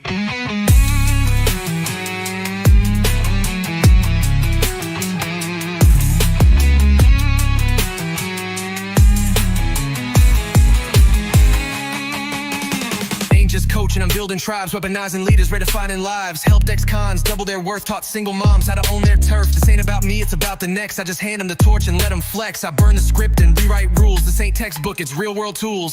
I'm the plug, the spark, the truth they crave. Say my name when you dig in your grave. Yeah, fuck the blueprint, I made my own. Now I hand it out so they ain't alone. No fluff, no fear, just fire and facts. If you ain't about growth, don't hit me back. Hustle, it's worth it, I live that line. From the hustle to heaven, I crossed that sign. Built my world with sweat and grind. Hustle, it's worth it, one more time.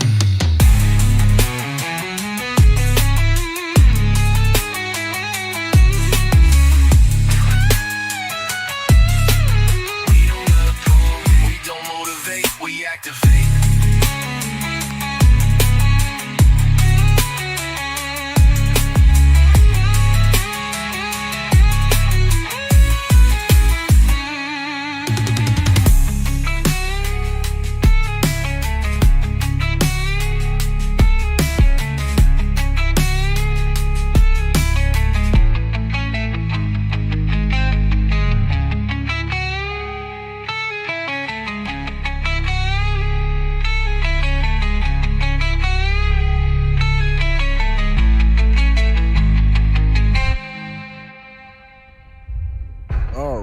Welcome back, everybody. Let's get the thing hopping. Let's go. Chapter 5, rock and roll, baby. Stacking skulls, tactical execution. Let's do it. Chapter 5, stacking skulls, tactical execution. The feast comes not from a single spear thrust, but 1,000 silent steps. The hunter leaves the camp at dawn. Each day, no glory in yesterday's kill. There is no rest today. The hunter who boasts of past conquests while skipping daily rituals soon starves. Mastery lives in repetition, hand moving without thought, eye seeing what others miss, mind anticipating what without strain. The weak chase the magnificent leap, the wise build the unbreakable pattern. Discipline, choice, refusal to surrender to tomorrow. Actual predators know power lies not in intention, but in execution. Time, the most precious prey, cannot be stored, borrowed, or recovered once gone. Master time, master all. Will you chase shadows today, or stalk the daily kill with precision, knowing greatness dwells not on mountaintops, but in valleys of consistent action? The daily kill feeds both body and spirit. Conquer each day, conquer life. All right, guys, we're going to be talking about power of micro goals and business growth. In the world of hunters, a critical truth separates those who feast from those who starve. The hunt doesn't end with one kill. Every day brings a new need to track, pursue, and capture. The most successful hunters aren't just focused on the big game, they're skilled at securing steady stream of smaller prey that keep the tribe fed between major hunts. The daily kill.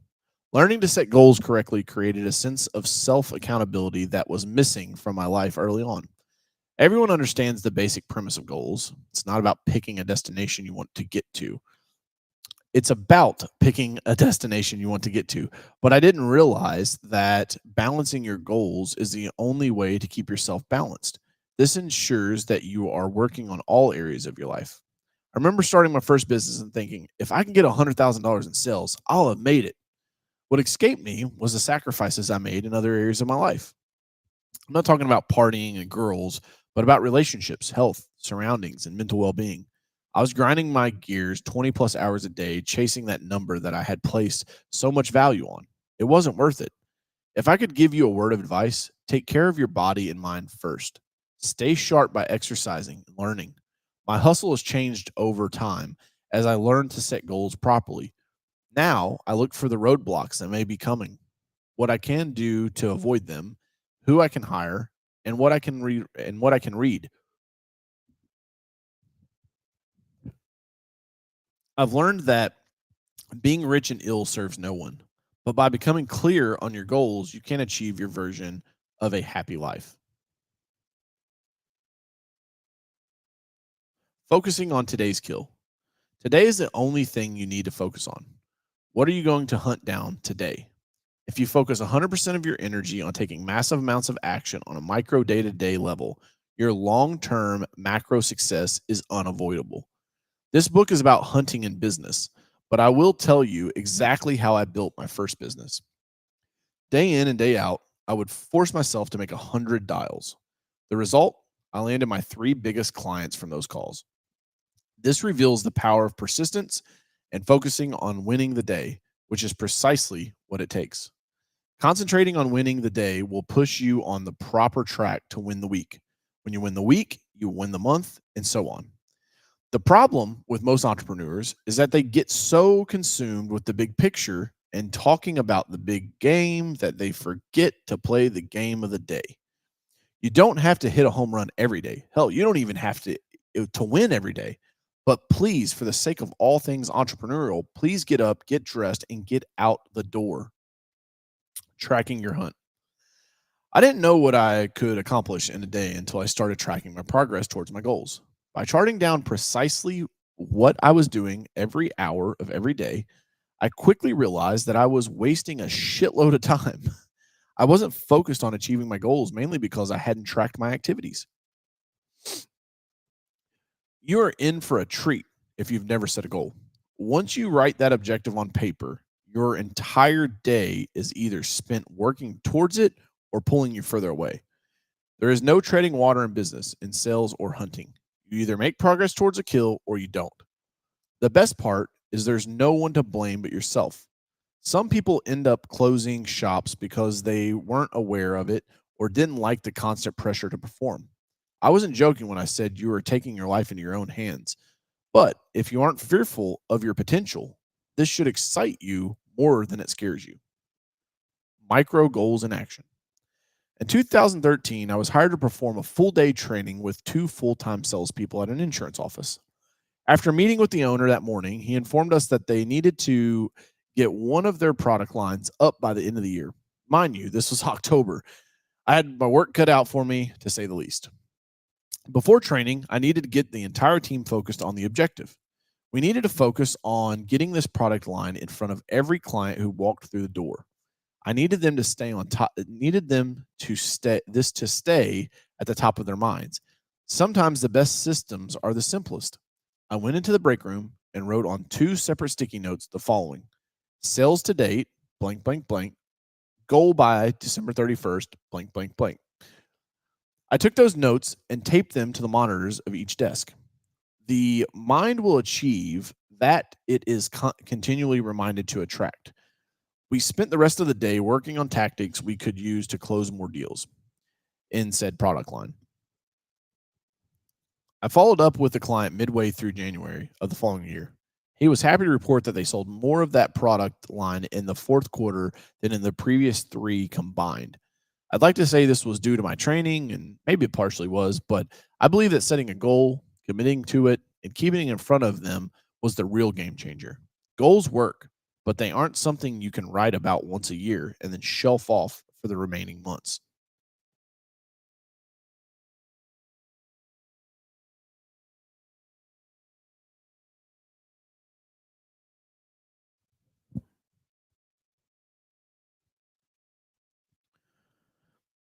The activity monitoring system.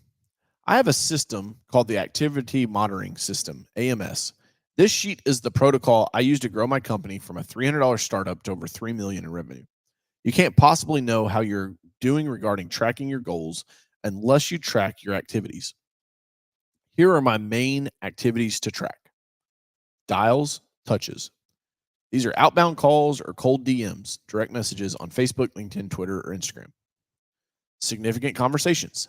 Anything other than a he's not here, no thanks, or click. Appointment sets, qualifying phone calls or messages.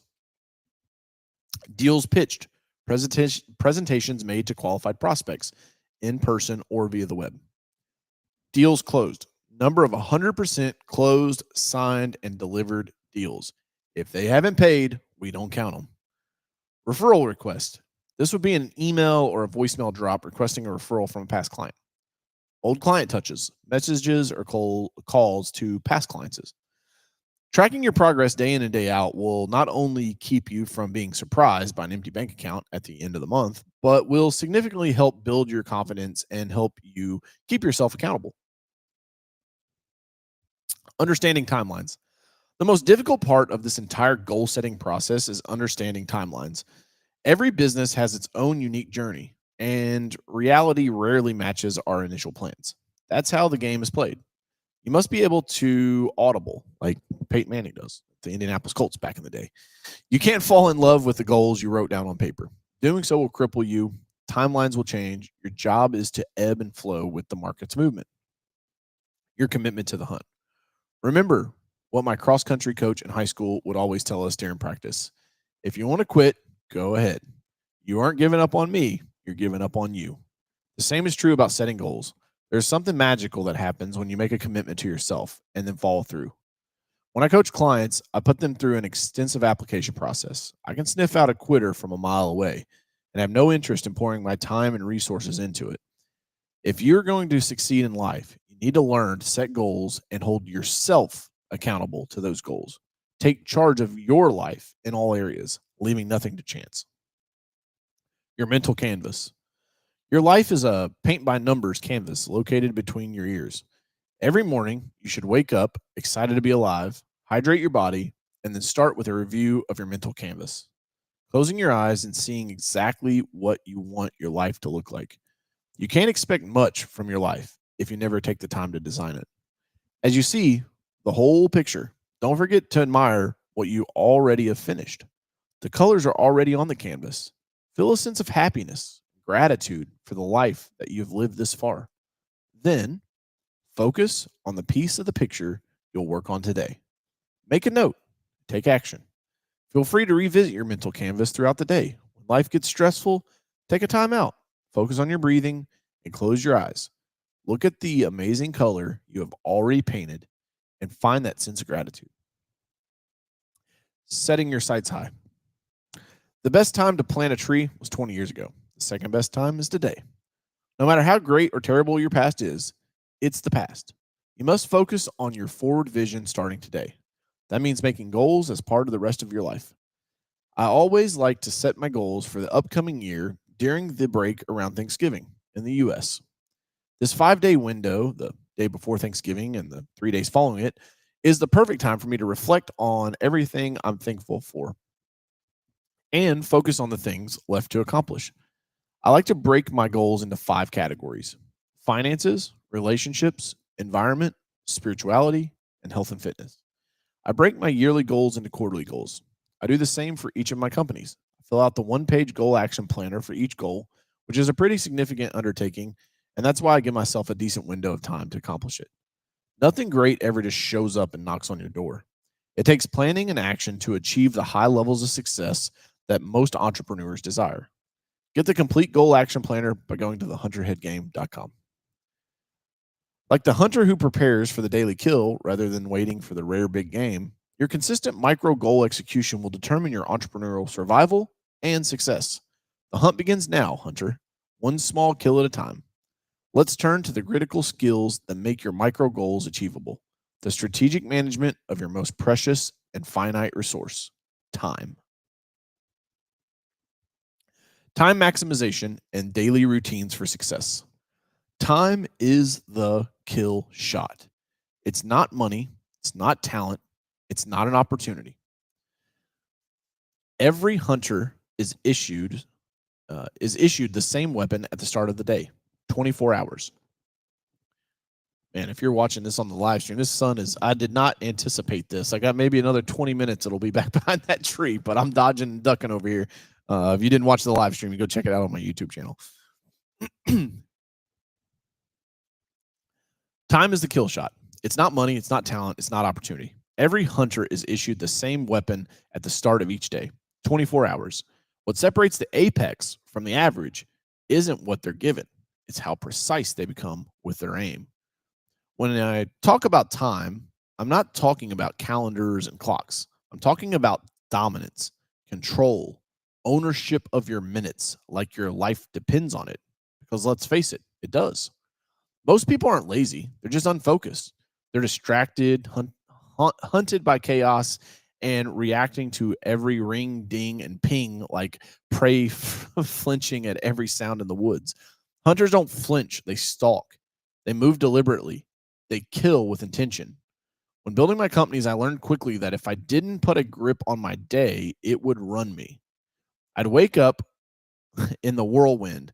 Emails, team fires, client issues, unread texts, 37 Slack pings, and maybe one or two quote-unquote emergencies that weren't really emergencies. If you've lived it, you know that's not a business. That's a zoo. So I built a system. You may have heard me talk about Time Max, a philosophy, a system, and honestly, a lifestyle. The framework took me from being reactive and scattered to operating like a tactical weapon. It's how I built a multi-million-dollar business while keeping my sanity intact. Let's break it down. Start with the Apex Hour. Everyone I've ever met who dominates their industry has one thing in common. They own their first hour of the day. No scroll, no snooze, no chaos. That first hour is where you sharpen the blade. For me, it's early. I'm up at 4:30 a.m. Why? Because the world is quiet. Nobody needs me yet. I haven't been pulled in 1,000 directions. It's just me and the mission. I'll make a break here to let you know we just had our second baby a couple of months ago. I haven't been up at 4:30 lately because I'm fighting for every hour of sleep I can get. But I know that this too shall pass, like all things in life. And so I'll be back into my routine shortly. But I wanted to be fully transparent with you guys. Here's how I do it. Mindset reset. Before anything, I journal or meditate. Not because it's a trend, but because clarity is currency. If I don't reset my mind, I carry yesterday's crap into today's strategy. Movement. I get my body going. Maybe it's weights, maybe it's cardio, doesn't matter. A static body leads to a sluggish mind. Mission review. I review my big 3 daily goals. These aren't random to-dos. These are the top 3 outcomes that push the needle, the kill shot. You don't have to copy my hour. You just have to claim yours. Figure it out. Whatever works for you, works for you. Plan your day like a military operation. If you looked at my calendar, you think I was planning an invasion. That's how tight it is. Every block is spoken for, not because I like being rigid. Trust me, I don't. But because the battlefield demands structure. Inside Time Max, one of my online courses, I teach people to run their day using focus blocks. It's a simple method, but deadly effective. Focus block, 90 minutes, deep work, no distractions, phone off, emails closed. This is where I crush big things. Content creation, vision planning, critical meetings. Flex block, 60 minutes, reactive time, responding to emails, checking in with the team, and handling quick tasks.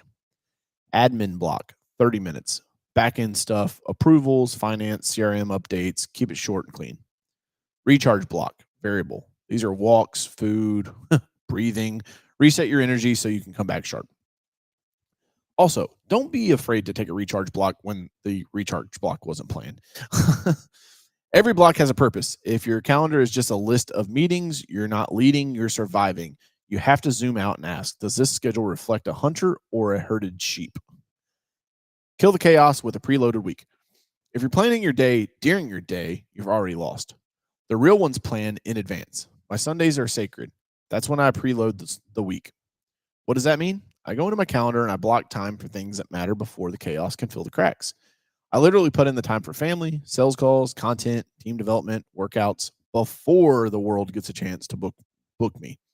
I look at my big three: business goals, health, and relationships, then reverse engineer the week. I ask, if I were a sniper, what are the 3 kills I need to take this week to move my mission forward? Most people build their week around availability. Hunters build it around intent. Eliminate, delegate, dominate. The hunter doesn't do everything in the village. He doesn't mend the nets. He doesn't count the grain. He doesn't sharpen every spear. He hunts. If you want to operate like an apex predator, you must eliminate, delegate, and dominate. Eliminate. Cut the noise. It doesn't belong on your plate if it doesn't move the needle. Nice to have is code for never gonna matter. Delegate. Hand it off. Your genius is wasted on $20 an hour task. Someone else can do it 80% as well as you. Pass the torch. Dominate. This is where your zone of genius lives: the strategy, the relationships, the revenue producing moves. This is your weapon. Yield it. Time maximization isn't about doing more, it's about doing less, but doing it with lethal precision. The Hunter's Weekly Review. Here's the part nobody talks about. Even apex predators need feedback loops. Every Friday, I run a personal after action review. 20 minutes, that's it. I ask myself, what did I kill this week? What hunted me? And what needs to change? Journaling is an exercise that helps you become more deadly. With every week's test, you either advance or die with your excuses. Your time is a weapon. You're not looking for theory. If you've made it this far into the book, you're looking for execution. Here's the truth. Your calendar is your scoreboard. Your habits are your hunting ground. Your time is your most violent weapon.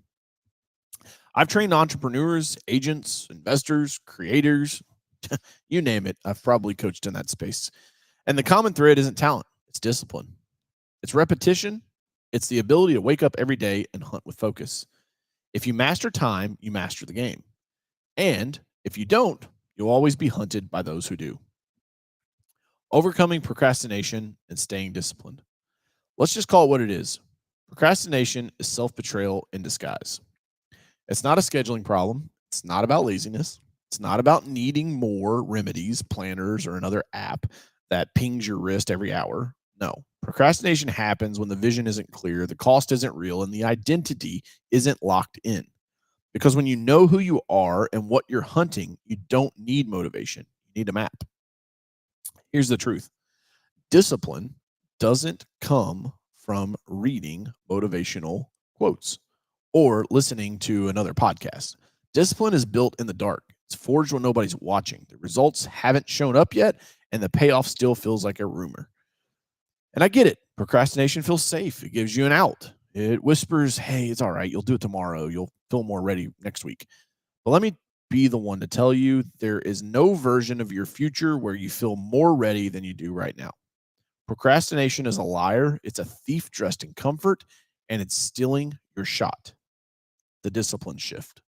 Discipline isn't about perfection. It's about identity.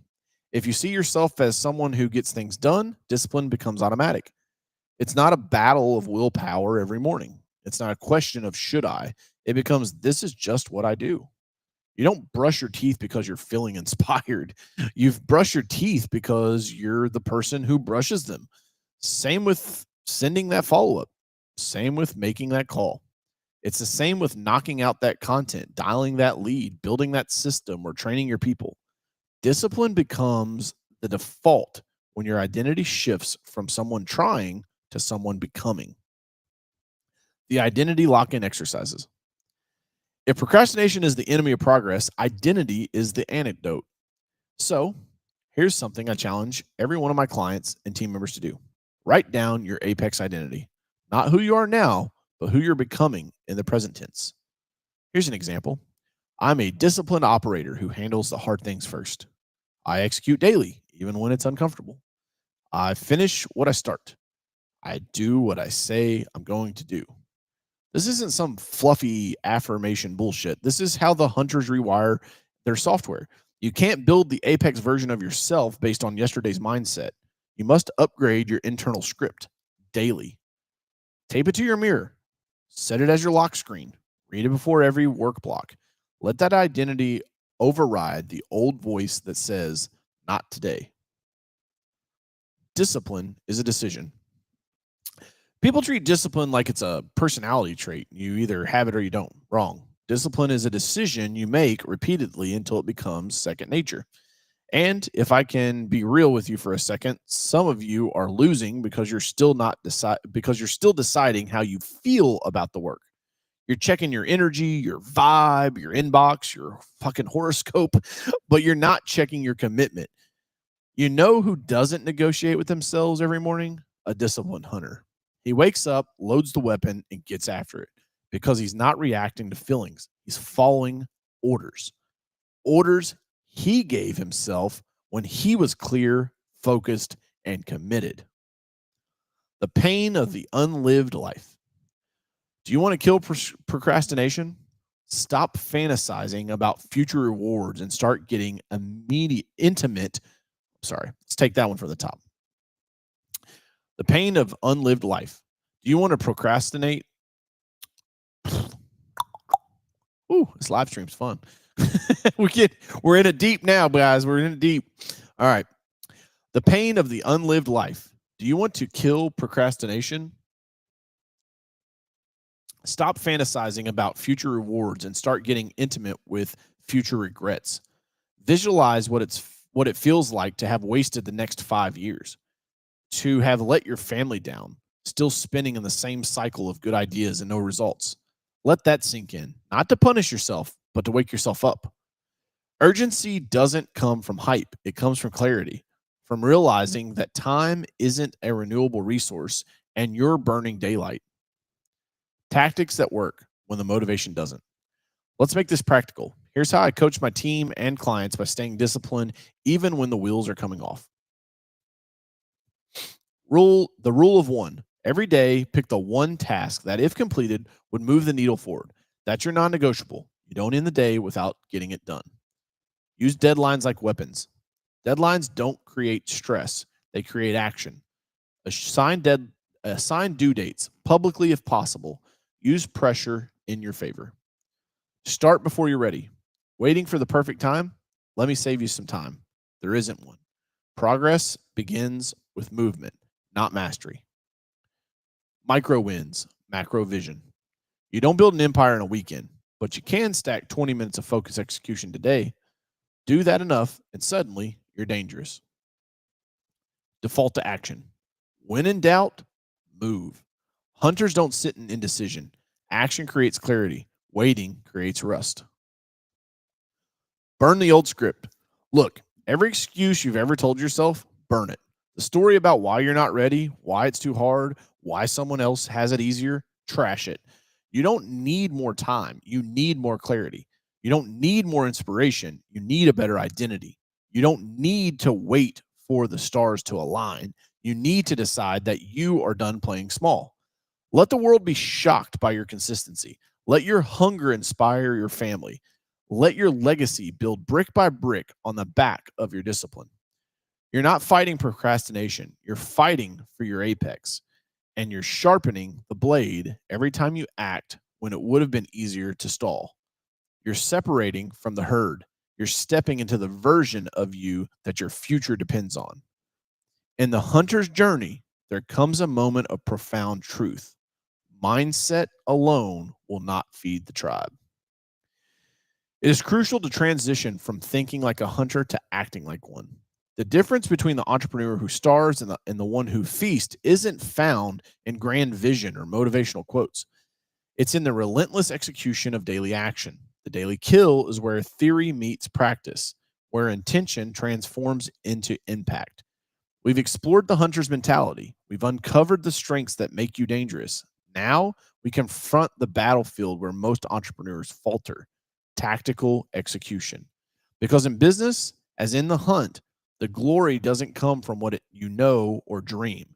It comes from what you do consistently when no one is watching. This chapter reveals the weapons of daily execution: micro goals that build unstoppable momentum, time maximization systems that eliminate chaos, and disciplined routines that turn procrastination into productivity. These aren't just strategies, but survival tools for the modern business hunter. The harsh reality the harsh reality is this: your competition doesn't care about your potential. The market doesn't reward your intentions. Only results matter, and results come from relentless tactical execution. As you master the daily kill, you'll discover that greatness isn't born in moments of inspiration, but in the mundane moments of consistent action. The entrepreneur who wins isn't always the smartest or the most connected. It's the one who shows up daily, executes ruthlessly, and refuses to be outworked. This is where hunters are separated from the hunted. This is where talking ends and doing begins. This is where your legacy is forged, one daily kill at a time. The question is no longer, do you think like a hunter? The question is now, will you hunt today?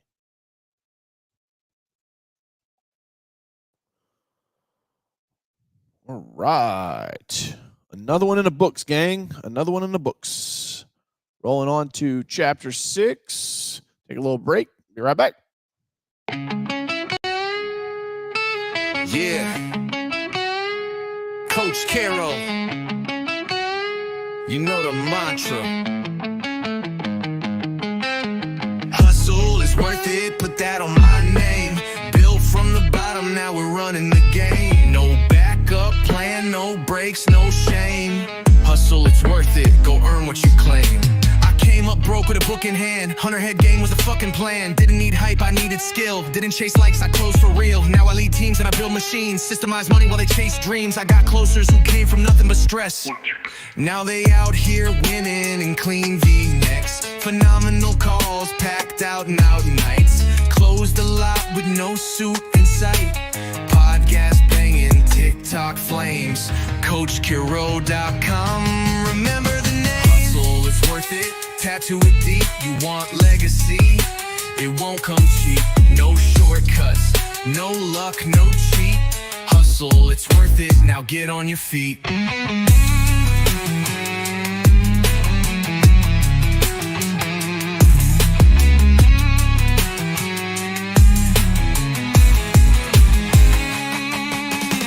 Just coaching, I'm building tribes, weaponizing leaders, redefining lives. Helped ex-cons double their worth, taught single moms how to own their turf. This ain't about me, it's about the next. I just hand them the torch and let them flex. I burn the script and rewrite rules. This ain't textbook, it's real world tools. I'm the plug, the spark, the truth they crave. Say my name when you dig in your grave. Yeah, fuck the blueprint, I made my own. Now I hand it out so they ain't alone. No fluff, no fear, just fire and facts. If you ain't about growth, don't hit me back. Hustle, it's worth it, I live that line. From the hustle to heaven, I crossed that sign. Built my world with sweat and grind. Hustle, it's worth it, one more time.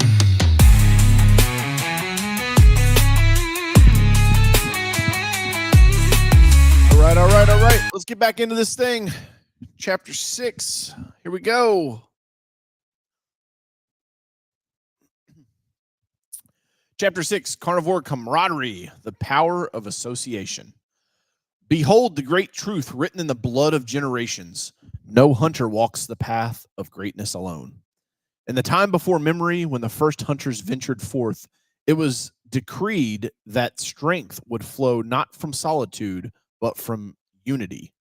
For lo, it was written in the ancient code of predators, as iron sharpens iron, so one hunter sharpens another. The lion does not teach its young to graze among lambs. She surrounds them with other lions, so they might learn to roar before facing the unforgiving wilderness. Heed this warning. A hunter who keeps company with prey soon loses his appetite for the kill. His claws grow dull, his senses dim, and his spirit weakens under the weight of lesser ambitions. The sacred covenant of the pack remains unbroken through ages. Your circle becomes your ceiling, your companions become your limitations, and your fellowship becomes your future. When the mighty hunter seeks worthy allies, many will present themselves, few will prove worthy. Discernment separates those who merely walk beside you from those who truly walk with you. Some companions must remain behind so that others might be found ahead. This is the hard wisdom of the ascending path, that not all who begin the journey will complete. So, with whom do you hunt? The law of association. You are who you surround yourself with. If you've read any personal development book, you may have heard of the law of association, which means you are the sum of the 5 people you surround yourself with the most. Suppose your 5 closest associates are criminals. Your likelihood of becoming a criminal increases. If your 5 closest associates are lazy and procrastinate, your likelihood of being lazy and procrastinating increases. You will most likely do the same if your 5 closest associates are engaged in continuous gossiping and negativity. Look closely at the 5 people you spend the most time with. Examine their income levels, their health habits, their mindsets, their ambition, and their energy. Now look in the mirror. Uncomfortable, isn't it? The truth often is. You are becoming the average of those 5 people, financially, physically, mentally, and spiritually. This isn't a coincidence. It's causation. In the business world, I quickly realized the size and type of opportunities I encountered were because of my associations. If I hung around people who were movers and shakers, it seemed as if something new was always in the works.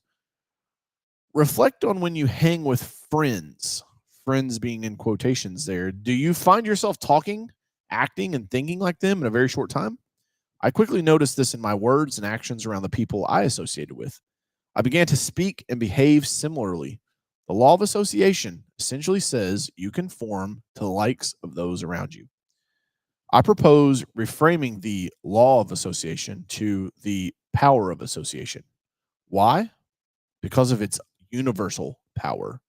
When you truly understand and apply this principle, it becomes one of the most transformative forces in your entrepreneurial journey.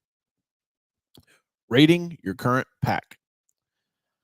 I want to give you a way to rate your current pack. First and foremost, you must ensure your values are aligned. Do your friends care about what you care about and what will make you highly successful in the long term of your business? Things like integrity, honor, and legacy are the main pillars of a successful person.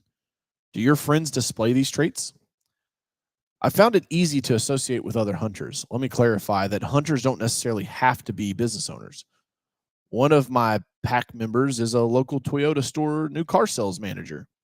He has dreams of learning and earning enough to open his own Toyota store one day. This guy's a hunter. Rating your current pack could be as easy as deciding who has it and who doesn't.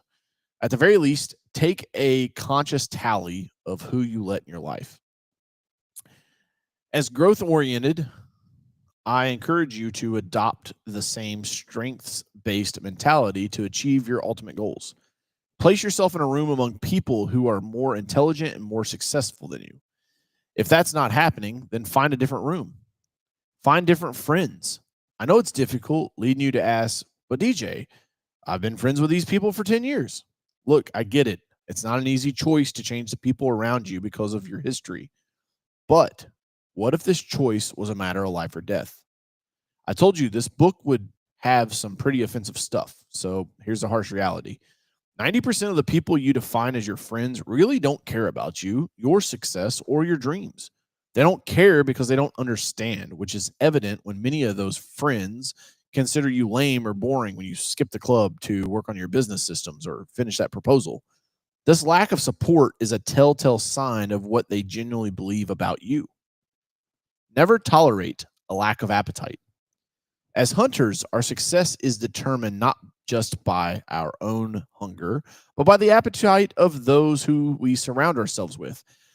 At the risk of repeating myself, I'll say it again. If you tolerate a lack of appetite in your circle, it will eventually dull your own edge.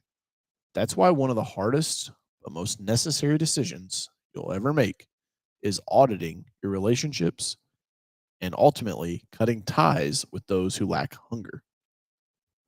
I call these people energy vampires. They leave you feeling depleted, discouraged, and diminished after interactions. They're the ones who respond to your business ideas with, that'll never work, rather than, how can I help? They're the ones who subtly celebrate your failures and minimize your victories. The most dangerous energy vampires aren't strangers. They're often family members, long term friends, or relatives who influence has become so normalized you can't even see it clearly anymore. Their cynicism masquerades as being realistic.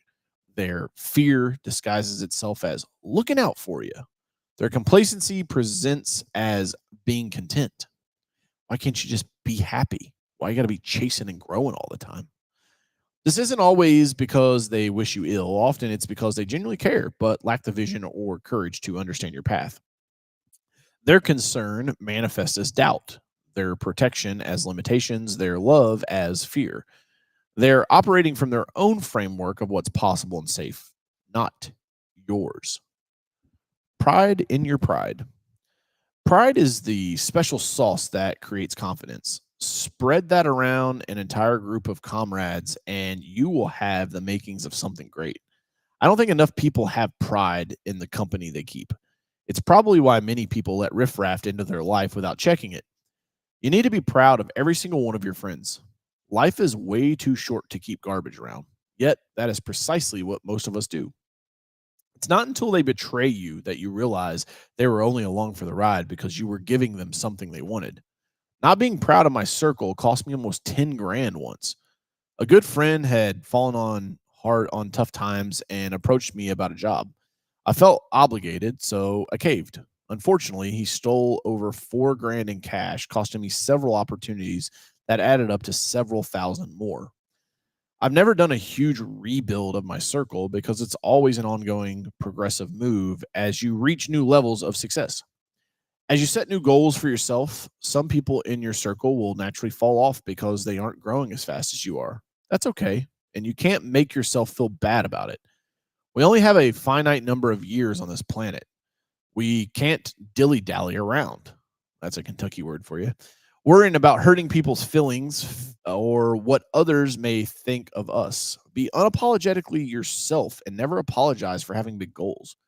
When you find yourself surrounded by people who doubt your vision, question your plans, or find entertainment in your setbacks, it's time to create distance. Their negativity isn't just neutral, it actively weighs you down and creates friction against your efforts. As you grow and evolve, it's essential to regularly audit your circle. Ask yourself, who inspires me? Who drains me? Who am I becoming because of my circle? The answer to these questions might be uncomfortable, but they're necessary for your growth as a hunter.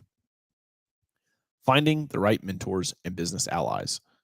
Early in my journey to entrepreneurship, I was fortunate to find mentors to help guide me along the way. My first mentor, Mark Smith, was my insurance agent. We met for breakfast at a riverside diner in Carrollton called Welch's, a hole in the wall place by the river, every other week to discuss business tactics and ideas. These weren't fancy strategy sessions with PowerPoints and spreadsheets. They were simply conversations over breakfast and coffee about the fundamental building blocks of business. Mark taught me principles that seem obvious in hindsight, but were transformative for a young entrepreneur. Do what you say you're going to do when you say you're going to do it. Show up when you say you're going to show up. Over deliver instead of over promise. It was super helpful because every couple of weeks I had a sounding board that I could brief with about my current struggles. Since Mark had been in business for so long, he could easily tell me stories or paint pictures that would help me better understand what I needed to do. This guy cut decades off my learning curve. Having someone to bounce ideas off of is invaluable. Finding that mentor is easier than you might think. Mentors are all around you. Choosing the right mentor. I challenge you to courageously reach out to a successful person you admire for their business acumen and mentorship. This could be someone you know in town or someone on the other side of the world on social media. With the many technological advances of our generation, it's never been easier to contact someone you look up to. Seriously, go to your choice of social media platform, message a successful business person you admire, and ask them to mentor you. You'd be surprised to find out who will respond and help you out. Over the years, I've learned to hunt from many of my mentors. Some taught me the slower relationship type of selling, others taught me how to cold call and be a closer. One taught me the ideology of tiered pricing and how to sell in packages that would increase profits. I learned from books, mainly audiobooks because I'm mildly dyslexic.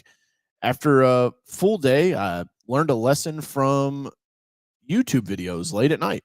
Actually, YouTube is where I found the mentor who taught me the most tools about selling, including the psychology behind it and how to persuade people to take action to buy when I knew they wouldn't otherwise. The 10x mentor principle. As your business grows, you should continually seek mentors who are at least 10 times more accomplished than you. I'll call this the 10x mentor principle, inspired by Grant Cardone, who has been an incredible mentor to me throughout my entrepreneurial journey. Grant's philosophy of thinking and acting at 10x levels revolutionized how I approached both business growth and personal development. Why 10x?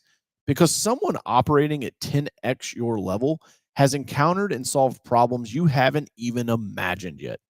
They see opportunities invisible to you. Their standards force you to elevate your thinking. This doesn't mean you need to find a billionaire if you're making 100 grand. It means finding someone who has achieved what you're striving for and is significantly further along the path. If you have 5 employees, find someone with 50. If you have 2 locations, connect with someone with 20. The 10x mentor will challenge your thinking, expand your vision, and help you see beyond your current constraints. Their advice might sometimes seem impractical or overwhelming because they're operating at a different level, but that stretching is precisely what you need to break through your mental barriers. Grant Cardone taught me that most people massively underestimate what they're capable of achieving, largely because they're surrounded by conventional thinking.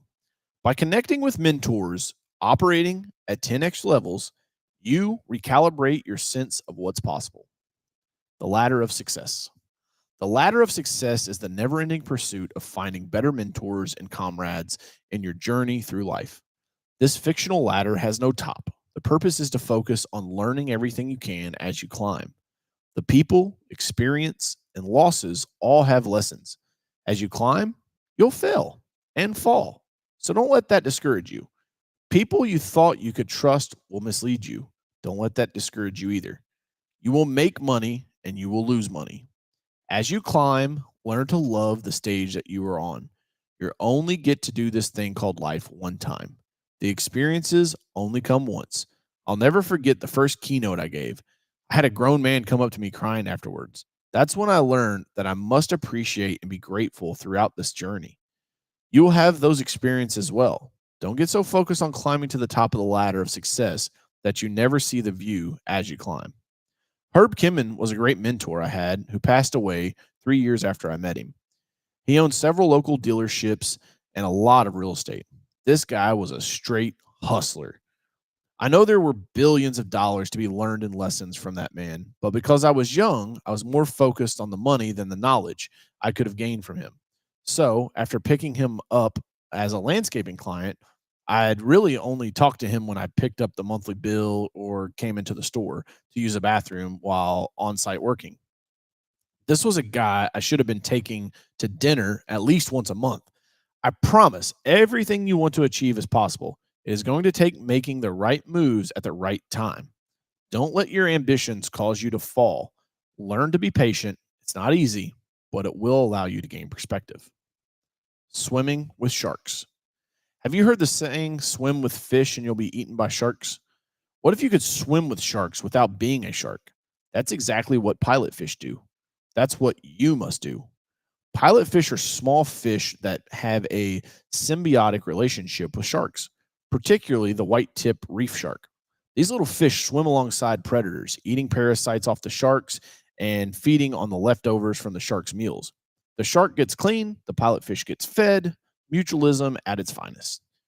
Don't be afraid to be around people more successful than you. This is a huge mistake I see many early stage entrepreneurs make. You can't make it on your own. If you're going to make it past the 60-month mark, you have to find people who hunt for the same clients as you, but service them differently. Just like how the pilot fish survives by feeding on the parasites and leftovers of the white tip reef shark, you too can swim with sharks in the early stages of your business and survive by creating mutualism in the market. Mutualism in the market saves you tremendously in the tough times. I've experienced this firsthand with Rod and some of the old guards from the apartment association up in Cincinnati. Back in the early days, I would go to networking events with them, hang out at the bar afterwards or during cocktail hour, and be the pilot fish, just sitting in the background, waiting for them to say, "Oh, by the way, do you know DJ?" and make the introduction to the bigger circle of sharks. Rod met me at my very first trade show. He was just super friendly and helpful.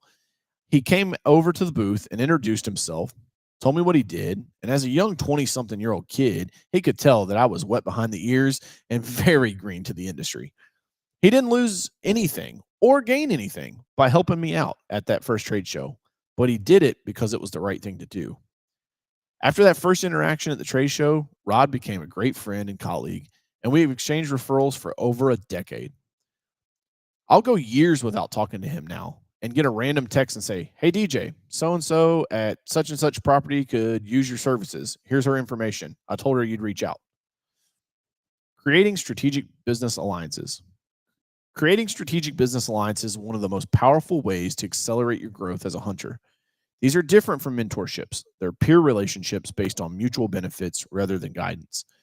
The right business allies can open doors, extend your reach, and provide critical support when challenges arise. When seeking business allies, look for these qualities. Complementary offerings. They service the same clients but offer different services. Shared values. Their approach to business ethics align with yours. Mutual respect. They recognize your value just as you recognize theirs. Reliable follow through. They do what they say when they say they're going to do it. Natural rapport. There's an easy chemistry that makes collaboration enjoyable. Business alliances don't need to be formalized with contracts and agreements, though sometimes that makes sense. Often, the most powerful alliances develop organically through consistent mutual support over time. The key is to approach these relationships with a genuine desire to give value, not just extract it. Ask yourself, how can I help this person succeed? Rather than, what can this person do for me? When you lead with generosity, reciprocity often follows naturally. The benefits of networking and collaboration. The right relationships don't just shape who you are, they determine what you can accomplish. Creating a pack to hunt with could be one of your most beneficial tools. I used to think I could do it all by myself. Quickly learned that I was being stubborn and egotistical. Hunting alone means you must figure everything out yourself, reinvent every wheel, and open every door through your own limited efforts. And remember, in the beginning stages, you have limited resources. Trust me, there is no nobility in being a lone wolf. Find yourself a pack or a group of like-minded people by contacting other entrepreneurs and sales pros. Believe it or not, positive people love helping other people. The power of collaborative hunting. In nature, wolves don't hunt alone if they're after large prey. Lions form prides to take down animals they could never conquer individually. The same principles apply in business. Collaborative hunting, networking with strategic intent, allows you to tackle opportunities far beyond what you could approach alone. This isn't just about knowing more people. It's about knowing the right people in the right way. When you build genuine relationships with complementary hunters, you create a force multiplier for everyone involved. Think about it this way. If you know 100 people and each of them knows 100 people, that's potentially 10,000 connections. But the real value isn't in the number. It's in the quality and depth of these connections. One deep, trusting relationship with the right ally can be worth more than 1,000 superficial contacts. When I decided to start selling to apartment managers, I would walk in the front door, introduce myself, and try to set up a meeting with the manager. Success rate, 30% at best. After joining the local apartment association and finding like-minded sales guys from other companies, I realized the power of hunting with a pack. This connection resulted in us facilitating a lunch and learn in a room full of managers. After that meeting, we sent out well over $500,000 worth of proposals. Had I not made these connections, I may not have had that same opportunity. leveraging professional organizations. Building your network by joining various associations is a great tool I feel many entrepreneurs never utilize. There are many chambers of commerce, young professionals, Rotary, and even industry related associations are amazing resources to help you become part of a network of other professionals, as well as something bigger than yourself. Entrepreneurship gets lonely. Finding someone and bringing them value creates that mutualism in the market that saves you tremendously in tough times. These organizations provide structured opportunities to connect with potential mentors and allies in your industry or community. Don't just join and attend meetings passively, though. Volunteer for committees, speak at events, contribute your expertise. The more value you add to the organization, the more visible you become to the established members who might become valuable connections. When I joined my local apartment association, I didn't just attend meetings. I made sure to introduce myself to key players, volunteered for committees, and positioned myself as a valuable resource. This active approach accelerated my ability to form meaningful connections that led to business. Networking in the digital age. The digital revolution has transformed how we network, removing geographical limitations and creating new platforms for connections. Social media has become an incredible tool for finding and connecting with like minded entrepreneurs globally. I'm a member and regular contributor to several groups on Facebook, LinkedIn, and Discord. I've made several new friends and valuable business connections through these platforms. Here's a simple approach that works. One, find groups that align with your business interest or industry. Two, request to join and observe the conversations first. That's very important. Observe first. Three, start contributing valuable insights without immediately selling. Four, connect personally with members who share your mindset. Five, build relationships before proposing collaborations. Another huge benefit in the new era of business is having the ability to remove geographical boundaries to connect with others. You can utilize this to help grow your presence by bringing in your comrades. Video platforms like Zoom, Google Meets, or even live streams, like I'm doing right now, uh, allow on social media channels allow you to collaborate with people worldwide. When you do these collaborative sessions, you experience what I call cross pollination. Some of their audience will be new to you. Likewise, with your audience for them. If they like your content, they're likely to follow you and potentially become clients or partners. This is one of the main reasons I have my podcast. It's a way for me to reach out to influential individuals and offer to put them on a pedestal while providing value to my audience. There aren't many people who don't appreciate having their expertise recognized. The compound effect of networking. Like compound interest in finance, networking creates exponential returns over time. Each connection potentially leads to multiple new connections. Each opportunity potentially leads to multiple new opportunities. And each collaboration potentially leads to deeper and more valuable collaboration. But this compounding only works if you maintain and nurture your network consistently. Many entrepreneurs make the mistake of networking intensively when they need something, then letting their connections go cold when they don't. This approach severely limits the compound effect. Instead, think of networks as an ongoing investment, regular deposits of value, sharing useful information, making introductions, recognizing achievements, offering support. Ensure that your network continues to grow in both size and strength. These small, consistent actions compound over time, creating a robust ecosystem of connections that provide increasing returns. I've experienced this firsthand. Relationships I established years ago continue to bear fruit today, often in ways I never could have anticipated when the connection was first made. A casual introduction at a conference led to a major partnership 3 years later. A small favor for a colleague resulted in a game changing opportunity down the road. Overcoming networking resistance. Despite its proven benefit, many entrepreneurs resist networking. They see it as insincere, time consuming, or outside their comfort zone.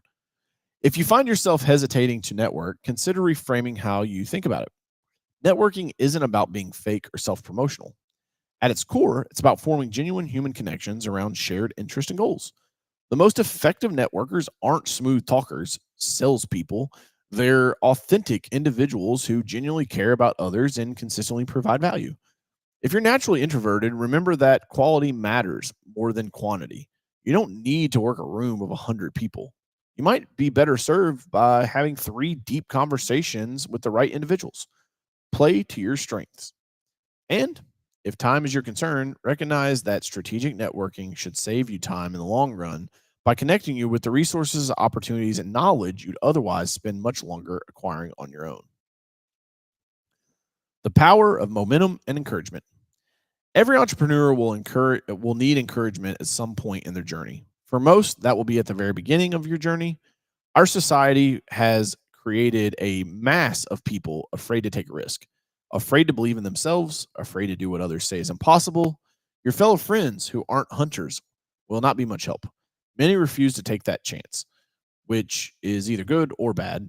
Remember, as I shared earlier, business ownership isn't meant for everyone. Les Brown, a famous had a famous saying: "Birds of a feather flock together." This saying speaks to hunters as well. As a hunter, you will have ups and downs, and maybe one of the most important aspects of having some carnivore camaraderie is having a pack to lean on when things just aren't going well. They will be there to encourage you to keep going, keep pushing. Phone conversations will turn to pure gold, bouncing ideas back and forth, letting iron sharpen iron. The ideas will draw from hour long discussion. The ideas I draw from hour long conversations with my comrades have amazed me. Then being encouraged to pursue them with the passion and drive that only hunters have. If you can build a circle around you that increases happiness and joy while simultaneously driving out negativity and hate, you will be in an environment where fear doesn't exist. That's your biggest challenge right now. You haven't made that first or next leap because you're afraid of what might happen or what people might think. It's your life. You're in charge. Surround yourself with like minded individuals, and your confidence will increase. Mass multiplied by velocity is momentum. Momentum is the most powerful force you will ever experience in business. It's why a rock can hold a car on a hillside, but stands no chance against that same car when it travels 70 miles an hour down the highway. This same principle applies to your networking. The momentum created through your associations with other hunters will propel you to bigger goals and impacts, not only for yourself, but for everyone you encounter.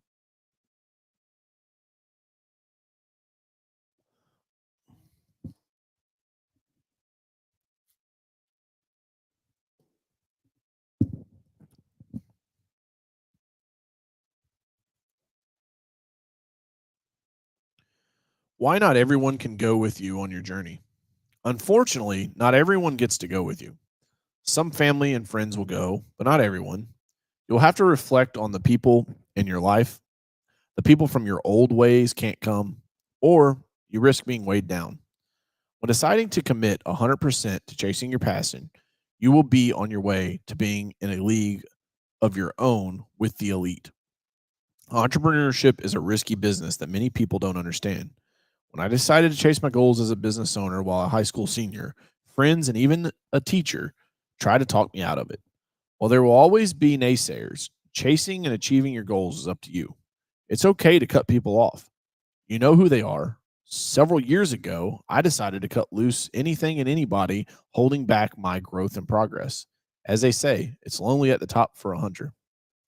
Identifying comrades that need to be changed. Self doubt is the kryptonite of an entrepreneur. Self doubt will only exist in a negative environment. Unfortunately, I grew up in an environment that believed if someone was doing better than us, or had more than we had, or was rich, then they more than likely cheated, stole, or screwed somebody over. This is simply being a victim on my family's part. They never stopped to look at their current situation and decided that they were a product of their choices and decisions. Maybe instead of my cousin blowing lines and popping pills, they could have started a business. Instead of flipping weed, they could have flipped sneakers or played video games. Nevertheless, the negativity in their life was ultimately their demise.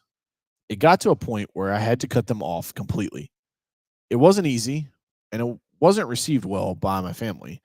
But at some point, I decided to stop playing the victim and take absolute control of my life. If it was going to be, it was up to me, as that old Zig Ziglar quote says. You need to make the tough decisions. The sooner, the better. The evolution of your circle.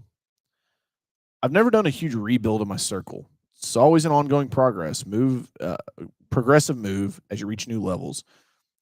of success. As you set new goals for yourself, some people in your circle will naturally fall off because they aren't growing as fast as you are. That's okay, and you can't make yourself feel bad about it. We only have a finite number of years on this planet. We can't dilly dally around. There's that Kentucky word again. Worrying about hurting people's feelings or what others may think. Be unapologetically yourself and never apologize for having big goals. Not everyone is meant to travel at the same speed or on the same road.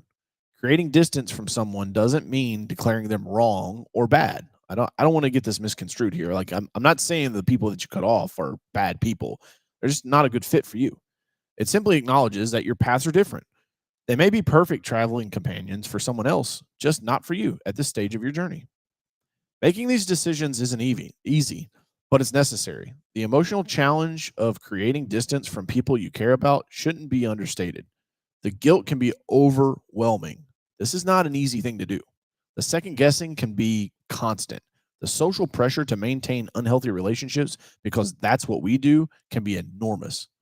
But remember this: genuine love supports growth, even when that growth creates distance. True friends want your success, even if they can't directly contribute to it. Real family celebrates your rise, even if they don't understand every step of your journey. You have permission to outgrow relationships that no longer serve you, permission to distance yourself from people who drain rather than energize you, permission to choose your future over your past. Choose wisely those who walk beside you on this hunt. Your success depends on it.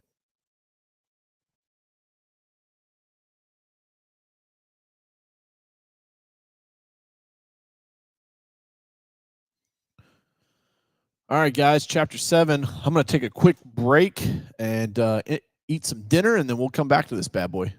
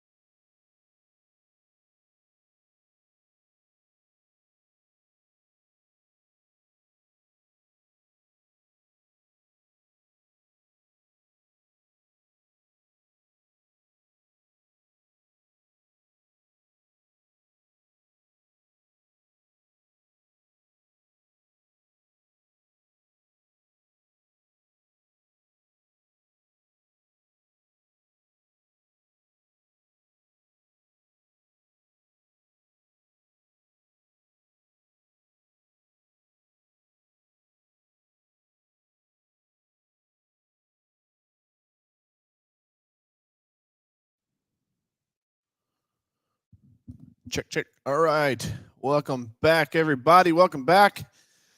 Lighting's better because the sun is down. I had a quick little bite to eat, and we are rolling on 6.5 hours on the live stream. I've just been waiting for something to kick me out of here, but we're here. We're rocking and rolling. So we are going to move into chapter 7, which is The Wild Fights Back.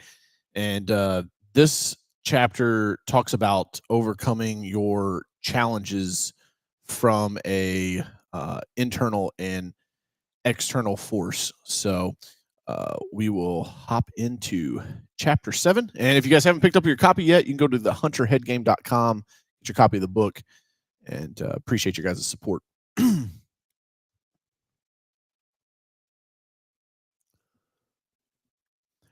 Chapter 7, The Wild Fights Back, Overcoming External and Internal Challenges. In ages long past, when hunters ventured into untamed wilderness, they carried two weapons, the spear in their hand and the resolve in their heart. For lo, it was written that the hunter faces not one battle, but two, the hunt in the wild and the hunt within. The wilderness does not discriminate between the worthy and the unworthy. It presents its challenges to all who dare to enter its domain. Storms rage without concern for the hunter's plan. Prey adapts without regard for the hunter's hunger. Seasons change without mercy for the hunter's preparation. Yet greater still is the wilderness within. The terrain of doubt, fear, and hesitation that must be conquered before the external hunt can succeed. The ancient scrolls speak of hunters who faltered not because their prey was too swift, but because their resolve was too weak. Not because the competition was too fierce, but because their adaptation was too slow. Behold the truth etched in stone since the dawn of the hunt. The most dangerous predator is not the one that stands before you, but the one that lives inside you. The greatest competition is not with those who hunt beside you, but with who you were yesterday. The novice hunter seeks only the kill. The master hunter embraces the entire journey, finding wisdom in waiting, strength in pursuit, patience in tracking, and joy in the ultimate conquest. For what is the value of a successful hunt if the hunter returns spiritually diminished? The legendary hunters of old understood that external challenges sharpen the body, while internal challenges sharpen the soul. They faced both with equal courage, knowing that mastery of the wilderness begins with mastery of the wilderness within. As you venture forth into your own hunting grounds, where market forces clash like thundering herds and business challenges stalk like hidden predators, ask yourself, do you carry both weapons? Have you prepared for both hunts? Are you ready to overcome not just what stands in your path, but also what stands in your mind? The hunt awaits.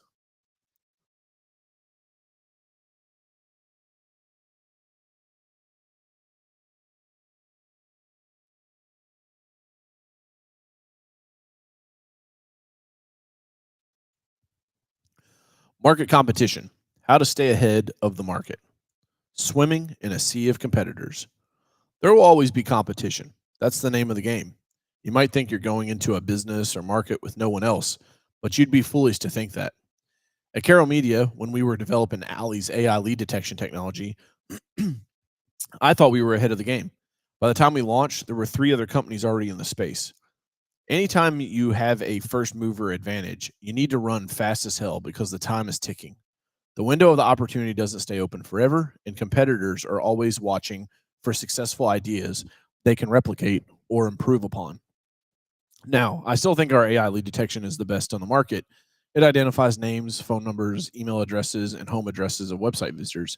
But some of the market has already been gobbled up by the competition, and a certain percentage of those businesses will never change providers. First mover advantage isn't just about being first. It's about capitalizing on the position before others can catch up.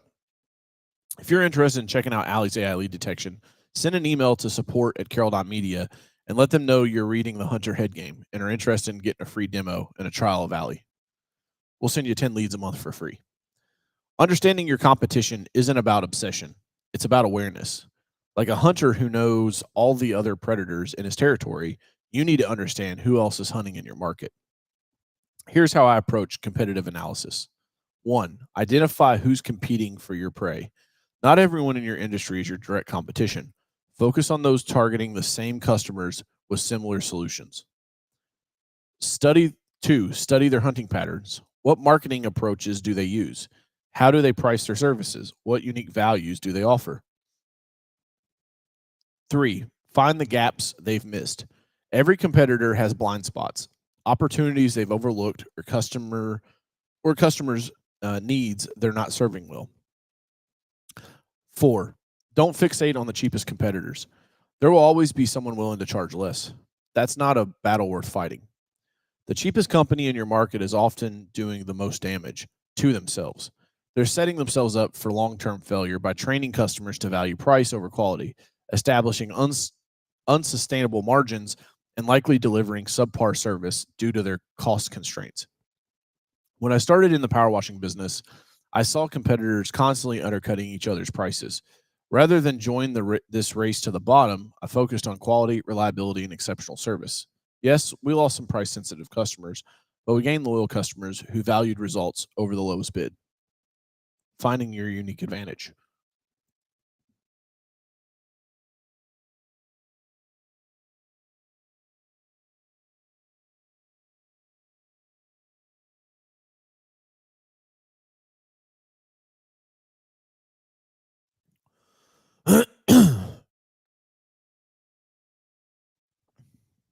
Sorry, guys.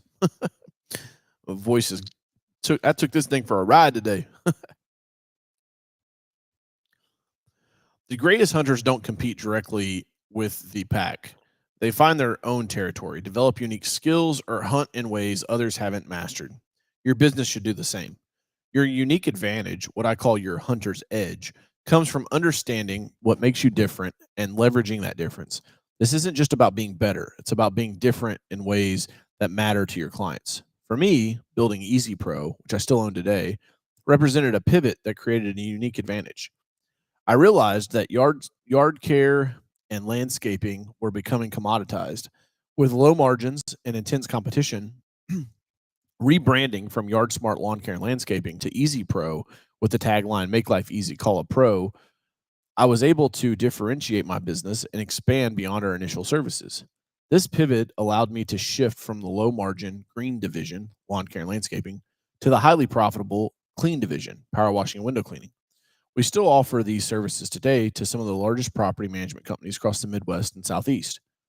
Your unique advantage might come from specialized expertise that others don't possess, superior systems that deliver more consistent results, a unique combination of services that solve related problems, better client experience that creates emotional loyalty, a distinctive approach to solving common problems. Once you identify your unique advantage, you need to become known for it. Becoming the expert in your client's eyes isn't about claiming expertise. It's about demonstrating it consistently through your actions, content, solution, and results. Winning client loyalty in a competitive landscape. Client loyalty isn't what it used to be. With more options than ever and easy access to information, today's clients can and will switch providers if they see a better alternative. The days of lifetime clients are largely over, replaced by the need to continuously earn and re-earn loyalty. Knowing this, we've built several strategies at Carroll Media to maintain strong client relationships despite fierce competition. Add value beyond the transaction. We regularly share industry insights, market updates, and helpful tips with clients, even when there's nothing in it for us immediately. Build relationships at multiple levels. If your relationship is just with one person at a client's company, you're vulnerable if they leave. Develop connections throughout the organization. Address issues proactively. When something goes wrong, and eventually something will always go wrong, own it immediately and present a solution before the client has to ask. Consistently exceed expectations. Underpromise and overdeliver, not by setting low bars, but by setting reasonable expectations and then surpassing them with extraordinary service. One of the most overlooked opportunities in competitive markets is the chance to expand business with existing clients. Many entrepreneurs focus so heavily on new client acquisition that they neglect the gold mines already in their client base. Your clients aren't interested in upsells or cross sells until you tell them about it. They're focused on their own challenges, not on discovering all the ways you might help them. It's your responsibility to educate them about additional solutions you offer that might benefit them. At Easy Pro, we built a system for introducing existing landscape clients to our power washing services at precisely the right time, typically typically when their property could visibly benefit from the service. This approach felt helpful rather than pushy because the need was evident and the timing was right. Controlling the hunt. In nature, hunters who control their environment succeed more often than uh, those who simply react to circumstances. The same principles apply in business. You need to control your sales process, client interactions, and marketing positioning. Too many entrepreneurs allow prospects to control the sales, resulting in endless delays, price negotiations, and ultimately lost deals. Instead, you need to lead the hunt through what I call detection and conclusion agendas. I'm sorry, discovery and conclusion agendas. A discovery agenda helps you uncover the prospect's true needs, pain points, decision making process, and buying criteria. Without this information, you're hunting blindfolded. Questions like, what caused you to explore this service now? And how will you measure success if we work together? Give you the intelligence needed to position your solution effectively. A conclusion agenda establishes clear next steps and timelines, preventing deals from stalling and indecision. This might include statements like, based on what we've discussed, I'll prepare a solution by Thursday. If it meets your needs, when could you make the decision? This approach respectfully moves the process forward while giving you visibility into the real timeline. The most common barriers that prevent prospects from buying, I sum up into an acronym I learned from my first sales coach: FUD, fear, uncertainty, and doubt. Fear of making the wrong decision, uncertainty that you're the best option available, and doubt about the promised results. Your job is to systematically remove these barriers through education, proof, clarity, and differentiation. This isn't manipulation, it's helping prospects overcome the psychological obstacles that prevent them from solving their problems. When clients see you as the best deal, it really rarely means that they think you're the cheapest option. Rather, they perceive that the value you deliver exceeds your price by the greatest margin compared to alternatives. This value gap is what makes clients choose you over competitors, even when your price is higher. Keeping the pipeline flowing. One of the most dangerous positions for a hunter is dependency on a single water source. If it dries up, survival is threatened. Similarly, entrepreneurs who depend too heavily on a few large clients or prospects put their business at risk. Never fall in love with the food. I've seen too many entrepreneurs become fixated on landing a particular dream client only to neglect their broader business development efforts. While that dream deal stalls, their pipeline dries up, creating feast or famine cycles. That destabilizes the business. The solution is to maintain a consistently flowing pipeline of opportunities at various stages. This requires one, systematic prospecting activities that happen regardless of how busy you are with current clients. Two, regular relationship nurturing with past and present clients for referrals and repeat business. Three, multiple lead generation channels so you're not dependent on a single source. Four, tracking and measuring each stage of your pipeline to identify and address bottlenecks. Your closing rate, which is the percentage of qualified opportunities that become clients, is a critical metric to track. Industry standards vary, but most B2B services expect a closing rate between 20 and 30% for new prospects and 60 to 70% for existing clients. If your closing rate drops below these levels, examine your qualification process. You may be pursuing poor fit prospects. Your value proposition, it may not be compelling enough, or your sales approach. You may be making common mistakes that kills deals. Rookie. Referrals remain the highest quality lead source for most businesses. To generate them consistently, create a referral system rather than making occasional awkward requests. Your best clients are usually happy to refer you. They just need to be reminded and guided through a simple process. At Carroll Media, we've built a success partnership program where we highlight clients' results and then naturally transition to asking, who else do you know who might benefit from similar results? This approach feels collaborative rather than transactional because it starts with celebrating their success. In a competitive market, remember this: you don't need to outrun the bear, you just need to outrun the other hunters. By staying sharper, moving faster, adapting more quickly, and maintaining a consistently full pipeline, you'll stay ahead regardless of how crowded your hunting ground becomes. The Hunter's Competitive Checklist. Before you venture into your next competitive situation, review this Hunter checklist to ensure you're fully prepared. 1. Know your territory. Have you thoroughly mapped your market landscape, including all major competitors and their positions? 2. Sharpen your spear. Is your unique advantage clearly defined and consistently demonstrated to prospects? 3. Track your prey. Are you systematically gathering intelligence about your prospects' needs and decision process? 4. Scout multiple paths. Have you established diverse lead sources to prevent dependency on a single channel? 5. Mark your territory. Does your brand clearly communicate your unique proposition and position in the market? 6. Strengthen your pack. Are you continually developing your team's capabilities to deliver superior value? 7. Protect your hunting ground. Do you have strategies in place to retain and expand relationships with existing clients? 8. Plan for changing seasons. Have you anticipated how market conditions might shift and prepared accordingly?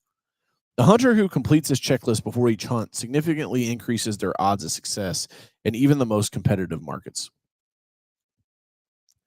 Business struggles: when to pivot and when to push forward. Time versus money, the entrepreneur's dilemma. As entrepreneurs, we face a fundamental truth that most people have never fully grasped. Time and money are interchangeable, but they're not equally valuable. You can always make more money. You can never make more time. I can't speak highly enough about Dan Martell's book, Buy Back Your Time. The strategies he teaches are invaluable for any entrepreneur seeking to break free from the time for money trap.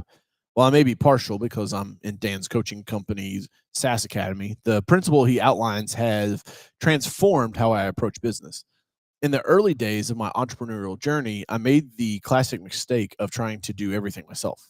I thought I was saving money, but I was spending something far more precious: my time. I was the guy answering phones, sending invoices, operating equipment, and meeting with clients. My business owned me rather than me owning my business. Today, I focused on spending my profits or money not on the things, not on things, but on people and services that buy my time back.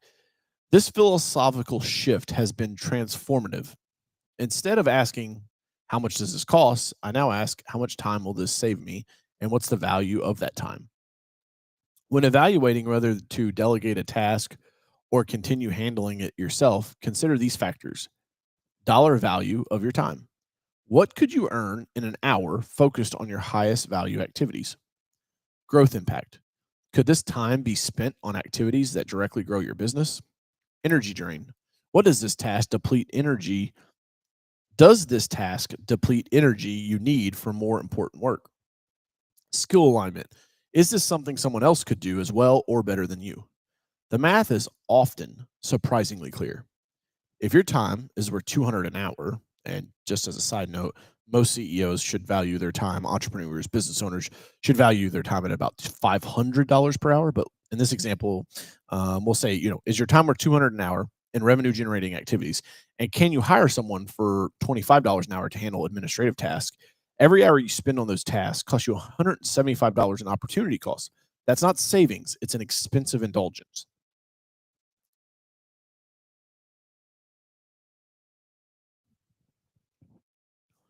Delegation as a strategic weapon. Delegation isn't just offloading tasks you don't like. It's a strategic weapon that multiplies your impact and accelerates your growth. When deployed effectively, delegation allows you to focus exclusively on the activities only you can do: setting vision, building key relationships, making high-level decisions, and innovating. The biggest obstacle to effective delegation isn't finding people. It's your own reluctance to let go. Many entrepreneurs fall into the trap thinking, By the time I explain how to do it, I could have just done it my damn self. The short term thinking keeps them perpetually stuck in operational details. The solution is to view delegation as an investment. Yes, it takes longer the first few times you delegate a task. You'll need to create some systems, document some processes, train people, and review their work. By the way, just see Dan Martell's systems for that and buy back your time. But after that initial investment, you receive compounding returns as that ask is handled indefinitely without your involvement. At Carroll Media, we've built comprehensive systems for handling post sales paperwork, one of the most time consuming yet necessary aspects of our business. What once consumed hours of my week is now handled by my team member following documented processes. The initial time investment to create these systems was significant, but the long term time savings has been enormous. Effective delegation requires a few things, though. One, it requires clear expectations. You have to define precisely what success looks like. What's it look like to win? And what does done look like? Proper training. Ensure people have the skills and knowledge they need. Documented processes. Create step by step instructions for repeatable tasks. Appropriate authority. Give people the power to make the necessary decisions. This one is one I see entrepreneurs screw up a lot. Lastly, regular check-ins. Provide feedback and support without micromanaging. Remember, the goal isn't just to hand off the task. It's to build the system that continue functioning with minimal input from you. When you can take a 2-week vacation and return to a business that ran smoothly in your absence, you've achieved effective delegation. I'll brag on my team here for a second. In the past 2.5 years, we've had 2 children and gotten married. And each time I was able to leave for multiple weeks. With both the babies, I left for 6 weeks and everything kept humming right along. So I just want to tell the young entrepreneurs, the guys that are just getting started out there, like, you can do this. It's possible. It just takes some time and some discipline and some focus, but it is the path to freedom. Recognizing when to pivot. One of the most difficult decisions any entrepreneur faces is knowing when to persist with their current approach and when to pivot. Push forward too long on a failing strategy, and you'll exhaust your resources. Pivot too quickly or too often, and you'll never gain traction. Earlier in the book, I told you about Yard Smart Lawn Care and Landscaping, which was the business I started right out of high school. About 3 years into that business, I realized that I needed to provide more services than just landscaping and lawn care. But my name had pigeonholed me into that service sector. I decided to make a pivot. I think it's okay to make pivots, and I understand that sometimes what works for you years ago isn't working anymore.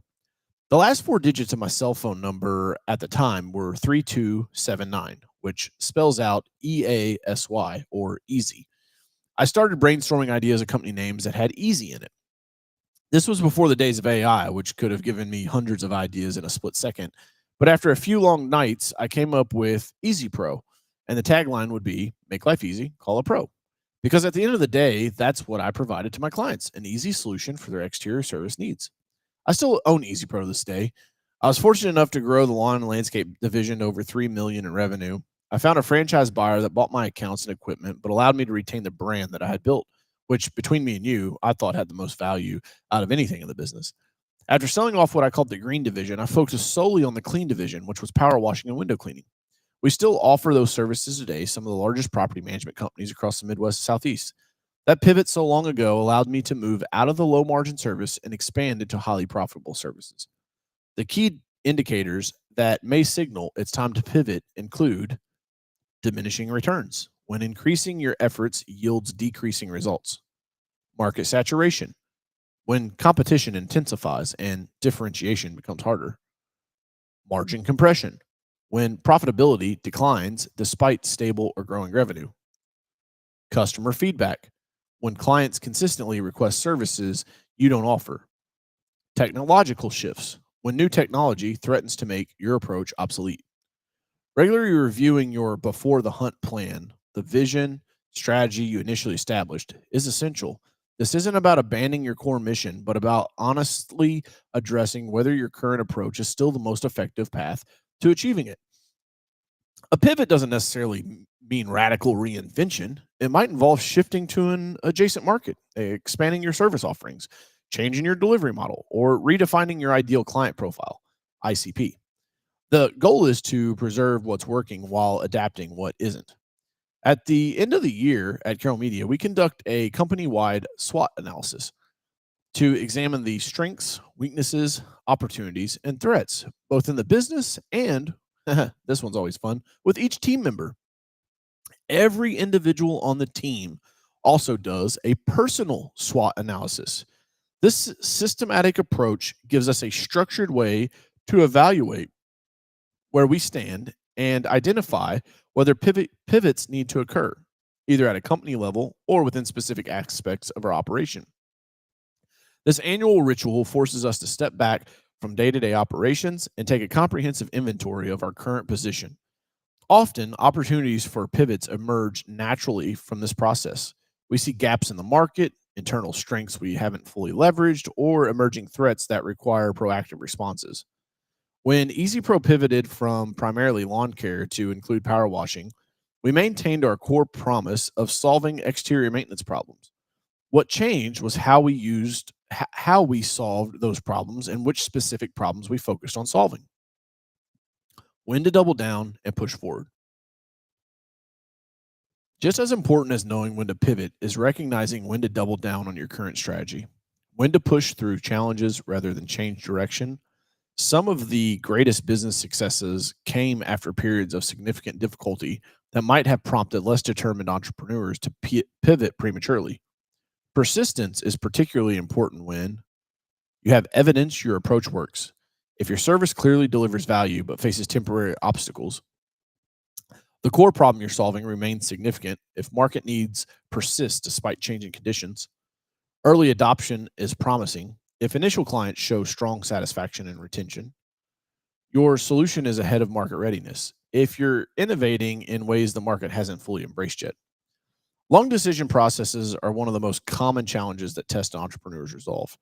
When potential clients take months to make decisions, it's easy to become discouraged and start questioning your offering. In commercial services, I've experienced sales cycles that stretched 18 months or longer. The key to maintaining momentum during these expanded processes is to create a mutual action plan, establish clear steps and timelines with the prospect's buy in, maintain regular contact, provide value in every interaction to stay top of mind, engage multiple stakeholders, build relationships throughout the organization, track and acknowledge progress, celebrate movement through the decision process, understand the client's decision making factors, know what truly drives their evaluation. Sometimes pushing forward means enduring significant discomfort.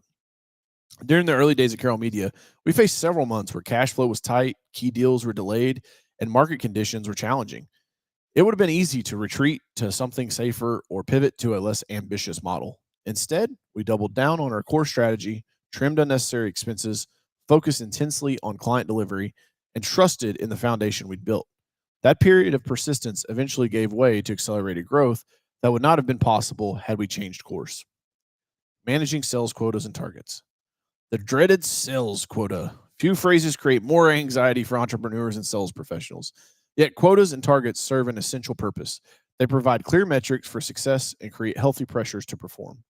The problem isn't quotas themselves, but how they're established and managed. Arbitrary quotas, disconnected from market realities or business capabilities, create unnecessary stress without improving results. I think this one's probably one of the most important lines in the book. Like, you have to understand what your target is and like what your resources are. Again, remember, in the beginning, you have very little time and very little resources. Instead, develop quotas based on historical performance. What has your business or team achieved in the past? Market condition. What happens in your industry and the broader economy? Available resources. What can you reasonably achieve with your current capabilities? Strategic objectives. What targets align with your long term vision? When I'm working with sales teams, I've found that the most effective approach was collaborative quota setting. Rather than imposing targets from above, I worked with each team member to establish goals they felt ownership of and committed to. This doesn't mean allowing people to set easy targets. It means engaging them in the process of establishing meaningful, challenging goals they believe are achievable with focused effort. Once quotas are established, the the key to achieving them is systematic activity management. Break down the final target into weekly and daily activities.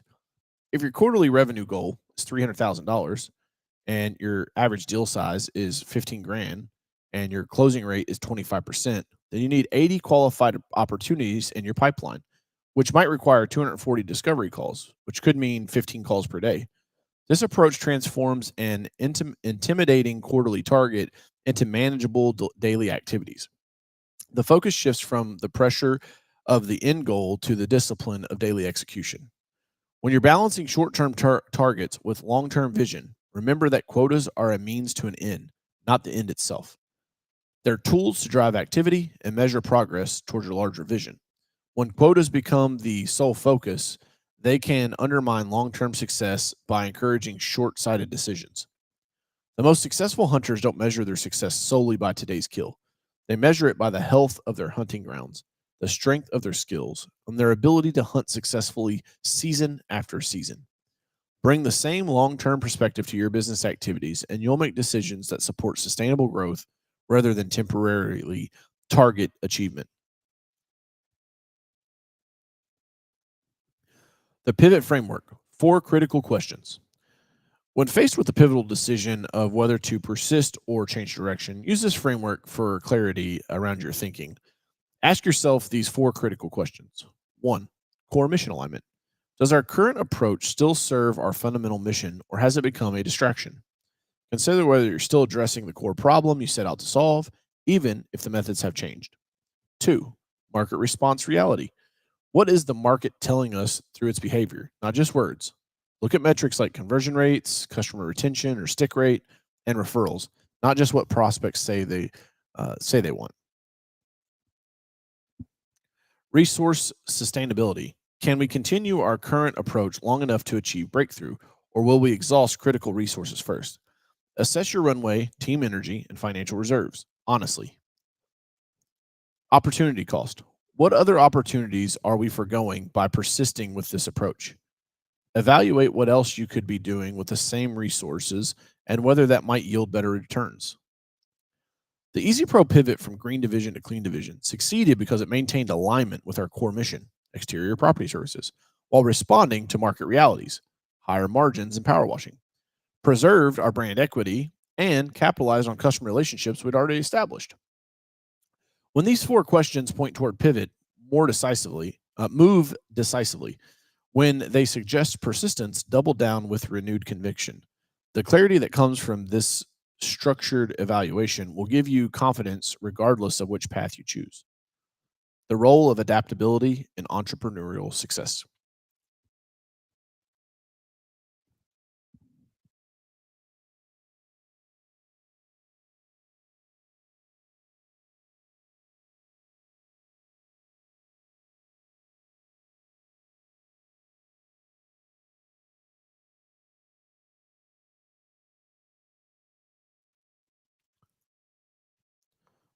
Staying sharp in a changing landscape. In the wild, predators that fail to adapt to changing environments eventually starve. The same principles apply in business. Markets evolve, customer preferences shift, technologies transform, and competitors innovate. The entrepreneurs who can't adapt to these changes become obsolete. Staying sharp isn't optional, it's survival. This means continuously honing your skills, expanding your knowledge, and refining your approach. The moment you believe you've mastered your craft is precisely when you become vulnerable to disruption. I've watched numerous entrepreneurs fail not because they lack talent or work ethic, but because they refuse to adapt. They become attached to their way of doing business, their hunting techniques, if you will, even as the landscape around them transformed. The adaptability mindset begins with humility. No matter how successful you've been, recognize that yesterday's formula for success won't necessarily work tomorrow. The most adaptable hunters approach each day with beginner's eyes, looking for changes in the environment that might require a new approach. This doesn't mean abandoning your principles or core values. In fact, clear principles enhance adaptability by providing a stable foundation from which to evolve your methods. At Carroll Media, our commitment to delivering measurable results for clients have remained consistent and constant. But how we achieve those results have evolved dramatically as technologies and market conditions have changed. Developing mental flexibility requires deliberate practice. Here are some strategies I've found effective. Expose yourself to diverse perspectives. Read beyond your industry. Connect with people outside your usual circles. These cross pollinations often spark innovative ideas and adaptations. Question your assumptions regularly. Ask, what if the opposite were true? This mental exercise loosens rigid thinking patterns. Run small experiments frequently. Test new approaches at low risk before committing significant resources. Study adaptable companies outside your industry. What allowed them to evolve successfully while competitors failed? Develop scenario planning skills. Regularly imagine different possible futures and how you might respond to each. The rigid hunter starves not because of a lack of prey, but because of an inability to hunt differently. Don't let your past success formula become tomorrow's failure recipe. Adapting to client behaviors. One of the most crucial areas requiring adaptability is how you respond to changing client behaviors. These shifts occur constantly, sometimes gradually and sometimes suddenly, requiring corresponding shifts in your approach. Consider how client communication preferences have evolved. Just a decade ago, phone calls and emails were the primary channel. Today, clients might prefer text, video calls, social media DMs, Slack channels, or any other number of platforms. The adaptable entrepreneur meets clients where they are rather than insisting they communicate on the entrepreneur's preferred terms. Now, I'll break away from the text here for a second and put a caveat. This greatly this depends greatly on the positioning in the marketplace, right? So if you have an extremely high demand for what you sell or provide, then more of those terms can be or more of the preferences can be on your terms, right?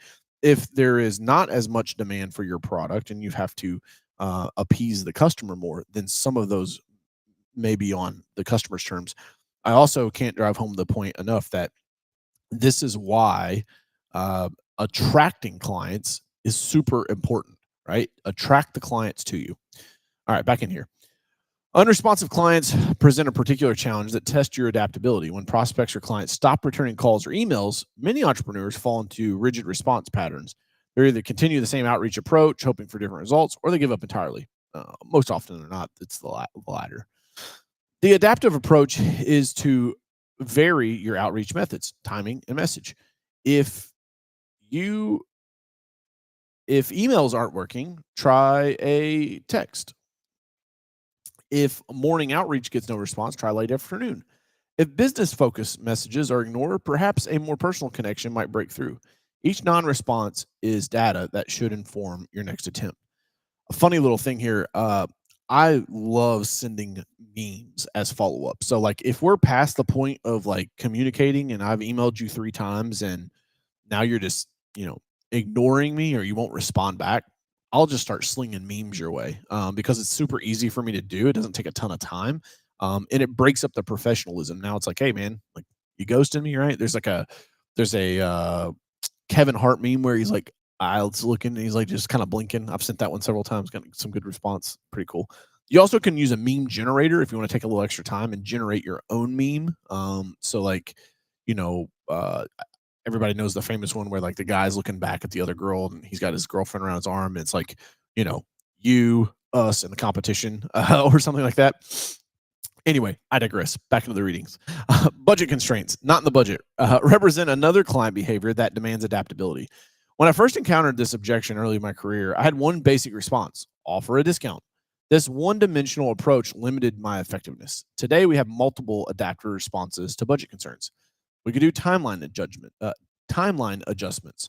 Could we adjust the timeline to align with your next budget cycle? Scope modification. What version of the solution would fit your current budget? Performance-based pricing. What if we tied our compensation to the results we deliver? Budget reallocation. Are there other initiatives that might be lower priority than this one? Multi-phase approach. Could we start with a smaller phase that fits the current budget? Each client and situation requires a different adaptive response. The hunter who has only one approach to tracking prey will go hungry when conditions change.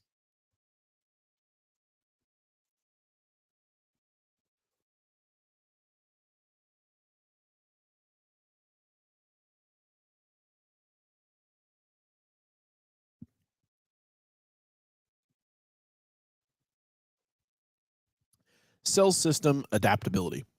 While having sales system is crucial for scalability and consistency, those systems must themselves be adaptable. Rigid sales processes that can't flex to accommodate different situations become liabilities rather than assets. The solution is to build your sales system with adaptability engineered into them. At Carroll Media, we've developed a core sales methodology, the SOSC method, discovery, and conclusion agendas that includes deliberate decision points where the approach can be customized based on specific client characteristics, market conditions, and competitive factors. This looks like a decision tree rather than a linear process. At each key injunction, our team evaluates the situation and selects the most appropriate path forward. The system provides structure and consistency while allowing for situational adaptation. Negotiation tactics particularly benefit from this adaptable approach. Different client types respond to different negotiation styles. Analytical clients value data driven discussions and detailed ROI analysis. Relational clients respond to stories, social proof, and connection based approaches. Driver clients want bottom line impact and direct communication. Expressive clients appreciate vision, innovation, and creative solution. The key to successful negotiations lie in this adaptive flexibility, understanding when to use which approach and how to switch approaches when the current one isn't working. In my experience, the most effective negotiators aren't those with the most aggressive tactics or strong positions. They're those who can read the room and adapt their approach in real time as real time negotiations unfold. Chris Voss, former FBI hostage negotiator and author of Never Split the Difference, exemplifies this adaptive negotiation approach. He teaches tactical empathy, the ability to understand the other party's position and adapt your approach accordingly. This doesn't mean compromising your objectives. It means finding the most effective path to achieving them based on the specific situation. Technological and market adaptation. Technology changes at a pace that can overwhelm entrepreneurs, especially those who aren't naturally tech oriented. This is probably a very, very important part of this book, honestly, especially with all the things with AI going on. Yet technological adaptation is a non-negotiable in today's business environment. The challenge is distinguishing between technologies that represent fundamental shifts requiring adaptation and those that are merely distractions. Not every platform, tool, or trend deserves your attention or resources. At Carroll Media, we evaluate new technologies through these five lenses. Sorry. Client impact. How will this improve our ability to deliver value?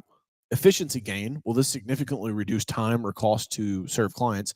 Competitive advantage. Does this create meaningful differentiation? I call that my moat. Does it dig the moat deeper around the business? Strategic alignment. Does this advance our long-term vision? Implementation feasibility. Can we reasonably integrate this into our operation? This framework helps us be early adopters of truly important technologies while avoiding the shiny object syndrome that distract many entrepreneurs. When we developed our AI lead detection technology, we weren't first to market, but we recognized the fundamental shift this technology represented and how businesses could identify and connect with prospects. We adapted by developing our own superior version rather than ignoring the change. Viewing your business through the windshield rather than the rearview mirror is essential for technological and market adaptation.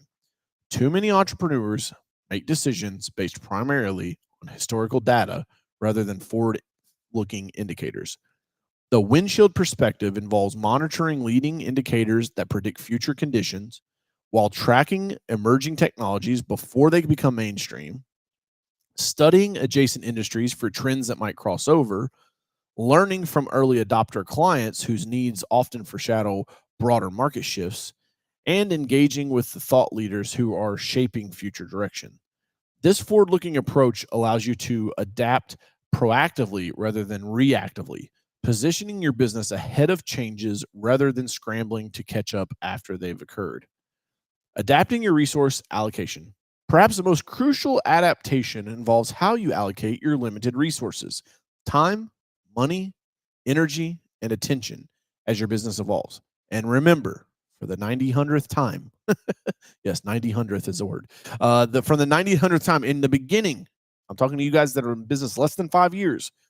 If you didn't go raise a big round of funding, you have very limited time, very limited money, very limited energy, and very limited attention. You must allocate it appropriately. The resource allocation that worked in the startup phase will cripple your growth phase. The investment that drove your growth phase may undermine your maturity phase. The key is to regularly reassess your resource allocation based on your current stage and objectives rather than continuing historical patterns by default. When I started Easy Pro, I allocated about 70% of my time to direct service delivery, 20% to sales, and 10% to administrative. As we grew, continuing this allocation would created a ceiling on our growth, and it actually did for a couple of years until I figured this out. I progressively shifted to 40% sales, 40% team development, and 20% strategic planning, dramatically changing how I invest in my time as needs evolve. Now I'm 97% of my time is spent developing our team, and I really just speak with a few key clients in that business. But this business is in a very mature stage and has been optimized over almost 2 decades. Knowing when to invest in growth versus when to focus on profitability represents another critical resource allocation adaptation. There are seasons for aggressive expansion and seasons for consolidation. The adaptable entrepreneur recognizes which season they're in and adjust accordingly. At Carroll Media, we are reinvesting nearly every dollar of profit into growth, hiring ahead of revenue, developing new capabilities, and expanding our market presence. We are in full blown growth mode. So that is what's demanded. The distinction between strategic and tactical adaptation is important here. Strategic adaptation involves fundamental shifts in your business model, market positions, or value propositions. Tactical adaptation involves adjustment in how you execute your strategy. Both are necessary, but confusing them can create massive problems. Don't make tactical changes when strategic adaptation is required, and don't disrupt your entire strategy when simple tactical adjustments would suffice. If that seemed like a lot, go just rewind that and listen to it again, because I'll tell you that's one of the biggest lessons I've had to learn in business, almost 20 years in now, is the difference between tactical changes and strategic changes.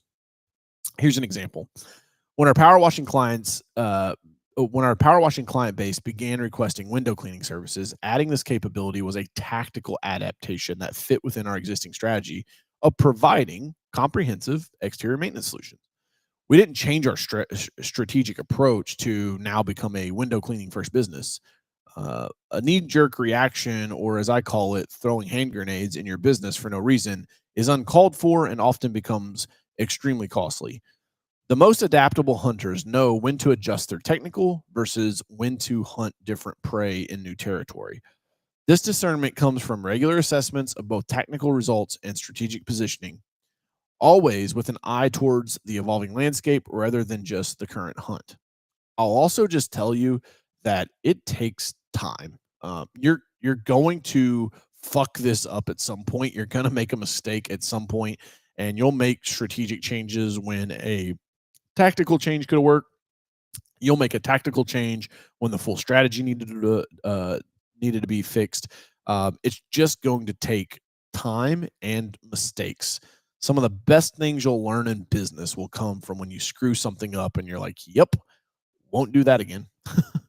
The adaptation framework, principles versus practices. The key to successful adaptation lies in understanding the crucial distinction between your principles, which should remain relatively stable, and your practices, which continuously evolve.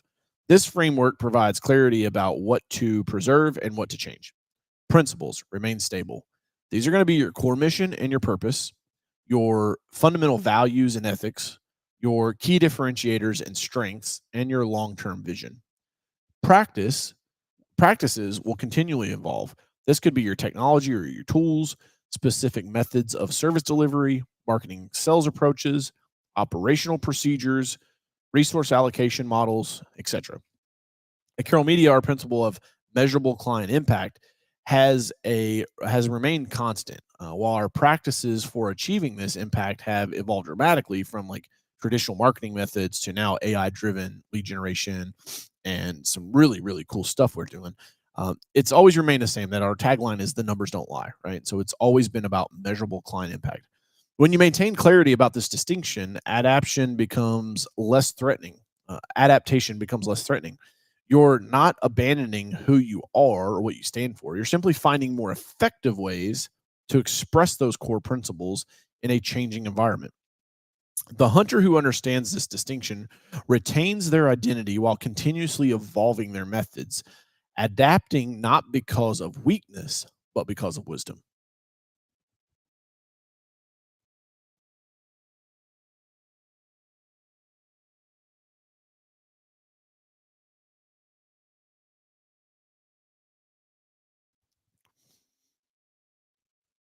The thrill of the hunt, finding joy in the process. True hunters understand a fundamental truth that escapes many entrepreneurs. The hunt itself is the reward, not merely the kill. When you find joy in the process, the tracking, the pursuit, the strategic positioning, you develop resilience that carries you through inevitable challenges. Pride has no place in sales or business other than your pride in your in your pack. This might seem counterintuitive, but the most successful hunters approach their craft with humility rather than ego.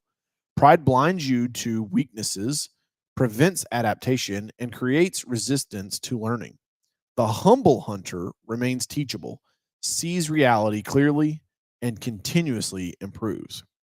I've watched many a talented entrepreneurs fail because their pride prevented them from making necessary adjustments. They become so attached to their initial vision or approach that they couldn't evolve when circumstances demanded it. They confused pride with conviction, failing to recognize that the true conviction includes the courage to change methods when necessary. In contrast, finding meaning in daily challenges transforms entrepreneurship from a series of obstacles into a journey of growth. Each problem becomes an opportunity to develop new skills, deepen your understanding, and strengthen your capabilities. This perspective shift doesn't make challenges easier, but it makes them purposeful. The hunter's mindset involves cultivating a healthy obsession with improvement, not perfectionism. Remember, perfection never arrives. Perfectionism will paralyze, but a commitment to becoming incredibly better every single day is what you need. This healthy obsession creates momentum through small daily advances rather than aiming for occasional major breakthroughs. I practice this through my 1% better approach, identifying one small improvement I can make each day in my process, client interactions, or personal capabilities. These micro improvements compound over time, creating blah, significant progress without the pressure of dramatic transformations. This mindset extends beyond business results to my own character development. The hunt shapes the hunter as much as the hunter shapes the hunt. The challenges you overcome, the resilience you develop, and the wisdom you gain through experiencing gradually transforms you into someone capable of greater achievements. The journey matters more than the destination because the journey creates the person who ultimately arrives. The destination itself will likely evolve as you grow, but the capacity to pursue worthy objectives with skill and determination remains consistent regardless of which specific prey you're tracking. The joy of the perfect kill. While finding joy in the process is essential, there's undeniable satisfaction in a successful kill. Closing the deal, launching the product, solving the problem, or achieving the objective, these moments of completion provide validation, momentum, and add energy for the next hunt. Celebrating these wins is not just enjoyable, it's strategic. Each success builds confidence, reinforces effective behavior, and creates positive emotional association with the challenging work of entrepreneurship. The hunter who never acknowledges successful kills misses an important source of motivation. I've developed rituals in my business for celebrating different types of wins. And I'll be honest with you guys, I don't do this enough. And it's probably one of my weaknesses of not taking the chance to celebrate. Number one, new client acquisitions. We have a physical bell that we ring and a company wide acknowledgement. Project completion. We have team lunches with specific recognition of key contributors And then revenue milestones, quarterly celebrations with rewards tied to achievement. I also don't think this one made it into the book, but I'll tell you guys, we also do a fast 10, which is I return 10% of the profits back to the team members at the end of the year during their annual bonus. These celebrations weren't just about making people feel good, although that mattered too. They were about reinforcing what success looked like and building a culture that recognized and replicated effective approaches. The satisfaction of helping clients solve problems represents a particularly meaningful type of kill for service based entrepreneurs. When you fundamentally improve a client's condition through your expertise and effort, the resulting satisfaction goes far beyond financial rewards to a deeper sense of purpose. I've found that this client focused perspective creates a virtuous cycle. When you genuinely focus on solving clients' problems, most sales obstacles naturally dissolve. Resistance decreases, trust increases, and the relationship becomes collaborative rather than adversarial. This doesn't mean you shouldn't care about your business objectives or revenue goals. It means you recognize that the most reliable path to achieving them runs through creating significant client value. The hunter who helps his tribe eat not only eats himself, but gains status, influence, and long term security. The perfect kill is in business isn't just making the sale. It's creating outcomes so valuable that clients become advocates, team members become inspired, and you yourself become more capable and confident for the next hunt. Maintaining enthusiasm during long hunts. Entrepreneurship is not a sprint. Newsflash, if you hadn't figured that one out yet. It's a series of ultra marathons. Many business objectives require sustained effort over extended periods, sometimes years, before yielding significant results. Maintaining enthusiasm during these long hunts separates successful entrepreneurs from those who start strong but fade before reaching their objectives. The key is finding the optimal balance between challenge and skill, what psychologists call flow state. When challenges slightly exceed current capabilities, you experience engagement without overwhelming stress. When challenges far exceed capabilities, anxiety results. When capabilities far exceed challenges, boredom sets in. The ideal entrepreneurial experience involves deliberately managing this balance, continuously increasing the challenges as capabilities grow. This progressive challenge approach maintains engagement while building capacity. It's why video games level up difficulty as players improve. The same principle applies to business challenges. It's the as if like if you just play the same level over and over and over again and you keep beating it, eventually you'll get bored. I apply this approach to through my progressive challenge matrix, a framework that helps me and my team members identify our current capability levels and match it with appropriately challenging work.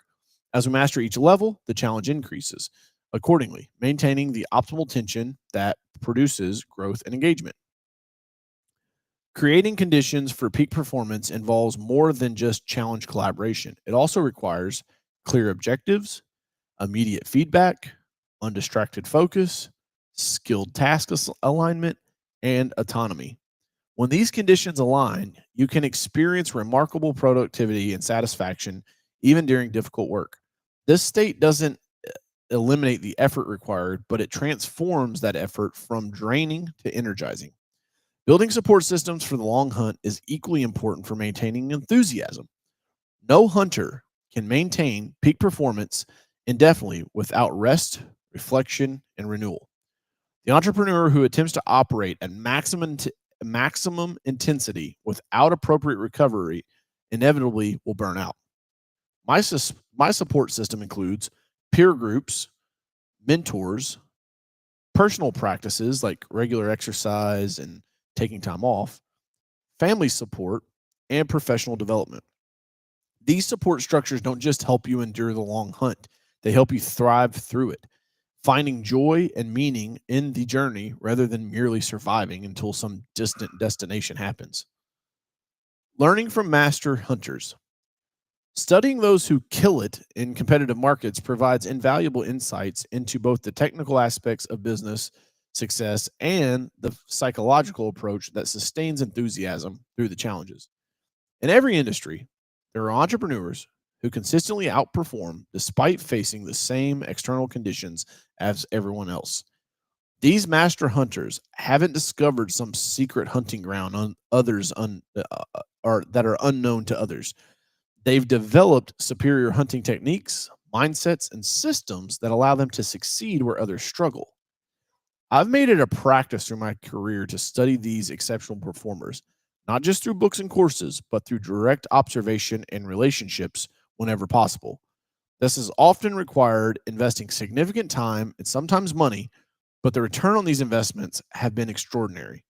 Some of the patterns I've observed among master hunters include: they love the game itself, not just the outcomes. Their enthusiasm comes from the challenge as much as the reward.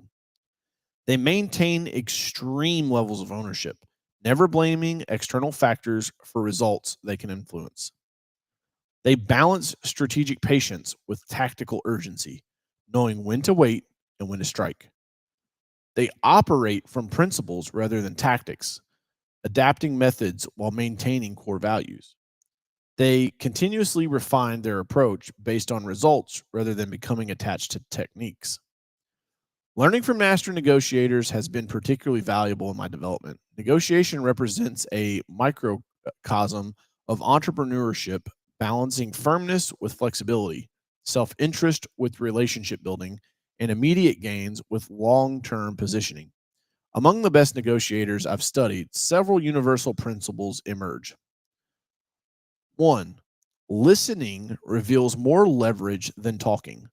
Understanding the other party's true priorities opens paths to agreement. Emotional control determines outcomes. The negotiator who remains calm holds an inherent advantage. Creative optionality trumps brute force.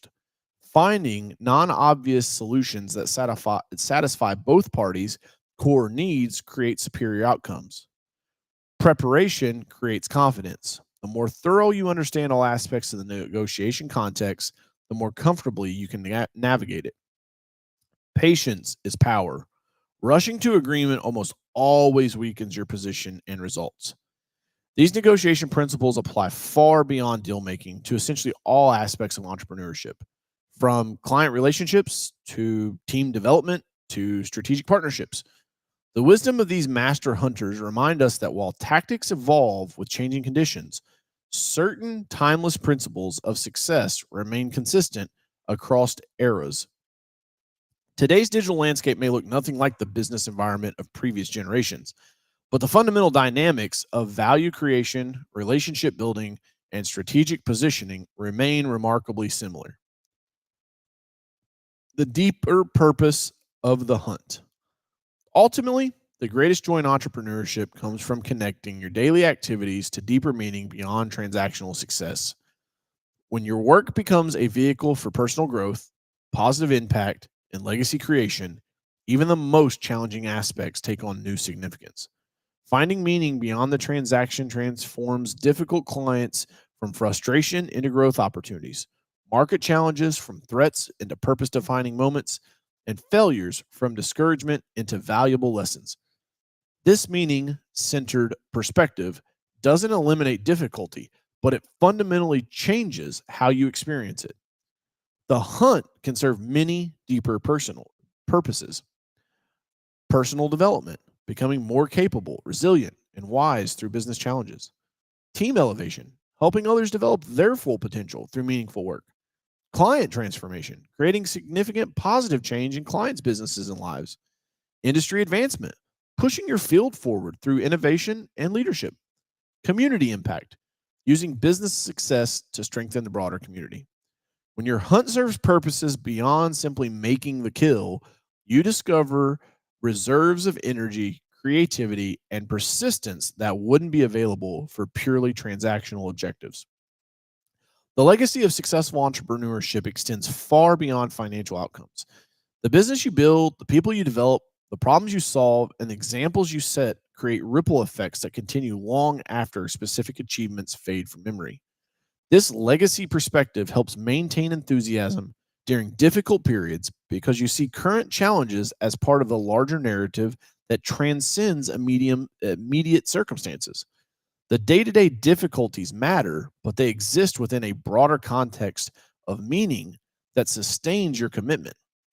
In my own journey, I found that connecting business activities to legacy creation uh, transforms how I experience entrepreneurship. Challenges become chapters in a larger story rather than isolated problems.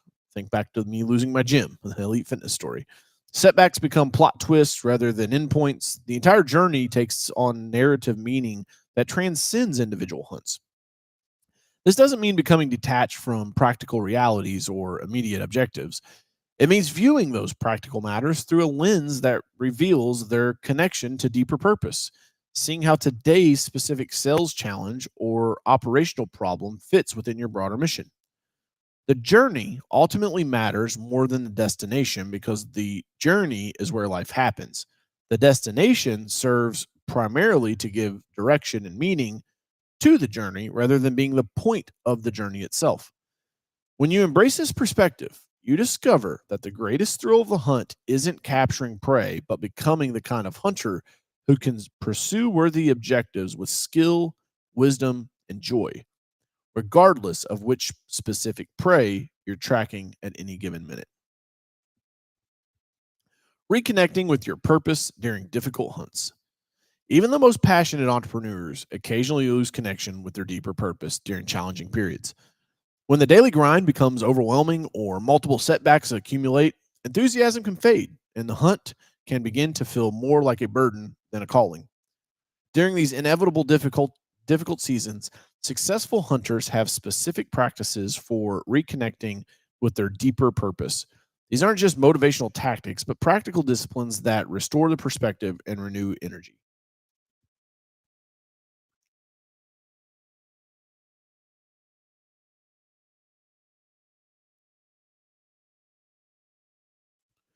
Return to origin stories. Regularly revisit why you started this journey in the first place. Carroll Media, I keep a journal with stories of our earliest client wins and the problems we set to solve.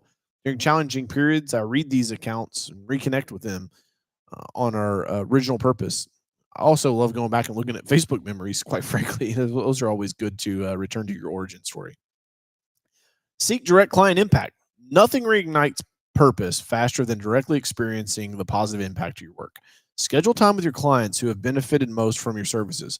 Hearing their stories firsthand renews the emotional connection to your deeper purpose. Three, advance your vision through hardship. Frame current challenges as necessary steps towards your larger visions. I've found that writing down exactly how overcoming today's specific obstacle advances my long-term mission transforms my relationships with difficulty. If you can figure out like why you're going through the shit you're going through and map it back to your long-term mission, it'll help you get through the day. Practice gratitude for opportunity. The privilege of entrepreneurship, the freedom to create, lead, and build is unavailable to many. I mean, quite frankly, we are a very unique group of individuals. Developing a regular gratitude practice for this opportunity shifts focus from what's difficult to what's possible. When implementing these practices during my most challenging business periods, like the months following the '08 financial crisis or during the early pandemic uncertainty, I discovered they don't just restore motivation temporarily. They fundamentally transform how I experience challenges, integrating them into a meaningful narrative on purposeful growth. I, I want to sidebar here for a second because, like, I want you guys to know that I started my business when we transitioned because I graduated high school in '07, so I started Yard Smart back then. In September of '08, I filed my LLC name change thing like with Easy Pro and like my artificial, like not artificial, my articles of incorporation. I filed those like just a few days after Lehman Brothers collapsed, and like I didn't know, I wasn't like plugged into the news cycle like no 18-year-old kid is. But I didn't realize like I was starting a business and like what would be the greatest housing collapse ever. And then to have it happen, you know, a similar thing happened during the pandemic. What I've found is that if you can get through those hard times, that old saying of like tough times don't last, but tough people do is so true because you'll look back and you won't like go, oh gosh, I'm just going to randomly be upset about the Lehman Brothers crash, right? No, like you made it through it, man. And like once you make it through it and you get on the other side of it, like you're good. You're there. It's over. You've made it. And then you can go and pull back on those experiences and those memories for the rest of your career. This is why I still say like one of the biggest advantages I have is that I started super early, and got some of those losses and lessons out of the way in my first decade. And it's like, cool, I'm not even 30 yet, and I've learned all this stuff. The hunter who maintains connections with deeper purpose doesn't just endure difficult hunts. They find unexpected meaning, growth, and even joy within them. Essentially, the successful hunter masters both the external and internal challenges of the hunt. Externally, you learn to navigate competitive landscapes, adapt to challenging conditions, and develop superior hunting techniques. Internally, you cultivate resilience, combat fear, and find joy in the process itself. These dual mastery paths aren't separate journeys, but intertwined aspects of the same pursuit. Your internal state affects how you perceive and respond to external challenges. The external challenges you face shape your internal development. Together, they form the complete education of the hunter. The marketplace will always present obstacles, competitors who challenge your territory, conditions that change without warning, prey that grows more elusive. These external challenges aren't impediments to your success. They're the very forge that shapes you into a more capable hunter. Similarly, the internal obstacles like doubt, fear, and impatience aren't weaknesses to be ashamed of, but opportunities for developing greater self-mastery. The strongest hunters aren't those who never experience these internal challenges, but those who learn to navigate them skillfully. As you continue your entrepreneurial journey, remember that both the external and internal hunts are perpetual. There is no final state of having arrived where challenges cease. It doesn't happen. There is only the ongoing adventure of the hunt, which each success building capacity for the next challenge. The true prize isn't a particular achievement or conquest, but the hunter you become through persistent engagement with worthy challenges.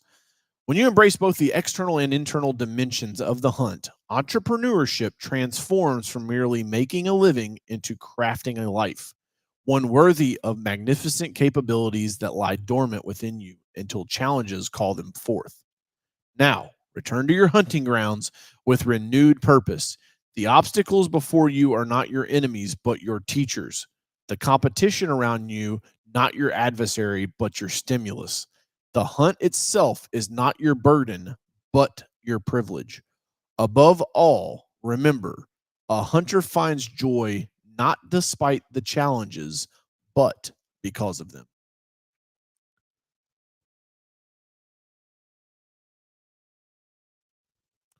All right, live stream. I'm going to take a quick break and then we will hop into chapter 2. We only have about 30 pages left, so we're almost there, guys. Thanks for hanging out with me. Yeah. Coach Carroll. You know the mantra. Hustle is worth it, put that on my name. Built from the bottom, now we're running the game. No backup plan, no breaks, no shame. Hustle, it's worth it, go earn what you claim. I came up broke with a book in hand. Hunter head game was the fucking plan. Didn't need hype, I needed skill. Didn't chase likes, I closed for real. Now I lead teams and I build machines. Systemize money while they chase dreams. I got closers who came from nothing but stress. Now they out here winning in clean V-necks. Phenomenal calls, packed out and out nights. Closed a lot with no suit in sight. Podcast banging, TikTok flames. CoachCarroll.com. Remember the name. Hustle is worth it. Tattoo it deep. You want legacy? It won't come cheap. No shortcuts, no luck, no cheat. Hustle, it's worth it. Now get on your feet.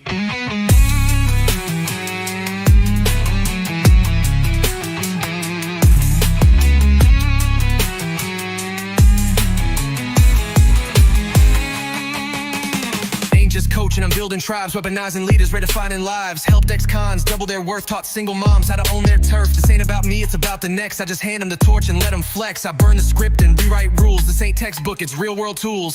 I'm the plug, the spark, the truth they crave. Say my name when you're digging your grave. Yeah, fuck the blueprint, I made my own. Now I hand it out so they ain't alone. No fluff, no fear, just fire and facts. If you ain't about growth, don't hit me back. Hustle, it's worth it, I live that line. From the hustle to heaven, I crossed that sign. Built my world with sweat and grind. Hustle, it's worth it, one more time.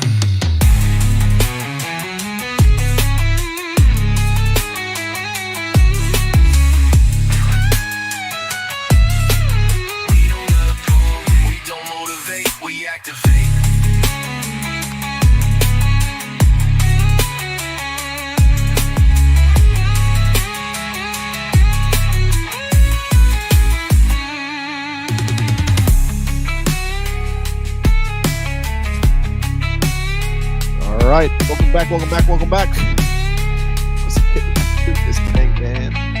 Chapter 8, the Hunter Head Game. Again, thank you guys, everybody that has grabbed a copy of the book. I appreciate you all so much. It means a lot to me, and you guys will be seeing a ton more content coming from the book, frameworks, all that good stuff that I'll be breaking down, and we'll just continue to add that to the Hunter Head Game resource library, as I'm going to call it right now. All right, here we go, guys. Chapter 8.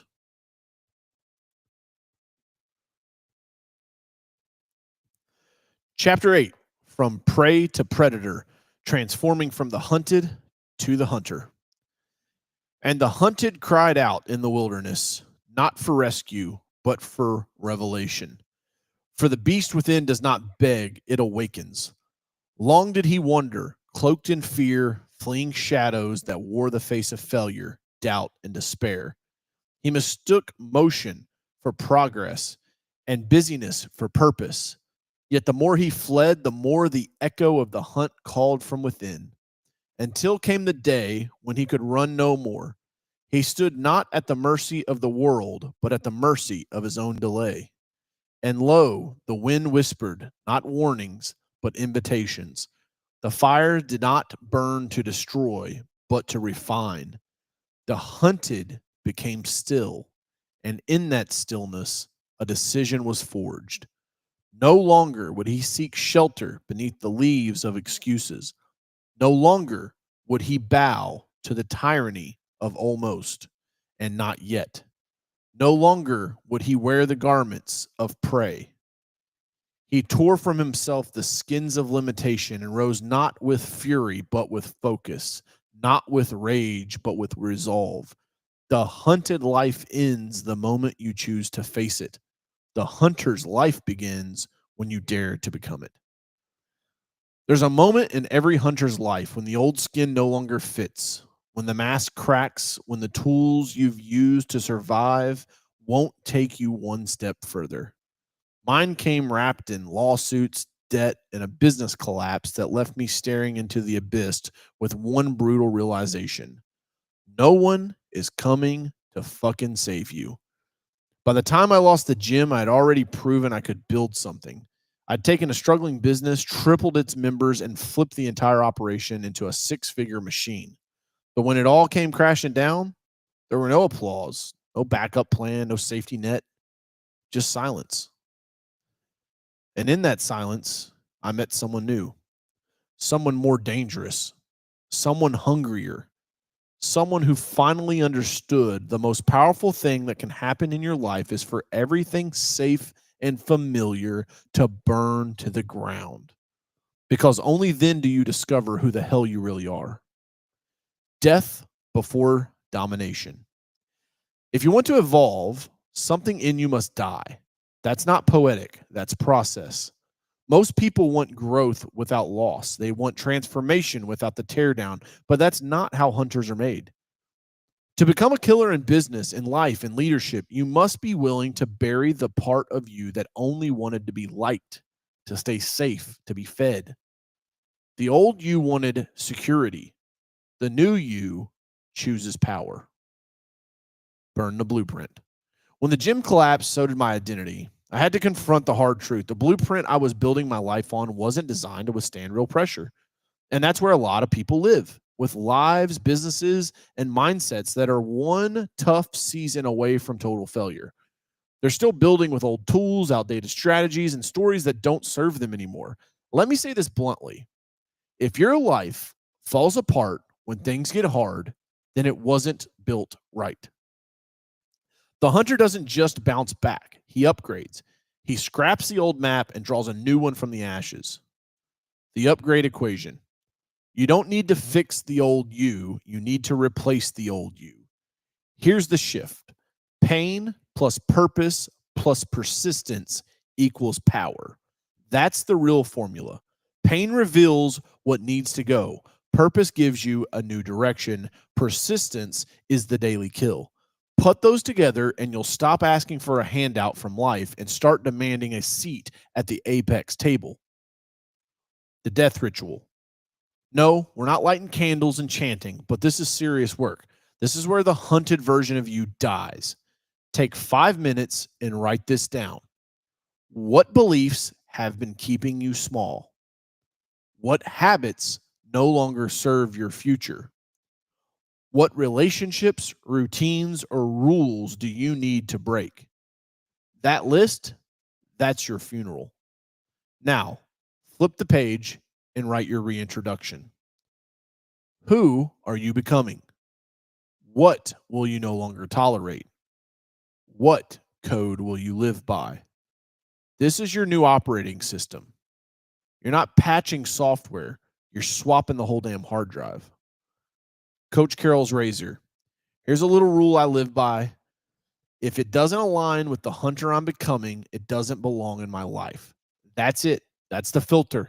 It applies to decisions, to people, to opportunities, to excuses.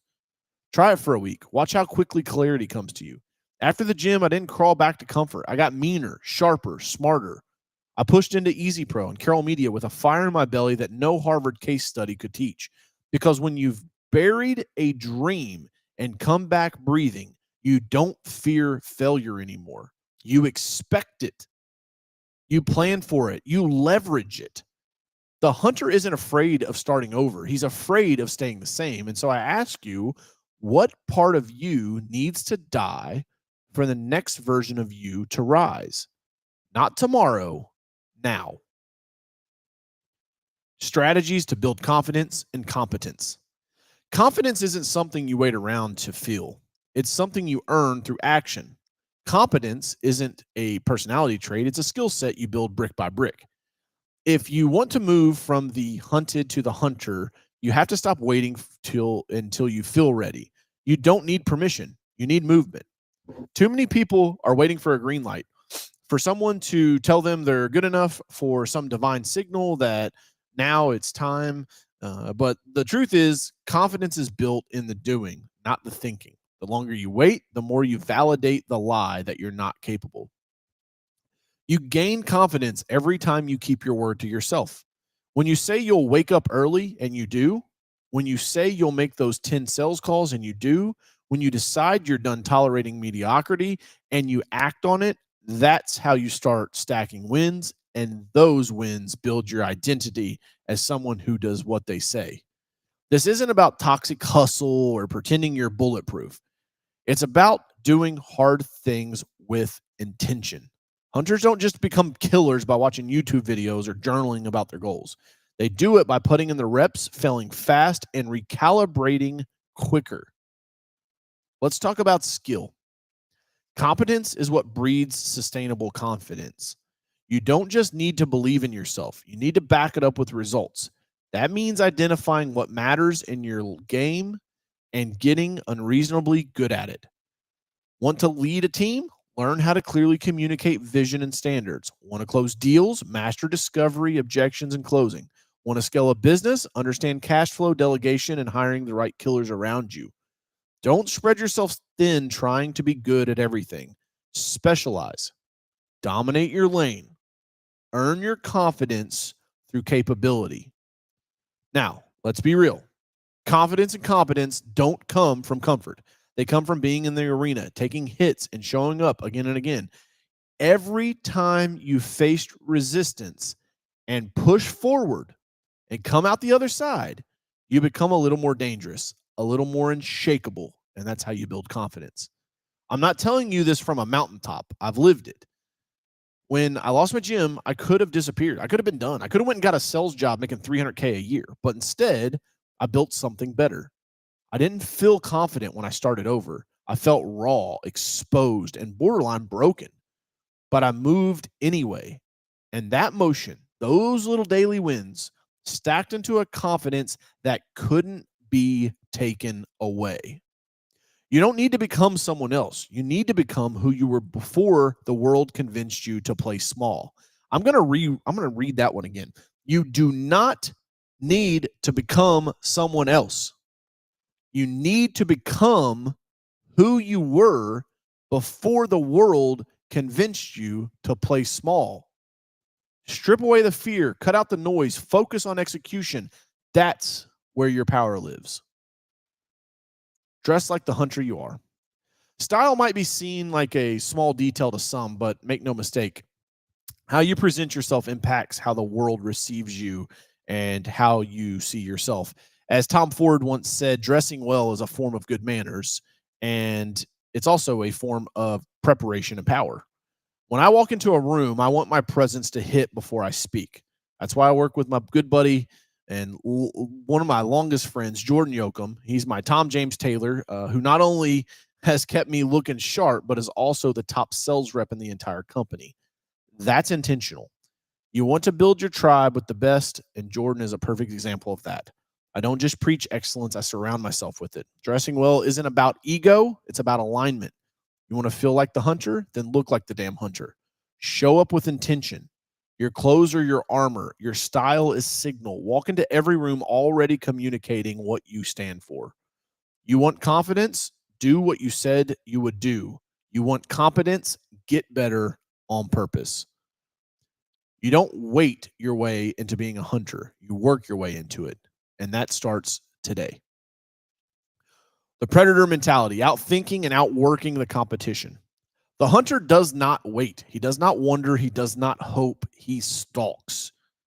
If you want to rise above the average, you have to think beyond the average. That means moving with intention, not just grinding for the sake of grinding, but being ruthlessly strategic about your time, your energy, and your objectives.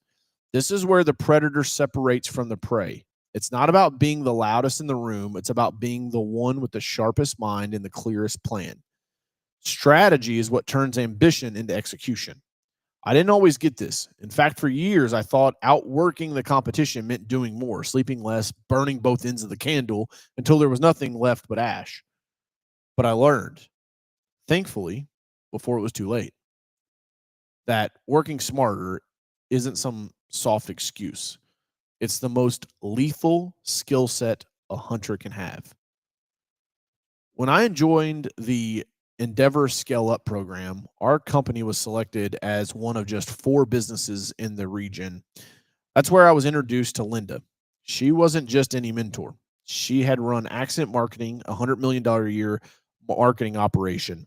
That's the level of firepower I'm talking about when I say you need the right people in your corner. Now, let me be clear. Linda didn't teach me EOS. We were already running our own stripped down, re-engineered version of the entrepreneurial operating system. But I started working with her before I started working with her.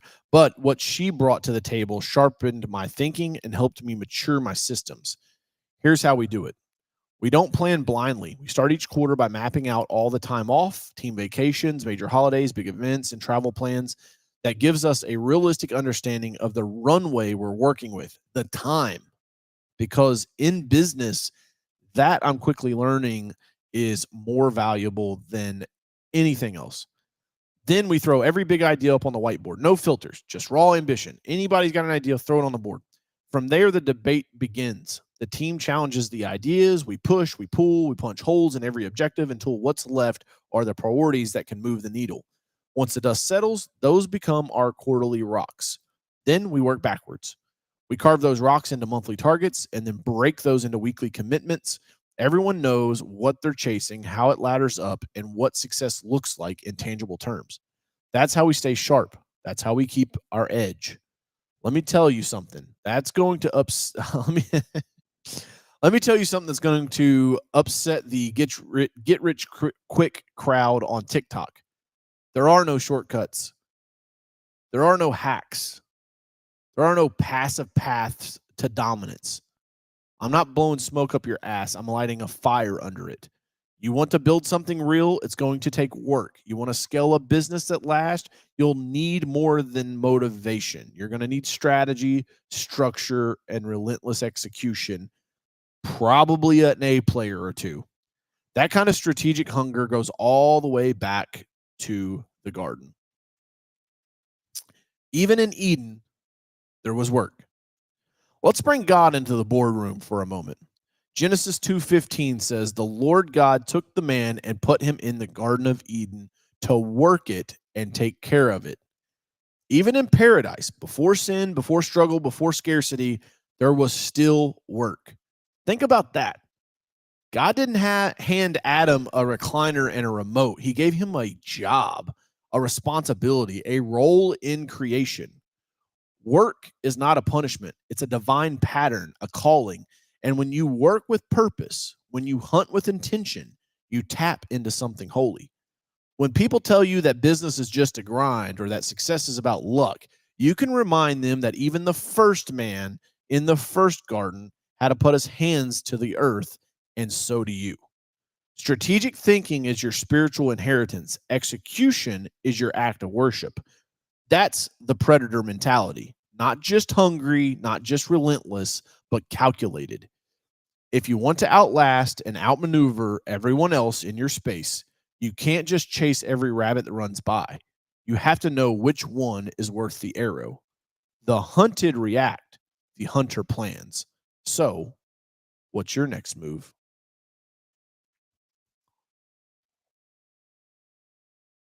Woo! Woo-hoo. Shake that one off. That was it's getting a little hot. I'm telling you right now, 9 to 10, it ends with fireworks, ladies and gentlemen. It ends with fireworks.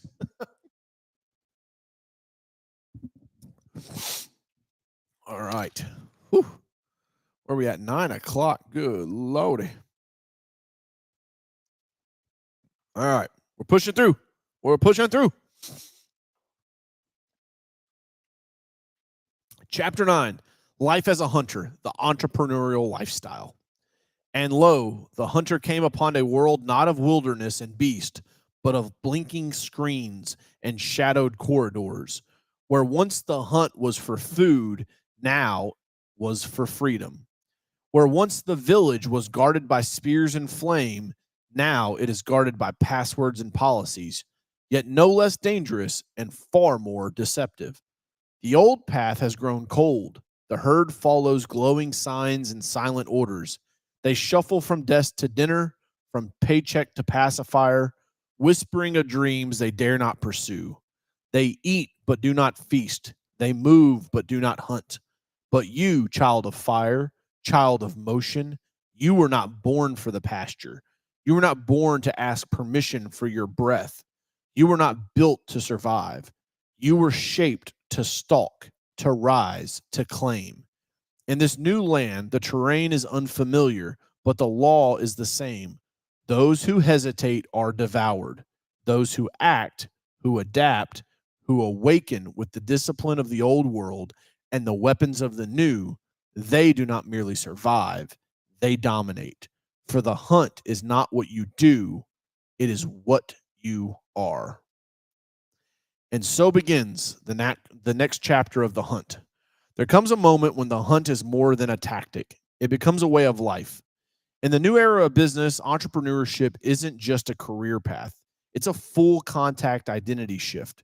It demands more than a polished elevator pitch and a LinkedIn headline. It demands your whole being, your energy, your habits, your relationships, and most of all, your perspective. This chapter is about that shift. It's about building a life designed for domination, not just participation. It's about becoming the kind of person whose very existence demands attention, respect, and results. Understanding the new era of business. The rules have changed. There have been 3 technological tidal waves that reshaped the battlefield. The first wave, the internet. This was the dawn of the digital age. The internet broke the gates wide open, eliminating traditional gatekeepers and giving everyone with a connection a chance to compete. Thank you, sacred AOL free trial CD-ROM. You didn't need a storefront to sell. You didn't need permission to publish. It democratized access. With nothing but a laptop and a Wi-Fi signal, anyone could build something real. Google became the classroom, email replaced door knocking, websites became 24/7 salespeople. This wave wasn't just about efficiency, it was about empowerment. A teenager in their bedroom suddenly had the same reach as a Fortune 500 brand. For the modern hunter, it was the first spear. The second wave, social media. Next came attention. And in the attention economy, he who captures the scroll wins the gold. Platforms like Facebook, Instagram, YouTube, and now TikTok turned everyday people into global broadcasters. Personalities became profit, visibility became currency.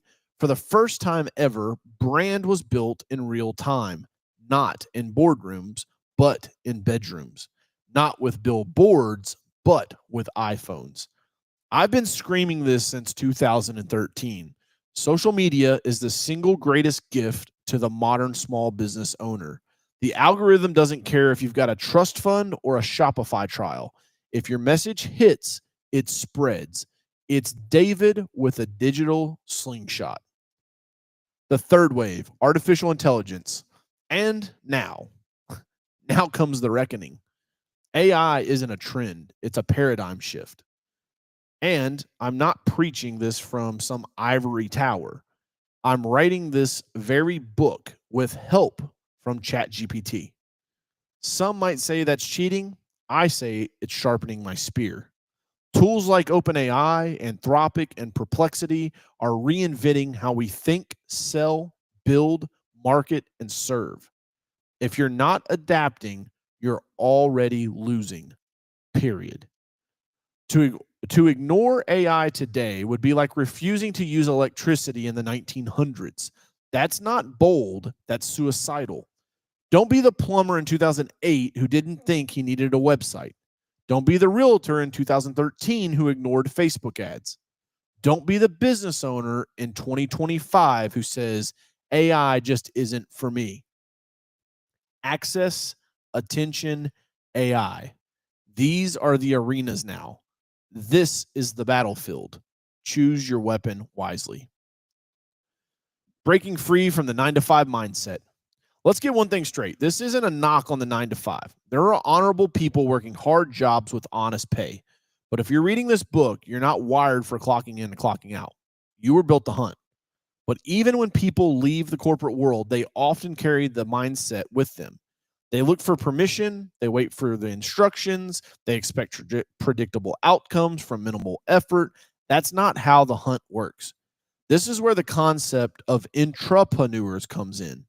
The first time I heard that word, it was from the entrepreneur in resident at the University of Louisville during a tech visit to Indianapolis. Honestly, I was offended. I felt like someone was hijacking the identity I'd bled to become. But in hindsight, they were right. Great teams are built with intrapreneurs, people who think like owners, people who take risk, create solutions, and raise their hand even when no one asks. It's a trait I look for in everyone I hire now. When we built our last SaaS platform, I was gone for 10 days. The team executed 90% of the build while I was out, and they improved on my original concept. That's entrepreneurship in action. Even if you're not the founder, you can be number 6, 7, or 8 on a rocket ship and end up with a massive piece of the upside. You eat what you kill, and sometimes what you build. The importance of health, fitness, and mental clarity. You are the weapon. The emails, the ads, the funnels, the sales calls, those are just arrows in your quiver. But you are the one who draws the bow. That's why your health matters. That's why your energy matters. That's why your mental clarity is not optional. Fitness isn't vanity, it's vitality. Sleep isn't weakness, it's a weapon. Meditation isn't woo-woo. It's tuning your signal so you can hear from your own damn thoughts. The entrepreneur who takes care of their body and mind has an unfair advantage. You make better decisions, you regulate stress better, you outlast your competitors, not because you're smarter, but because you're sharper. Every decision, every pitch, every pivot comes from your internal ecosystem. Protect it, optimize it, worship it, even. Because the hunter doesn't get a second shot. How to sustain motivation for the long haul. Let me break it to you gently here. You're going to want to quit. If you haven't figured that out yet, if it's not crossed your mind yet, if you haven't got to that point, you're going to want to quit. And like way more than just once, okay? There will be days when nothing clicks, when the leads dry up, when the team disappoints you or they quit on you, when your bank account talks back, when motivation won't save you, but rhythm will. You need to build these systems not because you're soft, but because you're going to be tested. I want you to picture a moment. It's March 2020. You flip on the news, lockdowns, closures, panic. Your phone's blowing up. Clients are pulling back. Friends are scared. The world is unraveling at the seams. I remember standing in my living room, lights off, eyes glued to the blue glow of the TV. The world felt frozen. People were hoarding toilet paper. What the fuck? Businesses were closing by the hour. Governors were issuing mandates. One day to the next, you didn't know if your income was safe or if your family was in danger. That wasn't a stress test. That was a war game. I was living in Louisville, Kentucky, ground zero for a nation on the edge. The Breonna Taylor riots were igniting downtown, just blocks from people I love. Helicopters circling the skyline, sirens never stopped. Armed National Guard troops stood on the street corners like it was Baghdad, not the bluegrass state. Grocery store shelves were bare. People whispered about martial law. Curfews were in place. The air smelled like tension and tear gas. And in the midst of that, I had businesses to run, a family to feed, a mission to lead. It felt like the fucking World War III was about to begin. This was more than a political debate or a temporary disruption. It was a line in the sand moment. Would you retreat or rise? Would you freeze or fight? And here's the thing. No one was coming to save you. Not the government, not your landlord, not your employer. The people who made it through had systems. They had fallback plans. They had conviction. I had built routines that kept me moving even when the world told me to sit still. When they told me to put a mask on, I said no. When they told me to close my doors, I kept them open. When they told me to stop hugging my parents, I wrapped my arms tighter. Not because I'm rebellious. Okay, maybe I am a little. But because I know this truth. In a world that can flip upside down overnight, discipline is not optional. You don't rise to the occasion. You fall to the level of your preparation. So don't rely on inspiration. Build systems that can run even when you don't feel like showing up. Create routines that carry you when your legs are tired. Anchor to rituals that remind you who you are. Because with liberty comes responsibility, and with responsibility comes power. That's what our founders understood. That's what the modern hunter lives by. Battle-tested challenge. What will you do when the world shifts again? You've now seen what happened when the world pulls the rug out from under you. It's not a question of if it will happen again. It's when. Will you scramble or will you already be in motion? Will you fold or will your habits hold? Will you ask permission to act or will you move like your life depends on it? Because in a way, it does. The modern hunter isn't built on vibes. He's built on vision. He doesn't flinch at chaos. He was born in it. Your job now is to build a life so stable, so grounded in systems, rhythm, health, and ownership that no storm can stop your hunt. Woo! Woo! If that one doesn't get you fired up. All right. Rolling right into this one. We're going to go straight on through. Got a few pages left. The ending's fun. I get a little spiritual. We get a little well, let's just leave it. I mean, it's called Ascending to Apex, Becoming the Ultimate Entrepreneur. Okay, so let's talk about it. Let's go. Chapter 10, Ascending to Apex, Becoming the Ultimate Entrepreneur. The Call Before the Crown. Before the world knew crowns, there were callings. Before there were kings, there were hearts set ablaze. In the hidden places where fires burn hottest and the herd fears to tread, there stands a throne not carved by craftsmen, but forged in trial and revealed by grace. Bone by bone, scar by scar, every fragment a lesson, every fracture a prayer answered. This is not the seat of the proud, it is the seat of the prepared. Men cannot crown what God has already called. Ask not for riches, but for wisdom, and heaven will pour it out without measure. The throne was once a metaphor. Now it's a mandate. Dominion is born of divine alignment. If your spirit stirs at this sight, remember you were born to hunt, to build, to rise. Rise, son of fire. Step forward, daughter of grit. The throne of bones awaits those who walk in wisdom and lead with holy fire in their chest.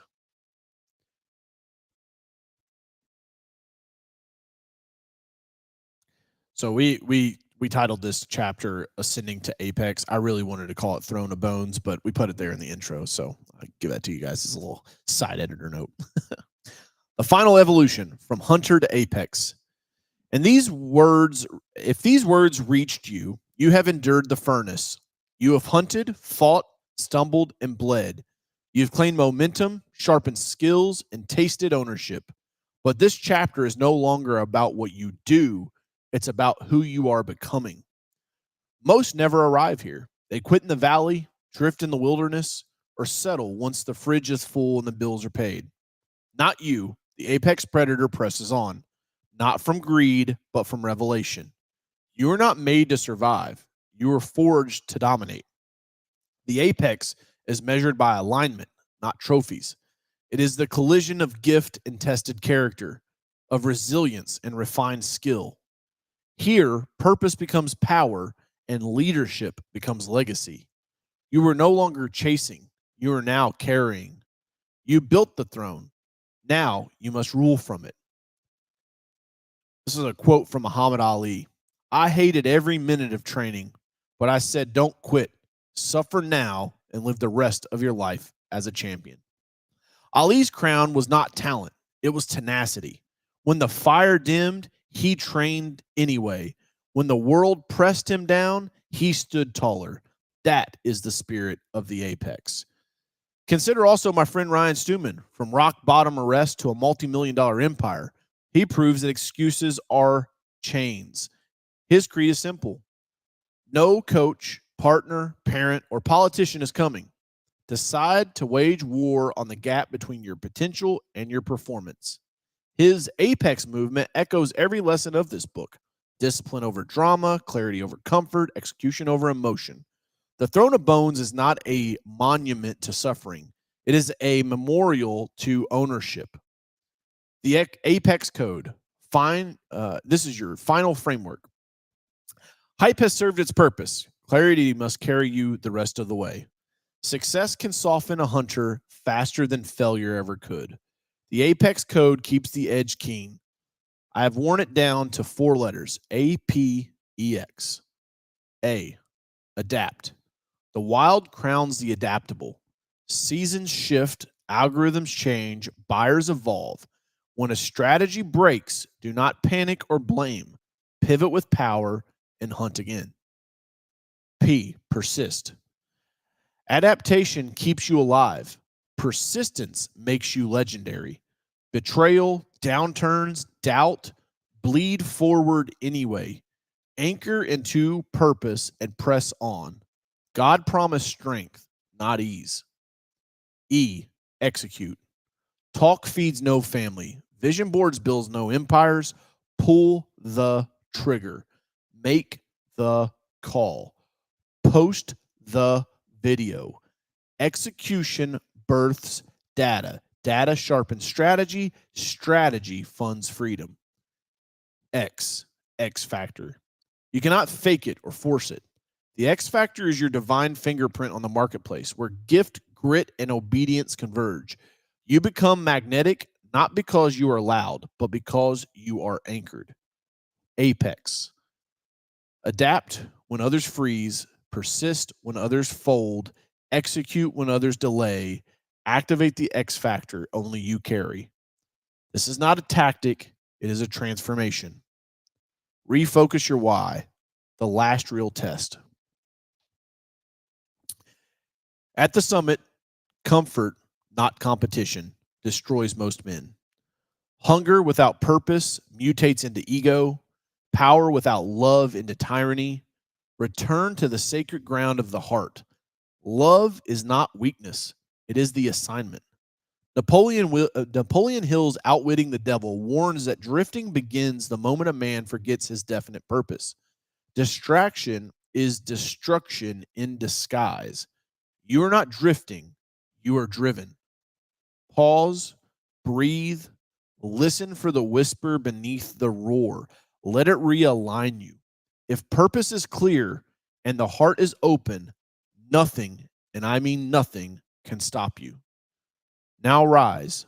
The throne is waiting. Action step. Take 30 minutes today to audit your life through the lens of Apex. Identify one concrete action for each letter that you will execute in the next 7 days. Document it, commit to it, and refuse to let comfort invade. The spear will never hit the ground again. Whew. Epilogue. Licking your lips. The path forward. You made it. We made it. If you're still here, pages deep or hours deep on the audiobook, blood in your teeth, heart on fire, then you're not just a reader. You're a hunter now. You've seen the terrain. You've faced the internal war. You've stood at the edge of the wild and decided not to turn back. But before we part ways, let's take a breath. Let's sharpen the blade one last time. Let's lock in the lessons, forge the next steps, and walk into the future dangerous and deliberate. Reviewing the lessons learned. This wasn't just a mindset book. It was a map. And don't forget to get all the expanded content, drawings, frameworks, all of it. Along with we actually didn't even have this during the writing of the book, but I'll tell you in the audiobook, there is a Notebook LM, which is an AI large language model that is trained all on this book so that you literally can chat with the Hunter Head Game in real time. You can get all that at thehunterheadgame.com. You've learned what it means to shift from the hunted to the hunter, to stop reacting and start relentlessly pursuing. You've built confidence by confronting your fears, replacing hesitation with action. You've embraced discomfort, discipline, and the predator's pace. You've discovered what it means to build your own throne of bones, piece by piece, lesson by lesson. You learned how to track, plan, strike, and lead. And maybe most importantly, you learned the truth no one talks about, that this isn't just business, it's spiritual. Because when you're walking in alignment with God's purpose, your moves carry eternal weight. Creating your personalized action plan. This isn't a feel-good story. It's a call to move. So here's your moment of reflection, your kill plan. First, ask yourself, what's one hunt I've been avoiding? Ask yourself, where am I still drifting or contemplating? Ask yourself, what should I be deciding? Ask yourself, what tools do I need to sharpen next to achieve my goals? Write it down. Put it in your calendar. Put it on your mirror. Etch it into your mind like a war cry. You've done the internal work. Now it's time for deliberate, aligned execution. Don't just chase goals. Hunt them with obsession. Don't just build wealth. Build impact. And don't forget, the spear doesn't throw itself. You must be the one to move first. the commitment to lifelong learning and growth. The apex predator never retires. He evolves, he expands, he deepens. You don't reach the top and sit still. You keep your blade sharp through curiosity, humility, and commitment to growth. Read more, learn from mentors, train your body, strengthen your mind, quiet your soul, talk to God. Every single day is another rep. The hunters who last, they're the ones who stay students no matter how big the game gets. Now, it's time to hunt. This is not where the fire ends. It's where it ignites everything else in your life. You have a framework, you have the mindset, you have the calling. You've come face to face with the throne. You've remembered your why. You've tasted what it means to walk in purpose. Now it's time to take everything you've learned and go hunt something bigger. Do not return to the village empty-handed. Do not shrink now that you've been stretched. Do not forget who you are when the world tries to tame you. The jungle is waiting, and so is your legacy. Go sharpen your teeth. Go raise your spear. It's time to hunt. Final words. This book was over 10 years in the making, not just in writing, but in living, in failing, in rebuilding, and learning how to hunt again with intention, with faith, and with fire. And if you've made it to this page, I want you to know something most people never hear. I'm proud of you.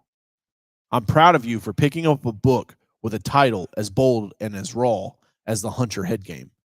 I'm proud of you for not just flipping a few pages and setting it down like most do, for leaning in, for staying with it, for staying with yourself. Most people never make it past chapter 1. Most people avoid the mirror. Most people get uncomfortable and turn back. But you stayed. You sharpened your spear. You faced the shadows. You listened when your heart whispered that there had to be more. You leaned into your higher calling, not just for you, but for your family, your team, your legacy, your assignment. And if no one has told you this in a while, you're not average, you're not late, you're not lost. You were just waiting to be called. And now you've heard the call. So go lead, go hunt, go build something unshakable, the kind of life only a dangerous, aligned, God-anchored apex could build. The jungle will not get easier, but now you're ready. Coach Carroll.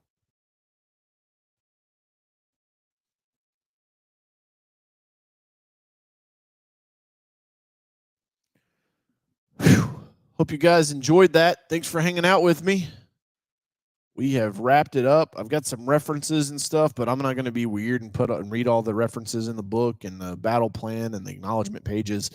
Appreciate you guys hanging out and being here for the live stream.